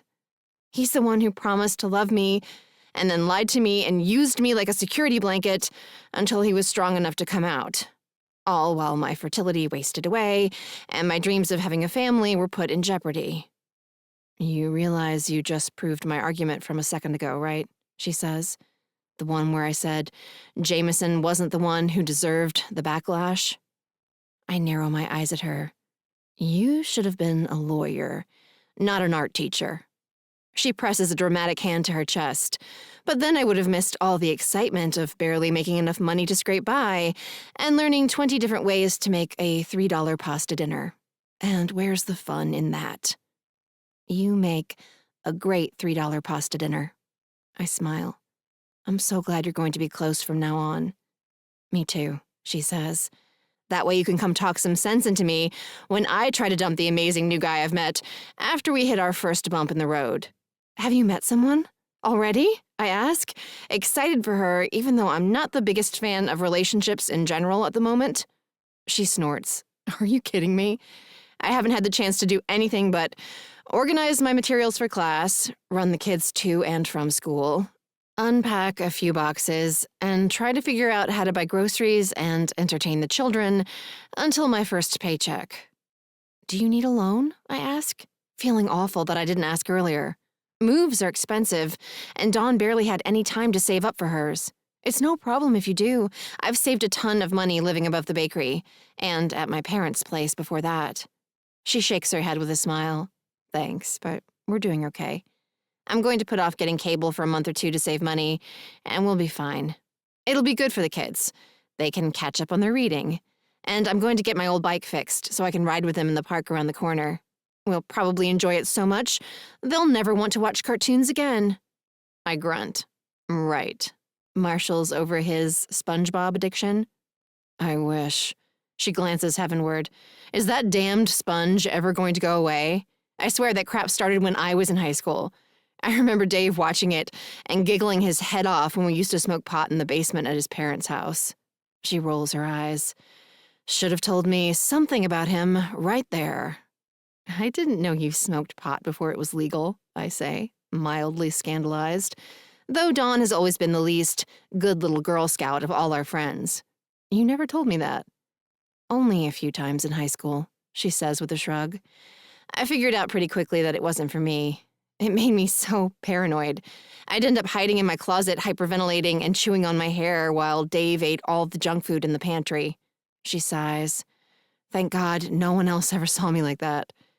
It's nice to make mistakes in private, when you have the luxury. I take another nibble of my cookie, thinking about private mistakes.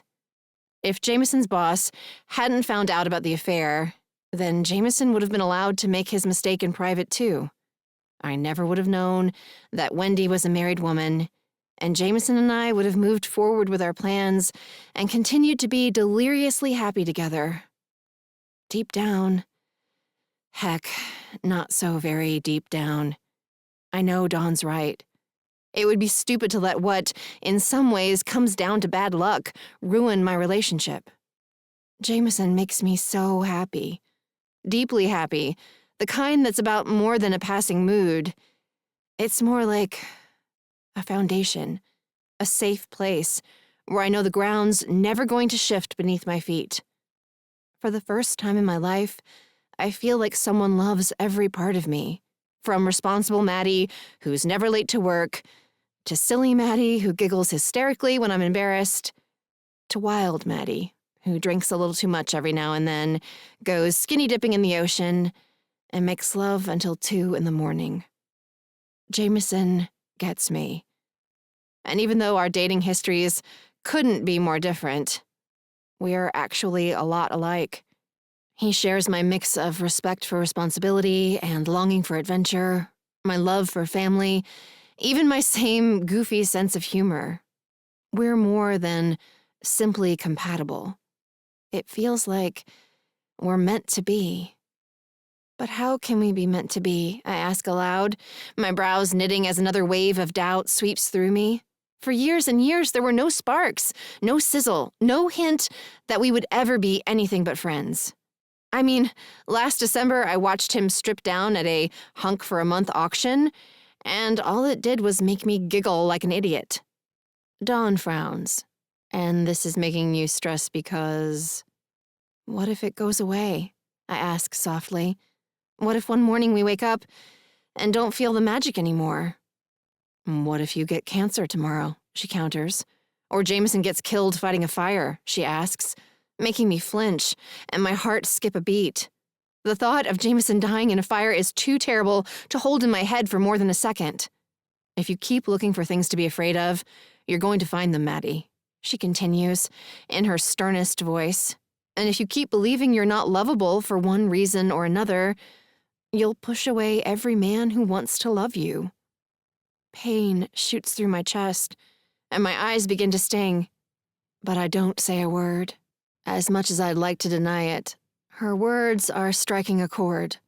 A sour chord that's become all too familiar since the end of my marriage. I've always believed I have something worthwhile to share with the world. Talents and kindness, and an enthusiasm for life that's contagious. But years of sensing that my husband didn't want me as much as I wanted him took a toll. Even before Serge left, I wasn't feeling as lovable as I once did. And learning Serge was gay wasn't the relief Naomi and a lot of other people seemed to think it should be. In fact, the knowledge that I was so completely fooled for so many years shook my confidence even more. It made me doubt far more than whether I'm lovable or not. I started to doubt my ability to make good decisions in relationships, especially romantic ones. And that doubt makes it so hard to trust in anything, even my own heart. I know it's hard. Dawn takes my hand. Believe me, I know. When Dave left, it took a long time for my self-confidence to recover, and I still have a hard time opening up with men. I mean, I've dated, 3 guys in the past 4 years, and I haven't introduced a single one to Marshall and Emmy. She gives my hand a gentle shake that feels like a wake-up call. But if I ever find someone who looks at me the way Jameson looks at you, I am going to dig down deep and hang on tight, no matter how scared I might be. She pauses, waiting until I lift my gaze to hers. You are lovable, Maddie. You are beautiful and kind and funny, and as long as you believe that, you can survive any of those what-ifs you're worried about. I nod, waiting until I'm sure I've won the battle against the tears pressing at the backs of my eyes before I say, I was wrong. You shouldn't have been a lawyer. You should have been a therapist. She smiles. Nah, I only talk feelings with people I really love. The rest of those losers can keep their money. I love you too, I say, with a tired smile. And you've given me a lot of good things to think about. That's what I'm here for. She stretches her arms over her head and props her sock feet on top of a stack of nearby boxes. So, what do you think? More tea? Or should we move on to beer? I shake my head, suddenly realizing how very exhausted I am. Actually, I think I might hit the sack. I'm beat. Yeah, feelings are exhausting, she agrees, grabbing my mug and heading for the kitchen. Let me get you set up with a spare toothbrush and PJs, and you can get some rest. The kids and I have school in the morning anyway, so I shouldn't stay up too late. She helps me get settled and hugs me goodnight, leaving me to flick off the kitchen light and crawl onto the futon alone.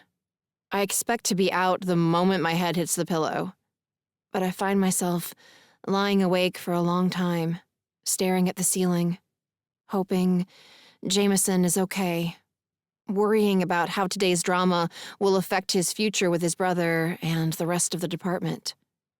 I wish I could wave a magic wand and make everything as simple as it seemed that night on the beach, when I didn't have a care in the world, but enjoying a night of passion and adventure with a man who made my blood rush and my heart beat faster. But real life isn't like that. There comes a time when you have to sober up, deal with the consequences of your actions, and decide how to move forward. I've never felt more sober in my life, but I'm not sure how to move forward from here. All I know is that when I curl on my side and close my eyes, I miss the warmth of Jameson's body and the feel of his arms wrapped around me so much. It's like a part of me has gone missing. Chapter 20. Jameson. This is going to work. It has to work. I repeat the silent litany over and over again as I wait in the tiny beige Chevy Spark outside Joe's on the lake, watching the sun sink lower behind the trees, trying not to think about all the people I care about celebrating inside the restaurant without me. I'm going to make things right with Jake, But first I have to make things right with Maddie. I hope I can make this happen tonight. At least she's given me a sign that she cares whether I live or die. I glanced down at my phone, pulling up the text from earlier today, the one I've read so many times it's probably pathological. I'm thinking about you, and I'm hoping you're okay. I'm sorry I can't be there for you right now. I just need some time to sort things out. Maddie. The message came from her friend Dawn's phone, so I didn't feel comfortable responding with more than, thank you, love you, happy birthday. But the text is still encouraging. It isn't a promise we're going to pick up where we left off or a vow of undying love, but it's a start, and I can work with that. And I have a plan. As soon as Maddie emerges from the restaurant, I'll call her and ask her to step over to the Spark parked at the back of the lot. I borrowed Lucy's car in hopes that it will make it easier to avoid being spotted by Jake, or our dad, who isn't thrilled that I caused a scene at the firehouse, though he isn't nearly as angry or disappointed as Jake. But when Dad's being so laid back and not intense about anything is probably the main reason my big brother ended up so far in the opposite direction. He felt he had to be rigid and controlling to make up for all the times our single father dropped the ball. Anyway, once Maddie's in the car, I'll ask her to take a drive with me out to my aunt's property where we had our kinky night in the tent for a talk. I have a boxed cake from icing in the back seat and an engagement ring tucked into my jeans pocket. If things go well, we can celebrate her birthday with the cake. If things go really well, I can follow the cake with a proposal and make damned sure she knows how serious I am about building a future with her. And if she tells you it's over, you can drop her off and go home and eat the entire cake alone, knowing everyone who cared about you has flushed you down the toilet. I ignore the thought. Maddie isn't going to flush me. I'll convince her that what went down with Wendy happened when I was a different person. But now, I'm the Jameson who is in love with Maddie. She makes me want to be a better person, a man who's worthy of being by her side for the long haul. I'm so ready to get started on winning her back that time crawls by. Minutes seem to stretch on for hours.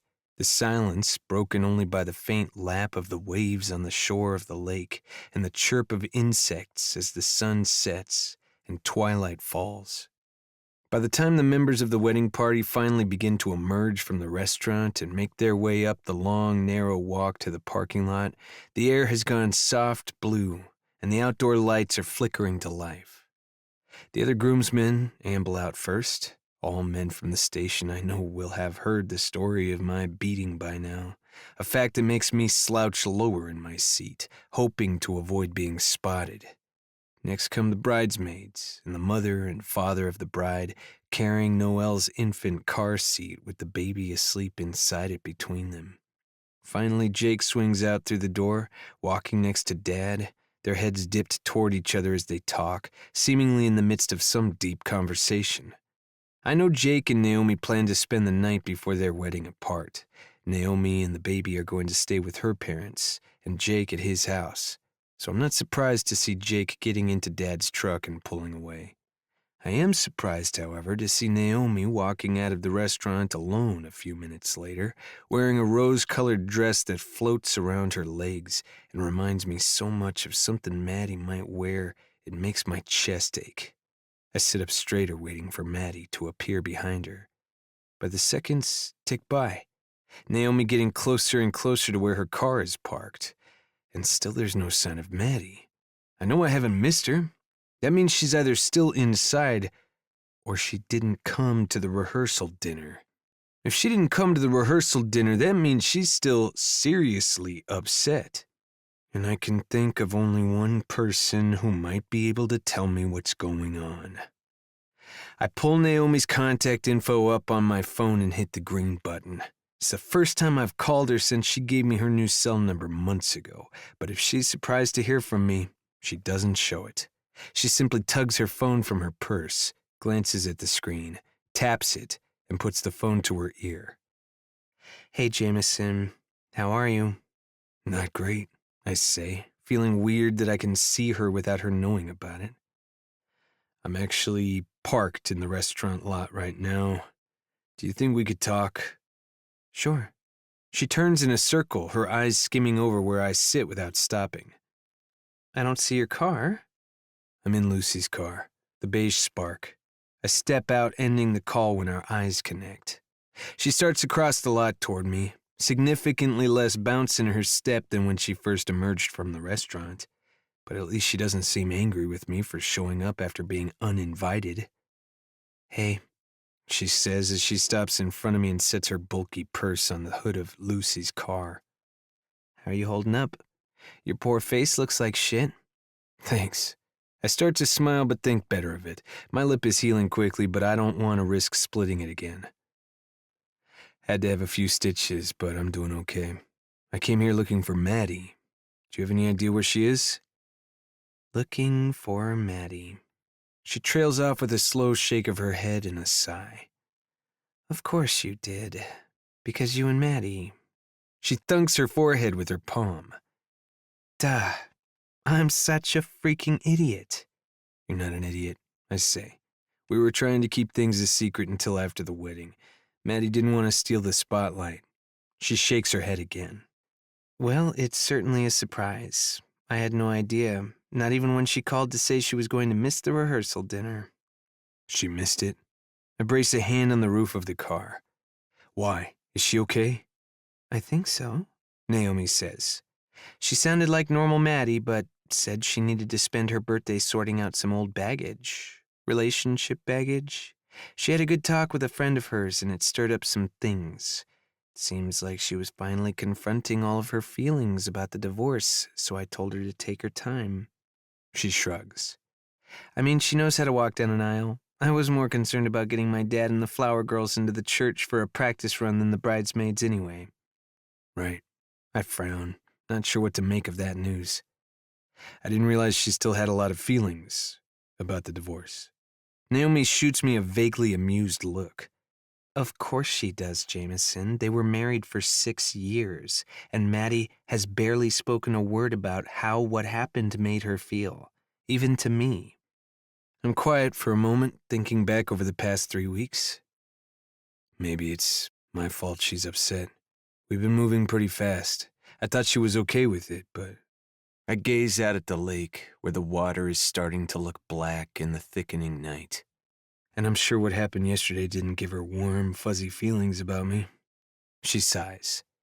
Yeah, about that, I've talked and talked with Jake, and I've got your dad on the case too, but as of tonight, before dinner, he wasn't budging. I glance back at her. You mean about uninviting me from the wedding? She nods. I know he's going to regret it. You two are so close, and he's going to get over this someday, not too far from now. And when he does, he'll want to kick himself for excluding you from something so important. You think so?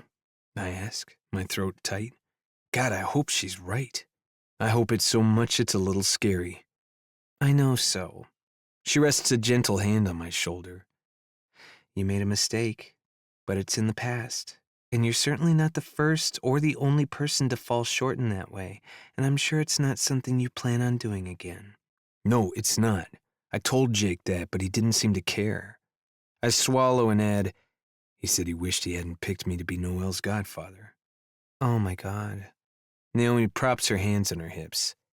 That man, he is such a stubborn ass sometimes.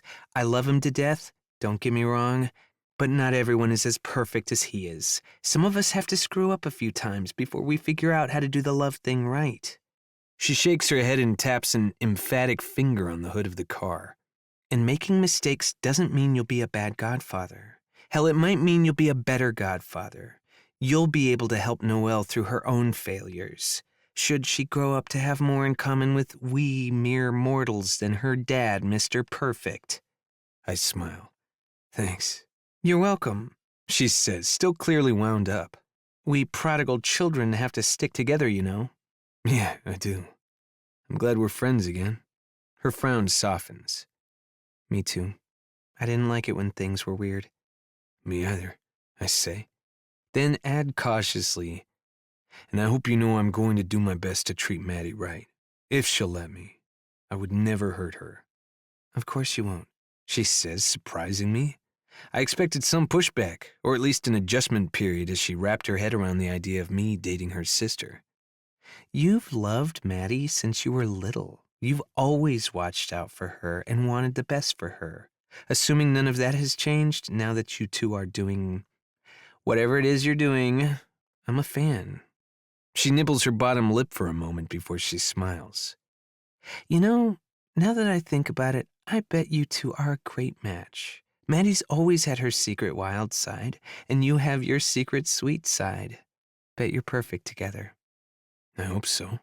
I've never felt this way about anyone before. I just want to love her, you know? I pull in a deep breath, surprised to find myself getting emotional in front of Naomi. I clear my throat before continuing. I just hope I haven't screwed everything up. How could you have screwed everything up? She asks. Maddie is a forgiving person. Her divorce hangover has been pretty nasty, but I think she's finally throwing it off. Taking a day to think and feel and process could be a good sign for you two. My mouth twists. You really think I still have a chance? I certainly do. In fact, she trails off, her eyes narrowing before she turns to dig into her purse. What's up? I've known Naomi long enough to recognize her I've got a plan face. I'm going to call the caterer, she says, pulling out her phone and scrolling through her contacts. I'll ask them to set up that table for two in the gazebo at the reception venue after all. I told them Jake and I would be too busy with family to sneak away, but there's no reason you and Maddie can't enjoy a little time alone. But Jake doesn't want me at the reception. Naomi sniffs. Well, I haven't given up on changing his mind about that, she says, hitting the contact number and putting the phone to her ear. But even if he doesn't, She breaks off to speak to the caterers, asking them to set up something romantic in the gazebo and to expect two of the wedding guests to be using the table around 8 o'clock. She thanks them and ends the call before turning back to me with a smile. There, you're all set? She tosses her phone back into her purse. If Jake can't be persuaded to get over this, you can just sneak around the back of the venue to the gazebo around 8. I'll find an excuse to get Maddie there, and you two can talk in private. I exhale, the tension in my shoulders easing for the first time all day. That sounds amazing. Thank you, Naomi. I really appreciate it. Of course. She holds out her arms. Come here, you big sweet thing. I let her pull me in for a hug, refusing to acknowledge that my throat is squeezing in half all over again. But I can admit how much I need a hug, and the proof that not everyone in my life thinks I'm beyond redemption means a lot to me, a whole lot. Everything is going to be okay, she says, patting me firmly on the back before pulling away. It's always darkest before the dawn, right? I nod, still not trusting my voice. All right. You head home and get some rest, and put some warm compression on your face, she says. That should help speed the healing. I've been icing, I say. No more ice. She wags a finger in the air. It's been over 24 hours, so now you should do warm compresses for 15 to 20 minutes. I dated a boxer for a while in Miami. Trust me, the ice, then warm compress thing is magic. I shrug. All right, I'll give it a try. Do. She swings her purse over her shoulder. Get fresh compresses on there every hour that you're awake, and you should see a big improvement by tomorrow. Enough that I should be able to fix you up with some concealer. We don't want you to look like you've been brawling in the wedding pictures. I huff. If you can convince Jake to let me be his best man again, you can put as much makeup on me as you want. She laughs, and mischief sparks in her eyes. You know I'll hold you to that, right? I know. But blush and mascara are a small price to pay. And lipstick, she adds, cocking her head as she considers my face. Red, I think. Red is one of my favorite colors, I say, my smile fading as I add. Thank you again. I'm sorry this mess with Jake and me has interfered with your wedding. I know you've been working hard to make it perfect. She waves a dismissive hand. Don't worry about it. I'm marrying the man I love tomorrow. Even if it rains cats and dogs, the flower girl wets herself on the way down the aisle, and the entire wedding party decides to get drunk and throw up on the dance floor. It will still be perfect. I nod, knowing I'd feel the same way. As long as I have Maddie, everything is right with the world. The rest of the stuff is just icing on the cake. Speaking of cake, I have a birthday cake for Maddie in the car, I say. You think we'll keep until tomorrow night? I could bring it to the gazebo. Naomi unhooks her keys from the side of the purse. It should, but I'm sure the caterers will have something nice laid out. Why don't you leave the cake at home and you and Maddie can eat it for breakfast the next morning after she sleeps over? She loves cake for breakfast. Fingers crossed, I say, my breath rushing out. She winks and lifts crossed fingers. Mine too. See you tomorrow. Bye. I lift a hand, watching Naomi cross the lot for a moment before slipping back into Lucy's car. But once inside, I don't pull out right away. Instead, I tug the chain with my St. Florian medal on it out from beneath my shirt and warm it between my fingers. Dad gave me the medal when I joined the Bliss River FD not long after high school. He said the patron saint of firefighters had never let him down during his 20 years with the department, and he knew the saint would protect me too. I've been fighting fires for over a decade now, and aside from one nasty case of smoke inhalation and a few minor burns, I've never been injured on the job. I say a prayer to St. Florian on the way to every call. Lazy Catholic that I am, it's one of the only prayers I can still recite from memory. Maybe it's a little weird that I have the urge to say it now, but maybe it's not. Fighting for a woman's heart has a thing or two in common with fighting fires. Both require bravery, loyalty, and a steadfast dedication to the work. And the last part of the prayer has always felt like it's about something bigger than the job. Help me to be loyal and true, respectful and honorable, obedient and valiant. I murmur into the peace of the car. I want to be all those things for Maddie, with Maddie, if she'll give me the chance. I let the medal fall against my chest, remembering the way Maddie slid it over my shoulder that night in the ocean, and hoping that by tomorrow night, she'll be back in my arms. For good. Chapter 21. Maddie. Hope your birthday was lovely. Looking forward to seeing you soon. Wanted to let you know that Jake has asked Jameson not to be in the wedding. I think it's a mistake, but he's not listening to me. So you may have another best man standing across the aisle come tomorrow afternoon. Ugh, men. So stubborn. Anyway, I'll keep you posted. Get home safe. I have to read the texts Naomi sent to Dawn's phone for me 3 times before their meaning fully sinks in. Once it does, it's all I can do not to jump in the car and drive back to Bliss River that very second to confront Jake. If it weren't 10:30 at night and tomorrow a day everyone needs their sleep for, I would seriously consider it. How can he do this, I ask, pacing across Dawn's newly cleared living room. I spent the afternoon helping her unpack, finding bringing order to the chaos of the apartment a soothing way to spend my 30th birthday. Jameson is his brother. They love each other. One mistake doesn't change that, and certainly shouldn't mean he's kicked out of the wedding. Dawn nods smugly from the couch, but I cut her off before she can speak. Don't say a word, I warn. I get it. Boy, do I get it. I lift my fists into the air and give them a shake, consumed by the urge to fly into battle on Jameson's behalf. He isn't perfect. Far from it. But he's always had Jake's back, and he loves his brother unconditionally. There's nothing Jake could do that would make Jameson turn his back on him. Nothing. Once you have Jameson's love and loyalty, you have it for life. He made that clear every time he stood up for me on the playground or glared at my high school boyfriend with a silent promise to open a can of whoop-ass if Tim didn't behave himself after prom.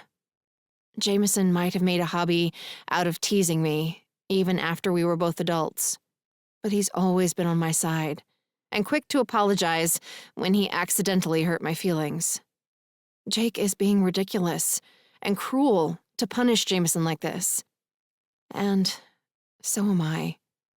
I should never have run away. I should have stayed and talked through my anger and confusion with the man I love. Because he can handle a tough talk and deserves the same love and loyalty that he's shown me. I stew all night. So frustrated and upset, I barely sleep at all. I'm up and out of Dawn's apartment by 7 a.m. the next day. I push the speed limit on the highway and pull into Icing's back parking lot just as the Saturday morning rush is picking up steam. I breeze through the bakery, pausing long enough to make sure Lucy and Arya's sister Melody, who's helping hold down the fort while Naomi's on her honeymoon, have everything in hand, before I dash upstairs for a shower. I'm clean and my hair set in curlers to prep for my updo in less than half an hour. I take a few more minutes to throw together everything I'll need for the wedding and then barrel back down the stairs in shorts and an old t-shirt, my pink rollers covered with a red scarf, and my plastic-encased bridesmaid dress in hand. Naomi has a hairdresser coming to the bride's quarters before the wedding, so I don't have to worry about getting pretty yet. And I don't have to head over to the church until 1 o'clock. But on the off chance that convincing Jake to stop being a stubborn jerk takes the rest of the morning, I figure it's best to bring all of my bridesmaid paraphernalia with me so I can go straight from Jake's house to the church. I give Lucy and Melody a thumbs up as I sweep back through the bakery. I grab my phone from the personal stuff basket behind the counter, and I'm already halfway to the door when Melody calls out, "Wait, Maddie!" I wince, but then turn with a smile, trying not to let my eagerness to escape show on my face. "Hey, what's up?" I ask, as Melody hustles around the counter wearing Naomi's bright pink apron. The 20-something blonde looks gorgeous, as usual, but tired, too, as if she's feeling the effects of the 4 a.m. bakery wake-up call. "I wanted to let you know that Arya won't be at the wedding," she says. "She had the baby last night, just before midnight." I cheer, and would have clapped my hands in delight if I weren't holding my dress in one hand and a bag of shoes and makeup in the other. "Oh, yay, that's so great. The baby and I have the same birthday. I was hoping we would." Melody laughs. Arya was hoping he'd make his appearance a little sooner, but she's thrilled he's finally here. They named him Asher James, and he and his mama are doing great. "That's wonderful news," I say. "I'll be sure to tell Naomi.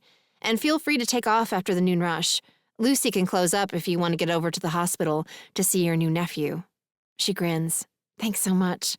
My other sister isn't up to getting out of the house yet, since the twins are so little. But I know Arya would appreciate another visitor from our side of the family. Nash's family is so enormous, it can get a little overwhelming." Family can be overwhelming, no matter what the size, I say, my smile slipping. I'm about to jump right in the middle of the Hansen family drama. But it has to be done. I can't let Jake do this to Jameson. Or himself. "Is there anything else you need before I head out?" She shakes her head slowly, before adding in a slightly hesitant voice, "No, but..." She glances behind her before turning back to me and saying in a rush, "Lucy wanted me to tell you that she thinks the guy you've been seeing is really nice, and you should give him another chance." "Oh, really?" My brows lift as I shift to find Lucy over Melody's shoulder. The petite brunette has her hair in her usual springy pigtails and looks about 15 years old, except for the expression on her face, which is very grown up, as she says. "I didn't tell Melody who he was, but I know all about it, and I think he's great. And that you two are basically made for each other." She sighs. "And I can't stand to see a big, brawny guy looking so pitiful and sad." "Just give him a chance to explain at least, Ms. Whitehouse. I bet you won't be sorry.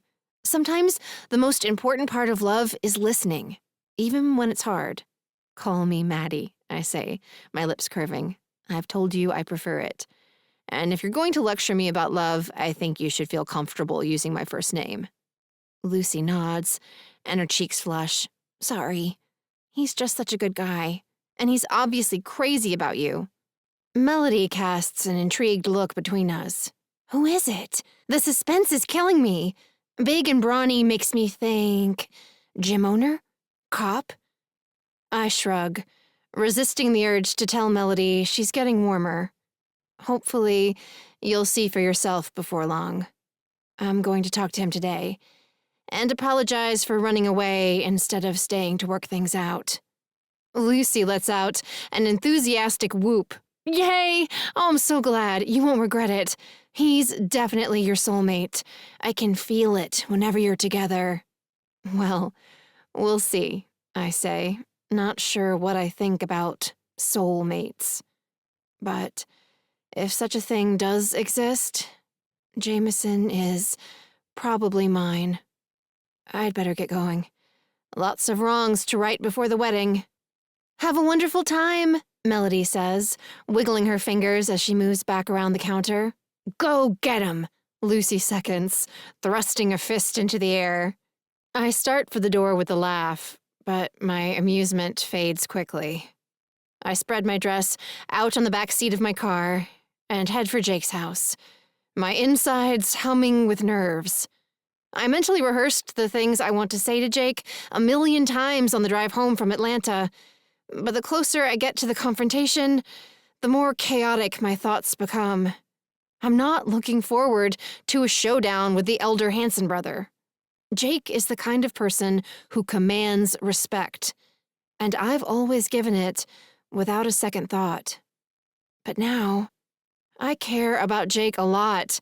But between almost dumping Naomi over a mistake my sister made over a decade before they got back together, and this latest bout of rigidity with Jameson, my respect for him is slipping.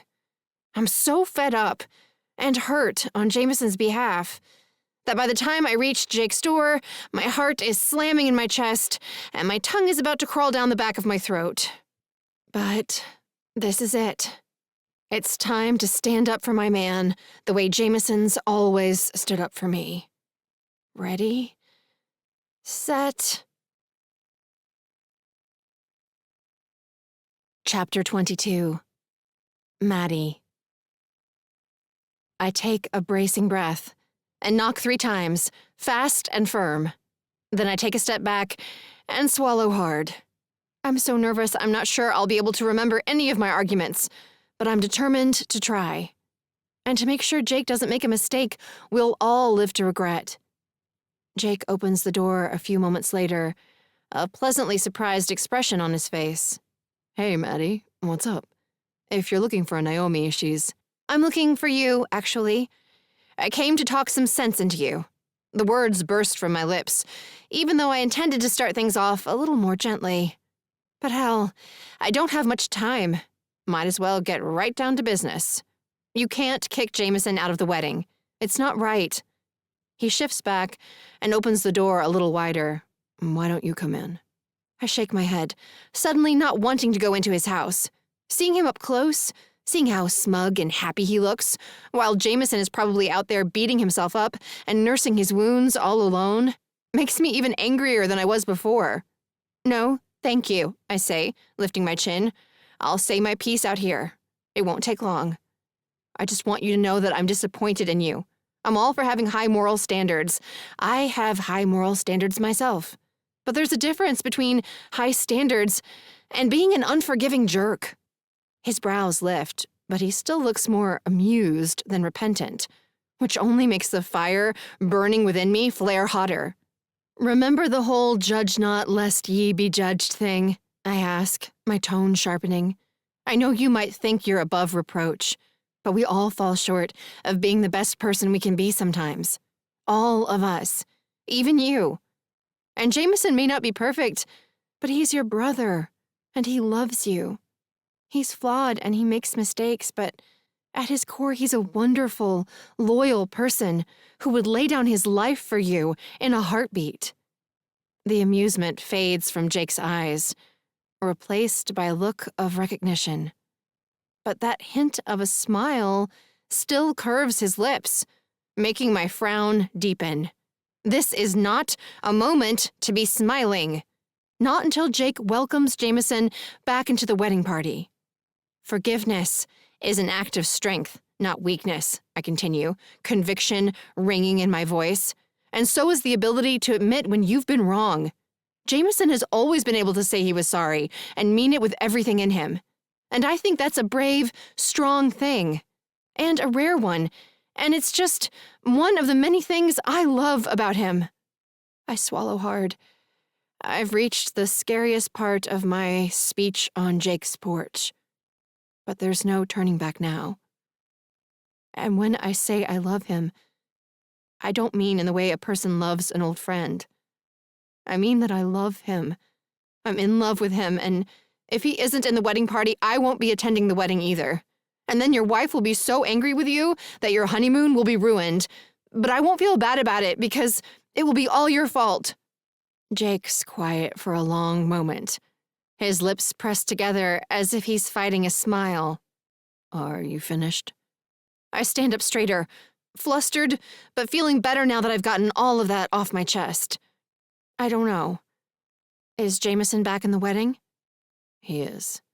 Jake leans against the doorframe. He has been since this morning. I realized Naomi and my dad were right and called him to apologize for being an asshole. You did? My smile has scarcely stretched my face before it vanishes in a breath, and my stomach fills with a terrible sinking feeling. That means I didn't need to say any of the things I said, did I? I wince. Shit. I'm sorry. Now I feel awful. Don't. It was good for me to hear it again, from someone whose opinion I trust as much as yours, he says. That brother of mine is a lucky guy. I am. Very lucky. Comes a voice from deeper in the house. A voice that makes my heart lift and my cheeks heat. It's Jameson. He's right there, on the other side of the door. And chances are he heard every word I just said. Chapter 23. Maddie. Jameson appears next to Jake, looking amazing in a pair of battered jeans, a white undershirt, slightly damp hair, and an expression that makes it clear how happy he is to see me. Sorry, I showed up somewhere in the middle of the shakedown and couldn't bring myself to interrupt. I bite my lip. Did I sound like a crazy person? He shakes his head. You sounded great. I like hearing you all fierce and protective.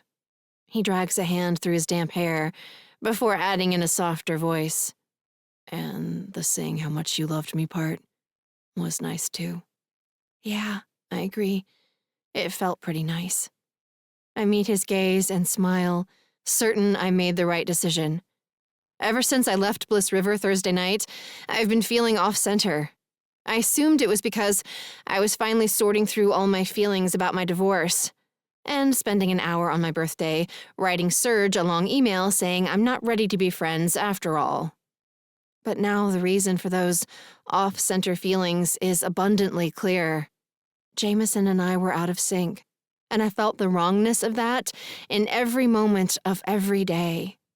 In the past 3 weeks, he's become more than a dear friend. He's part of my heart. And I'm not the kind of person who can walk around without my heart fully functioning and feel like everything is right with the world. I'll give you 2 minutes. Jake backs away from the door, clearly sensing that we need some time alone. Hey there, Jameson says, after Jake retreats into the house, a hint of shyness in his expression. Thanks for coming to my rescue. Looks like you didn't need rescuing after all, I say, feeling a little shy myself. But good.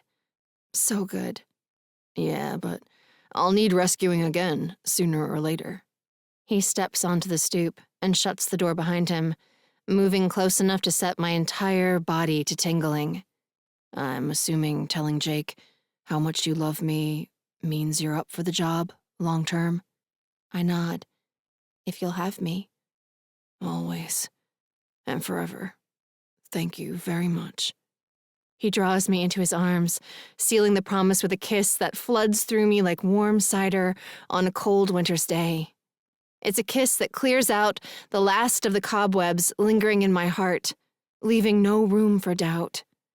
Jameson is my one, the man I've been waiting for, the partner who's never going to leave me or betray me or treat my love as anything less than a precious gift. And I'm going to do the same for him. As I kiss him back, hands tangling in his still damp hair, my body pressing closer and closer to his, I swear to make the most of every day, to treasure each moment with him and never let fear steal another second away from us. Thank God, he murmurs against my lips as we take a break to catch our breaths. I'm so glad you're back. Let's never do this again, okay? Thinking I lost you took a year off my life. Minimum. I'm sorry. I run a gentle hand down his still bruised face. I should have stayed and talked things through. Or at the very least, made sure you were okay. Are you okay? You look better than I expected, aside from the stitches. I'm fine, he says. I'm sorry I screwed up. I know it was before we started dating, but it was a dumb, selfish thing to do, and I regret it. I wish like hell I could go back and put a stop to things with Wendy before they got started. I know, I say. I'm not thrilled that she was married, but I overreacted too. The cheating thing reminded me too much of my ex. It brought a lot of feelings to the surface that I've been doing my best not to deal with. What kind of feelings? Anger, hurt, betrayal, more anger, I confess with a short laugh. But I wrote Serge an email yesterday, and I feel so much better now. I feel ready. Completely ready. How ready? He studies me carefully. Totally ready, I say, without a shred of doubt. If I could marry you today, I would do it, in a heartbeat. Something sparks in his eyes, a tiny flame I usually associate with fun of the no-clothes-required variety. What? I ask, a smile teasing my lips. What are you up to? Well, I don't think we can get married today. Jake and Naomi kind of have that locked down. But I can give you this. Without another word, he reaches into the front pocket of his jeans and pulls out a ring. Before I can catch my breath or convince my brain this is actually happening, he's down on one knee, right there on Jake's front porch. Maddie Whitehouse, I have loved you my entire life, he says, sending tears springing to my eyes. It wasn't always romantic. And for a while there were absolutely too many slugs involved. But it was love. It was real, and what I feel for you now is the truest thing I've ever known. I don't want to move forward with my life without you in it. You make me a better person. And when I'm with you, I feel like the luckiest man in the world. He pauses, reaching out to brush a tear from my cheek with a smile. I love you, and I will spend the rest of my life making sure you know it, if you'll do me the honor of being my wife. Yes, I say, my voice thick with emotion and fresh tears spilling down my cheeks. 1,000,000 yeses, 1,000,000,000,000. Damned happy to hear that. He smiles his biggest, brightest smile as he slips the ring on my finger. Don't cry, baby. I can't help it, I say. All the words were amazing, and the ring is so beautiful. It's perfect, Jameson. I love it so much. The flower shape reminded me of you, he says, as he pulls me back into his arms, and the flowers you wear in your hair. My hand flies to my head. Oh my God, I forgot I had rollers in my hair, and no makeup on, and I've had this t-shirt since I was in 8th grade. Jameson's grin widens. You look hot. Kind of like that lady on the greeting cards who's always in her bathrobe. The cranky grandma? I roll my eyes. Thanks, Jameson. I always wanted to look like an annoyed geriatric when I was proposed to for the first time that really matters. His smile softens. I like that. He hugs me closer. I like being the one who matters. I relax against him and twine my arms around his neck, unable to stay stressed about my appearance when he's looking at me like I'm the most beautiful woman in the world. Well, good, because it's you and me from here on out. Once I dig my heels in, there's no shaking me. I don't plan on trying to shake you, he says. At least not anywhere but on the dance floor tonight. You want to be my date to the reception? I grin. Does a cranky grandma love her bathrobe? He laughs. Good. I can't wait to dance with you. And I can't wait to get you home after the dancing.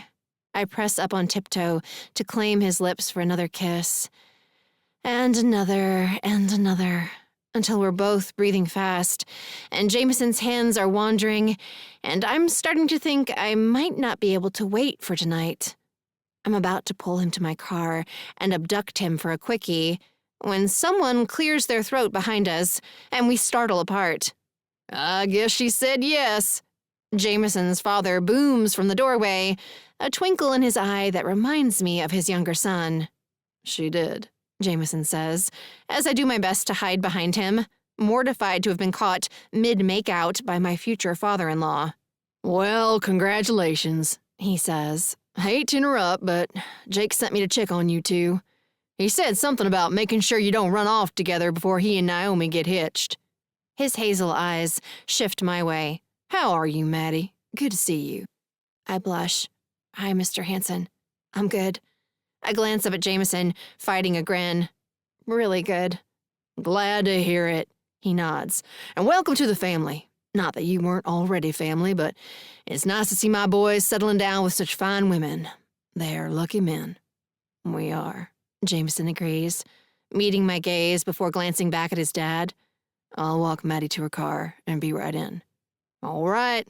See you soon, Maddie, his dad says, before disappearing into the house. As soon as the door shuts behind him, Jameson and I both start laughing.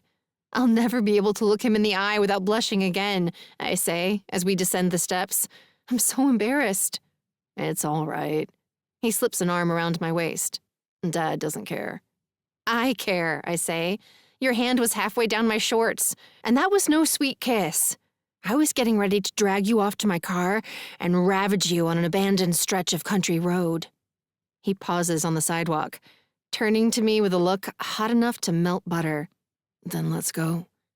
I shake my head, even as my pulse leaps. We can't. You promised you'd be right in. I didn't promise. His other hand comes around me, pulling me in for a kiss, as he backs me slowly toward the car. No, I mumble against his lips. We have to be good. At least until after the wedding. Does that mean we get to skip the reception? He asks, still kissing me between the words, making my head spin. No. My fingers dig into his biceps. But the venue is in the middle of nowhere. I'm sure we can find somewhere to sneak away for a while. Reception sex, he says in an approving tone. I like the way you think. And I like the way you kiss, I say, pushing him reluctantly away. So we'd better stop before my irresponsible side takes over. He sighs. All right. He steps back, his eyes flicking up and down, taking me in with an intensity that makes me shift from one sneaker to the other. What? I finally ask. He shakes his head. Nothing. Just memorizing how you looked the morning you agreed to be my wife. My heart does a delicious flip. You say sweet things. I can say even sweeter things, if you'll let me in that car with you. I laugh and point a stern finger toward Jake's front door. No. Now go. I'll see you in a few hours. He winks. I'll be counting down the minutes, hot stuff. See you soon. I stand on the sidewalk, shaking my head as I watch him go, letting my eyes do their own sweep up and down. Jameson is undeniably gorgeous, with a body men envy and women drool over. But what makes him truly extraordinary isn't anything that can be seen from the outside. It's his fierce, sweet, loyal heart that makes him shine. And it's mine. All mine. With a grateful sigh, I slide into my car and head to Mom and Dad's to pick up Naomi, feeling like the richest woman in the world. Chapter 24. Jameson. By the time I slip back into Jake's house a little before 11 a.m., I'm already having the best day of my entire life. Maddie is going to be my wife. As far as I'm concerned, Things can't get any better. But turns out I'm wrong. A little after 4 o'clock, I get to stand beside my brother and watch the woman I love walk down the aisle in a red chiffon dress, with her dark curls piled on top of her head and her eyes shining with happiness. She's so fucking beautiful it stops my heart, only to jump-start it again a moment later when she looks across the church with a smile meant just for me. Our eyes meet and hold, and something passes between us. Something special that fills me with so much raw emotion, it's like my soul is overflowing my skin and bones. It's a strange feeling, but so perfect and intense and right. I don't want it to end. I want to stand here at the front of the church for hours, sneaking glances at Maddie as Father Seamus speaks, feeling a fresh rush every time our gazes connect, and I realize that beautiful woman looking back at me is mine for keeps. But soon, the ceremony ends. Jake and Naomi start back down the aisle, and I realize there's something even better than staring at Maddie across the altar. There's racing with her to my car, stealing kisses in the church parking lot, and feeling her fingers tease through my hair as we drive out into the country to a house that looks like a French castle, surrounded by rolling hills covered in peaceful green woods. There's walking into the reception with my girl on my arm and seeing the surprise on our families' and friends' faces turn to shared excitement when they realize another wedding is on the horizon. There's sneaking feels of Maddie's fine ass as I tail her through the appetizer buffet and laughing when she pretends to be scandalized. There's resting my hand on her thigh beneath the table during dinner, listening to her sweet voice as she toasts her sister and new brother-in-law, and meeting her eyes over the rim of our champagne glasses, knowing it won't be long now. There's the first dance, and the second dance, and then her hand in mine as we creep down the stairs and out the back door, hurrying across the lawn to a gazebo, where the caterers have set out a dessert spread and a bucket of chilled champagne on a table for two. And there's deciding dessert can wait, and heading up a trail into the darkening woods, following it to a clearing where I spread my tuxedo jacket on the ground for Maddie and show her how much I've missed her. I love you so much. So much, she agrees, her breath coming faster. I'm so glad I let myself get tangled in your smolder web. You're the one who wanted to go skinny dipping. Thank God for whiskey, she says, her laugh becoming a moan. Thank God for you, I say, kissing her deep and sweet. Not long after we reach the spinning out of place together, she cries my name, and my ears ring, and my heart tumbles out of my chest and into her hands, where it's going to stay until death do us part. Epilogue. Maddie. 2 months later. It's raining cats and dogs, but nothing can dampen my excitement. Not even the fact that my girls look about as enthusiastic about partying as a pack of semi-drowned rats. Neither storm, nor rain, nor heat, nor gloom of night shall stay this bachelorette party from the completion of its course. I thrust my fist into the air, doing my best to rally the spirits of the 7 women gathered at icing after closing, each one more damp and pitiful than the last. Who's with me? Isn't that the post office motto? Kitty, Faith's bestie, flips her dripping brown ponytail over her shoulder and swipes her running mascara from beneath her eyes. She's the wettest member of our party, having walked from her apartment with a faulty umbrella. But the rest of the ladies aren't faring much better. Aria's jeans are wet to the knee, and her sister Melody's hair is standing up in a frizzy blonde poof. Naomi is barefoot after slipping and falling, trying to cross the slick concrete outside in heels.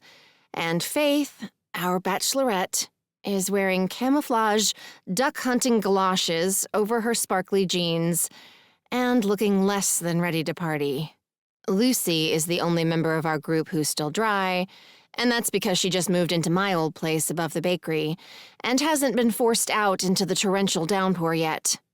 It is the post office motto, I say, holding my dripping umbrella as far from my body as possible, determined not to get my black cowboy boots any wetter than they are already. But I think it works. We can't let a little rain ruin our fun. It's more than a little rain, Faith says. And I really don't mind canceling if you guys aren't up for braving the elements. Mick and I are both working a 72-hour shift starting Monday anyway, so I could probably use the rest.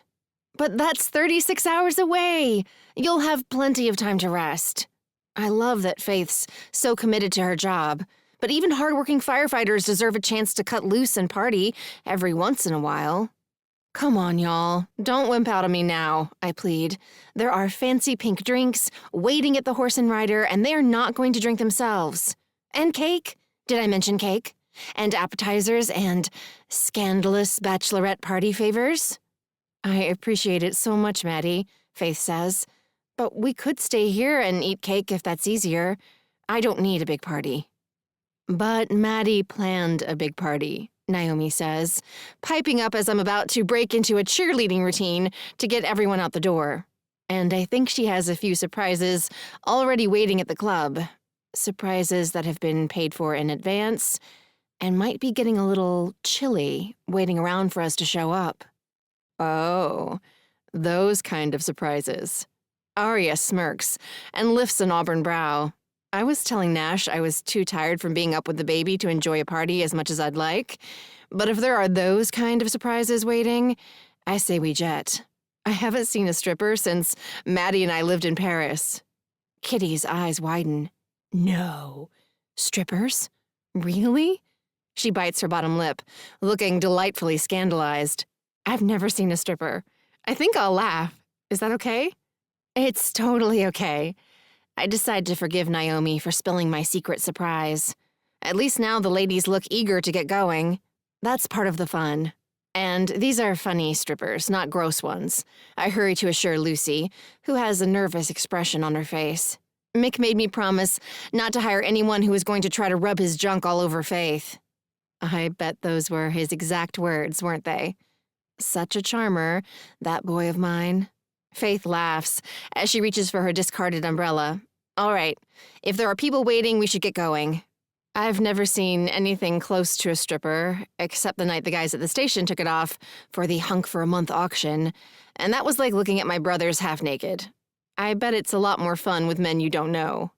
These guys are from a company out of Atlanta, so we won't know a soul, I say, herding the group toward the back door, where I pulled Mom's van into the alley earlier.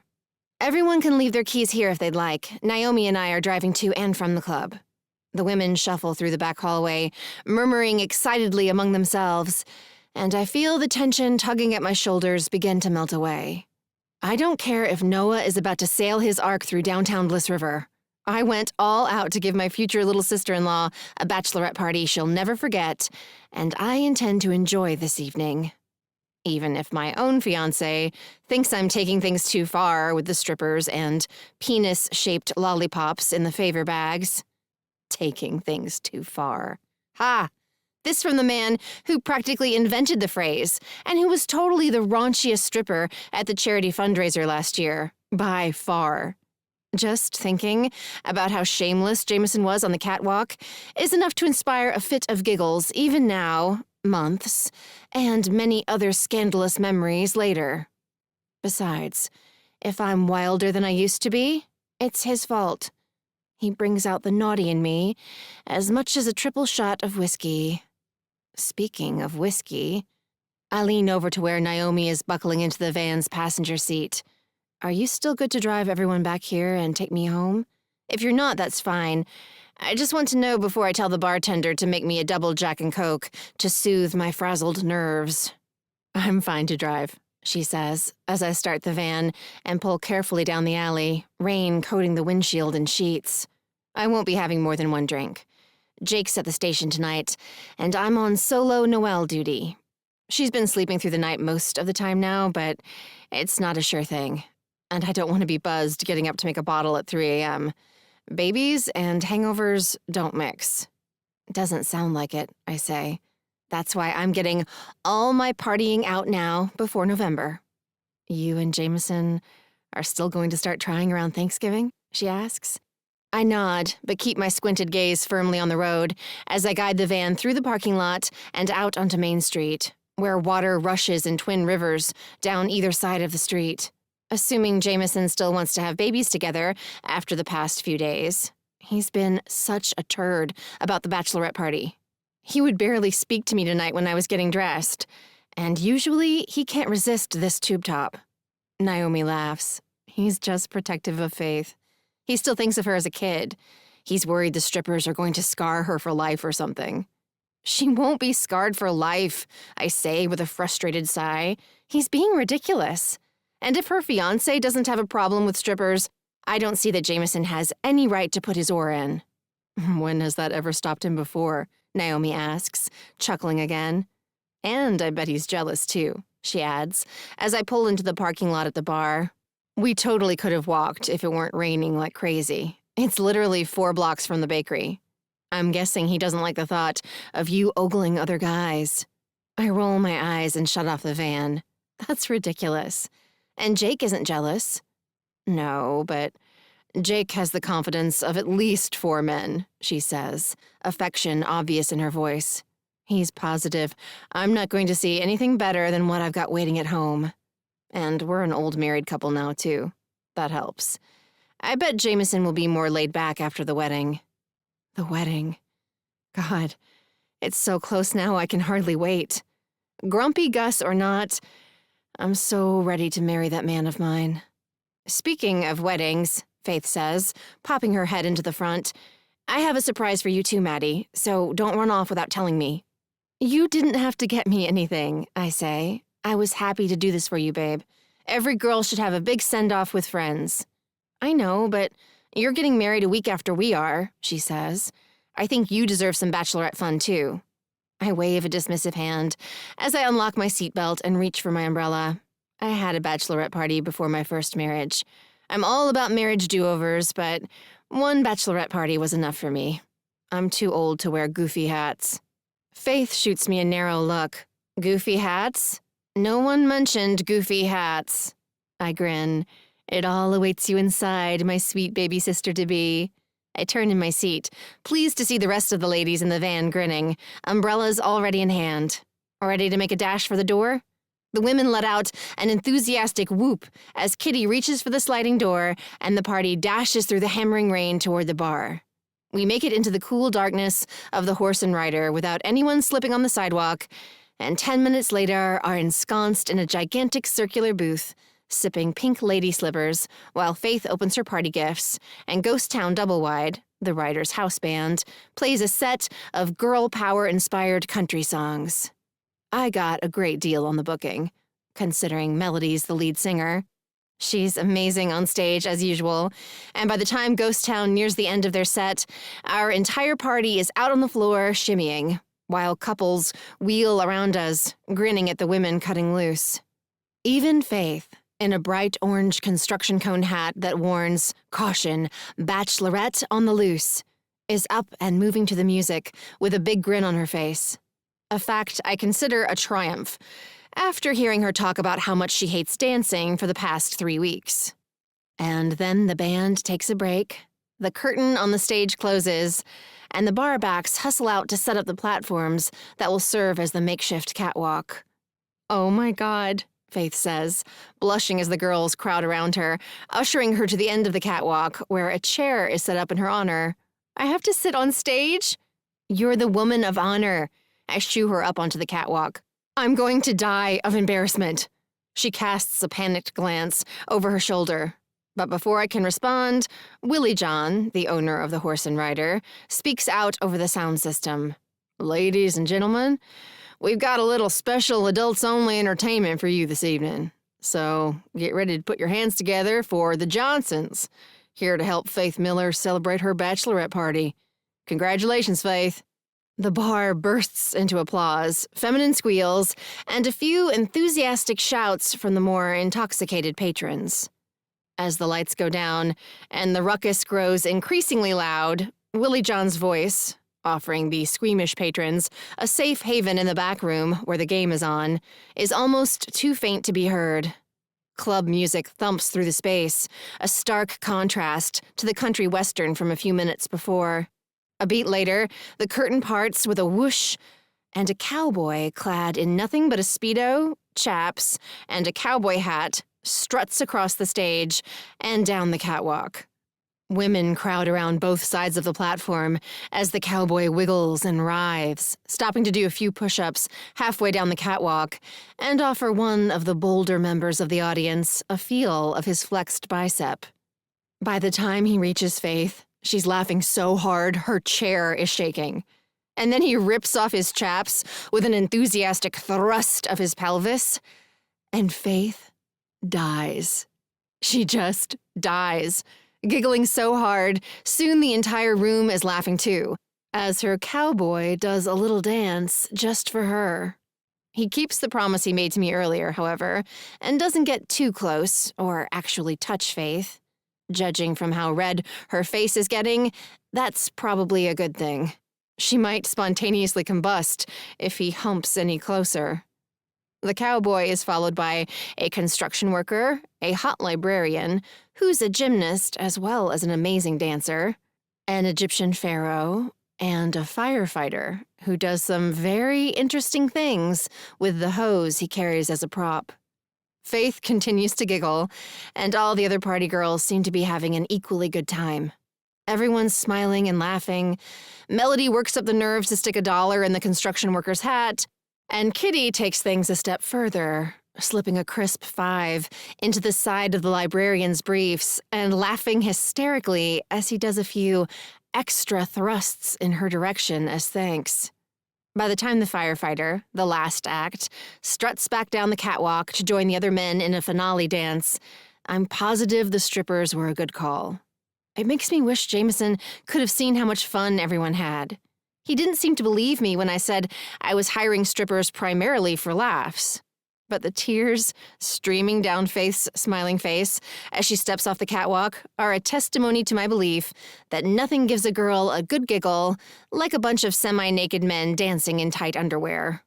Damn, that was fun, Faith says, sucking in a breath. I haven't laughed that hard since my cousin dressed up as a horny unicorn for Mardi Gras. Yay! I clap my hands as we all head back to our booth for another round. I'm so glad you enjoyed it. I loved it, she says, looping her arm through mine. I will never, ever forget it. Thank you so much, Maddie. You're welcome, little sis. I pull her in for a hug. Now, should we have another lady slipper, or would you prefer a cold beer after all that hot stripper action? Actually, Faith says, swiping the last of the tears from her face, I think you should go get your present before it's too late. It's waiting in the manager's office down the hall from the bathrooms. I frown. Why in the manager's office? It was too big to bring out to the table, she says, a naughty twinkle in her eye that makes me laugh. It's not a blow-up male sex doll, is it? I ask. Jameson will freak out if I bring home anything raunchier than a penis lollipop. Faith's smile widens. Just go and see. We'll be here when you get back. I narrow my eyes at her one last time, but finally start toward the bathrooms.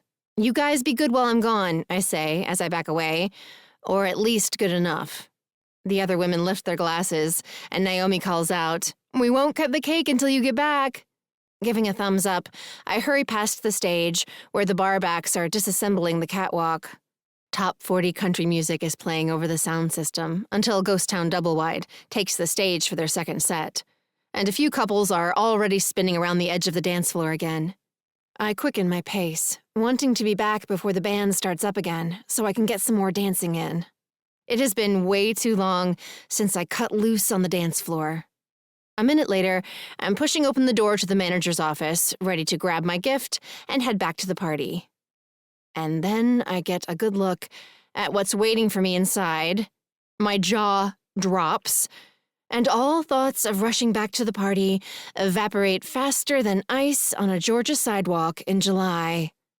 There, on the left side of the office, wearing nothing but a leather loincloth and some strategically placed Roman gladiator's armor, is my husband-to-be.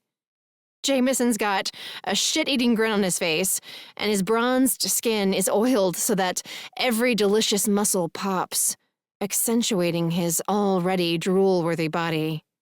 "What have you done?" I ask, grinning so hard I can barely form words.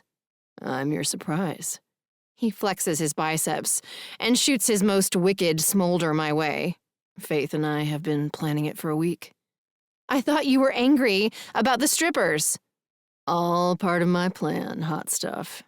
He prowls across the room to lock the door behind me before taking me by the hand and drawing me over to a chair he's placed by the desk, near a boombox.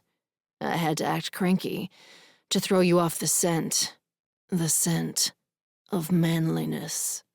"Oh my God, I can't believe you," I snort, as he hits play on the boombox, and a sultry bump and grind, much sexier than the club music the strippers used, fills the room. "You're the worst. I was so annoyed with you, and it was all a dirty trick." "Hush, woman. You know you love me." He presses me gently into the chair and braces his hands on the back, leaning down until his face lingers inches from mine and his Jameson scent fills my head, making me tingle all over. "Now, are you ready for the lap dance of your life?"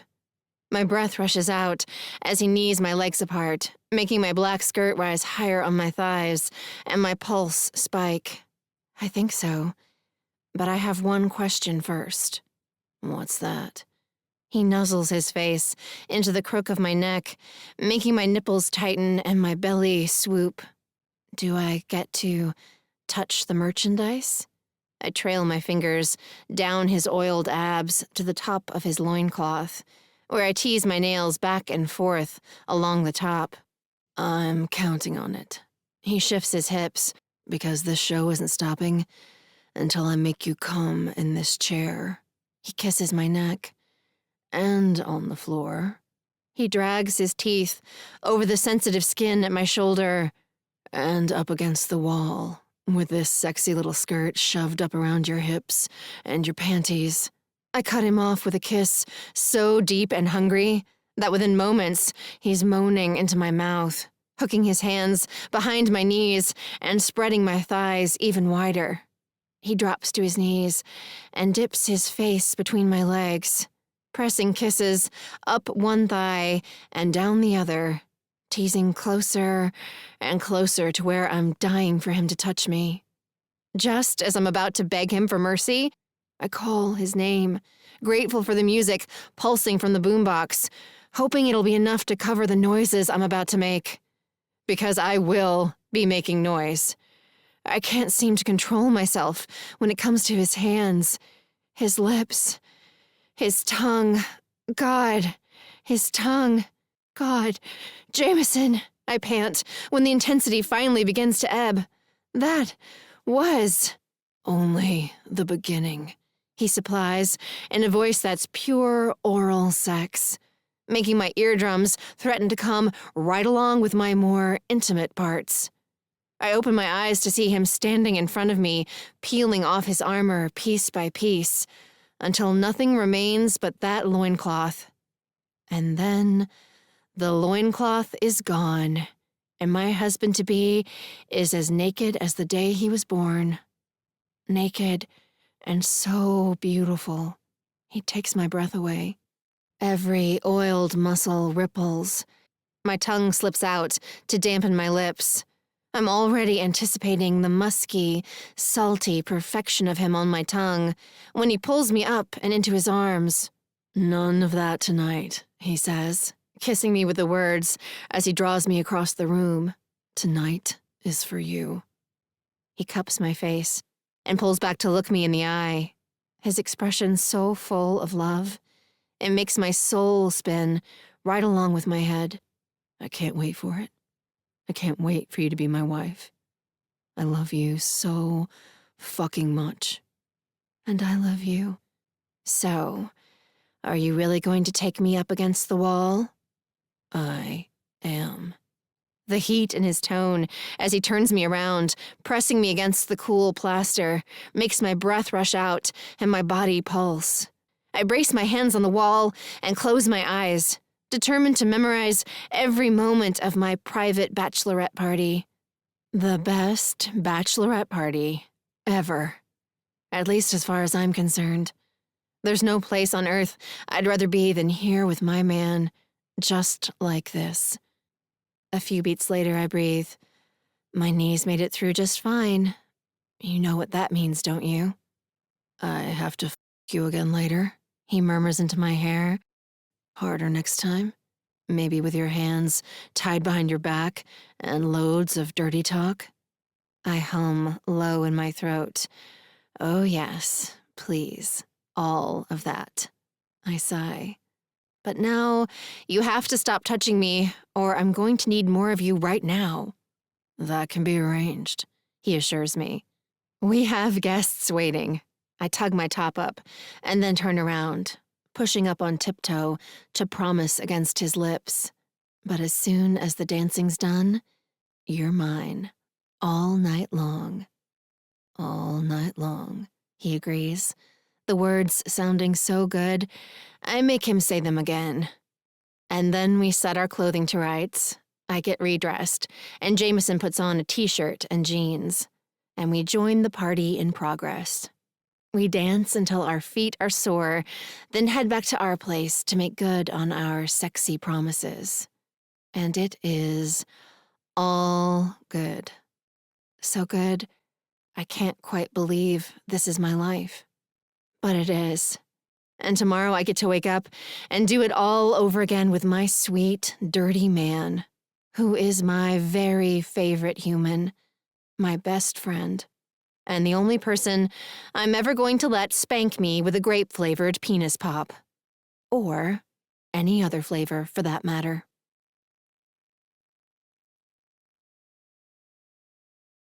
This has been Playing with Fire by Lili Valente, read by Teddy Hamilton and Lili Valente.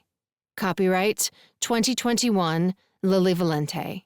Production copyright 2021 Lili Valente.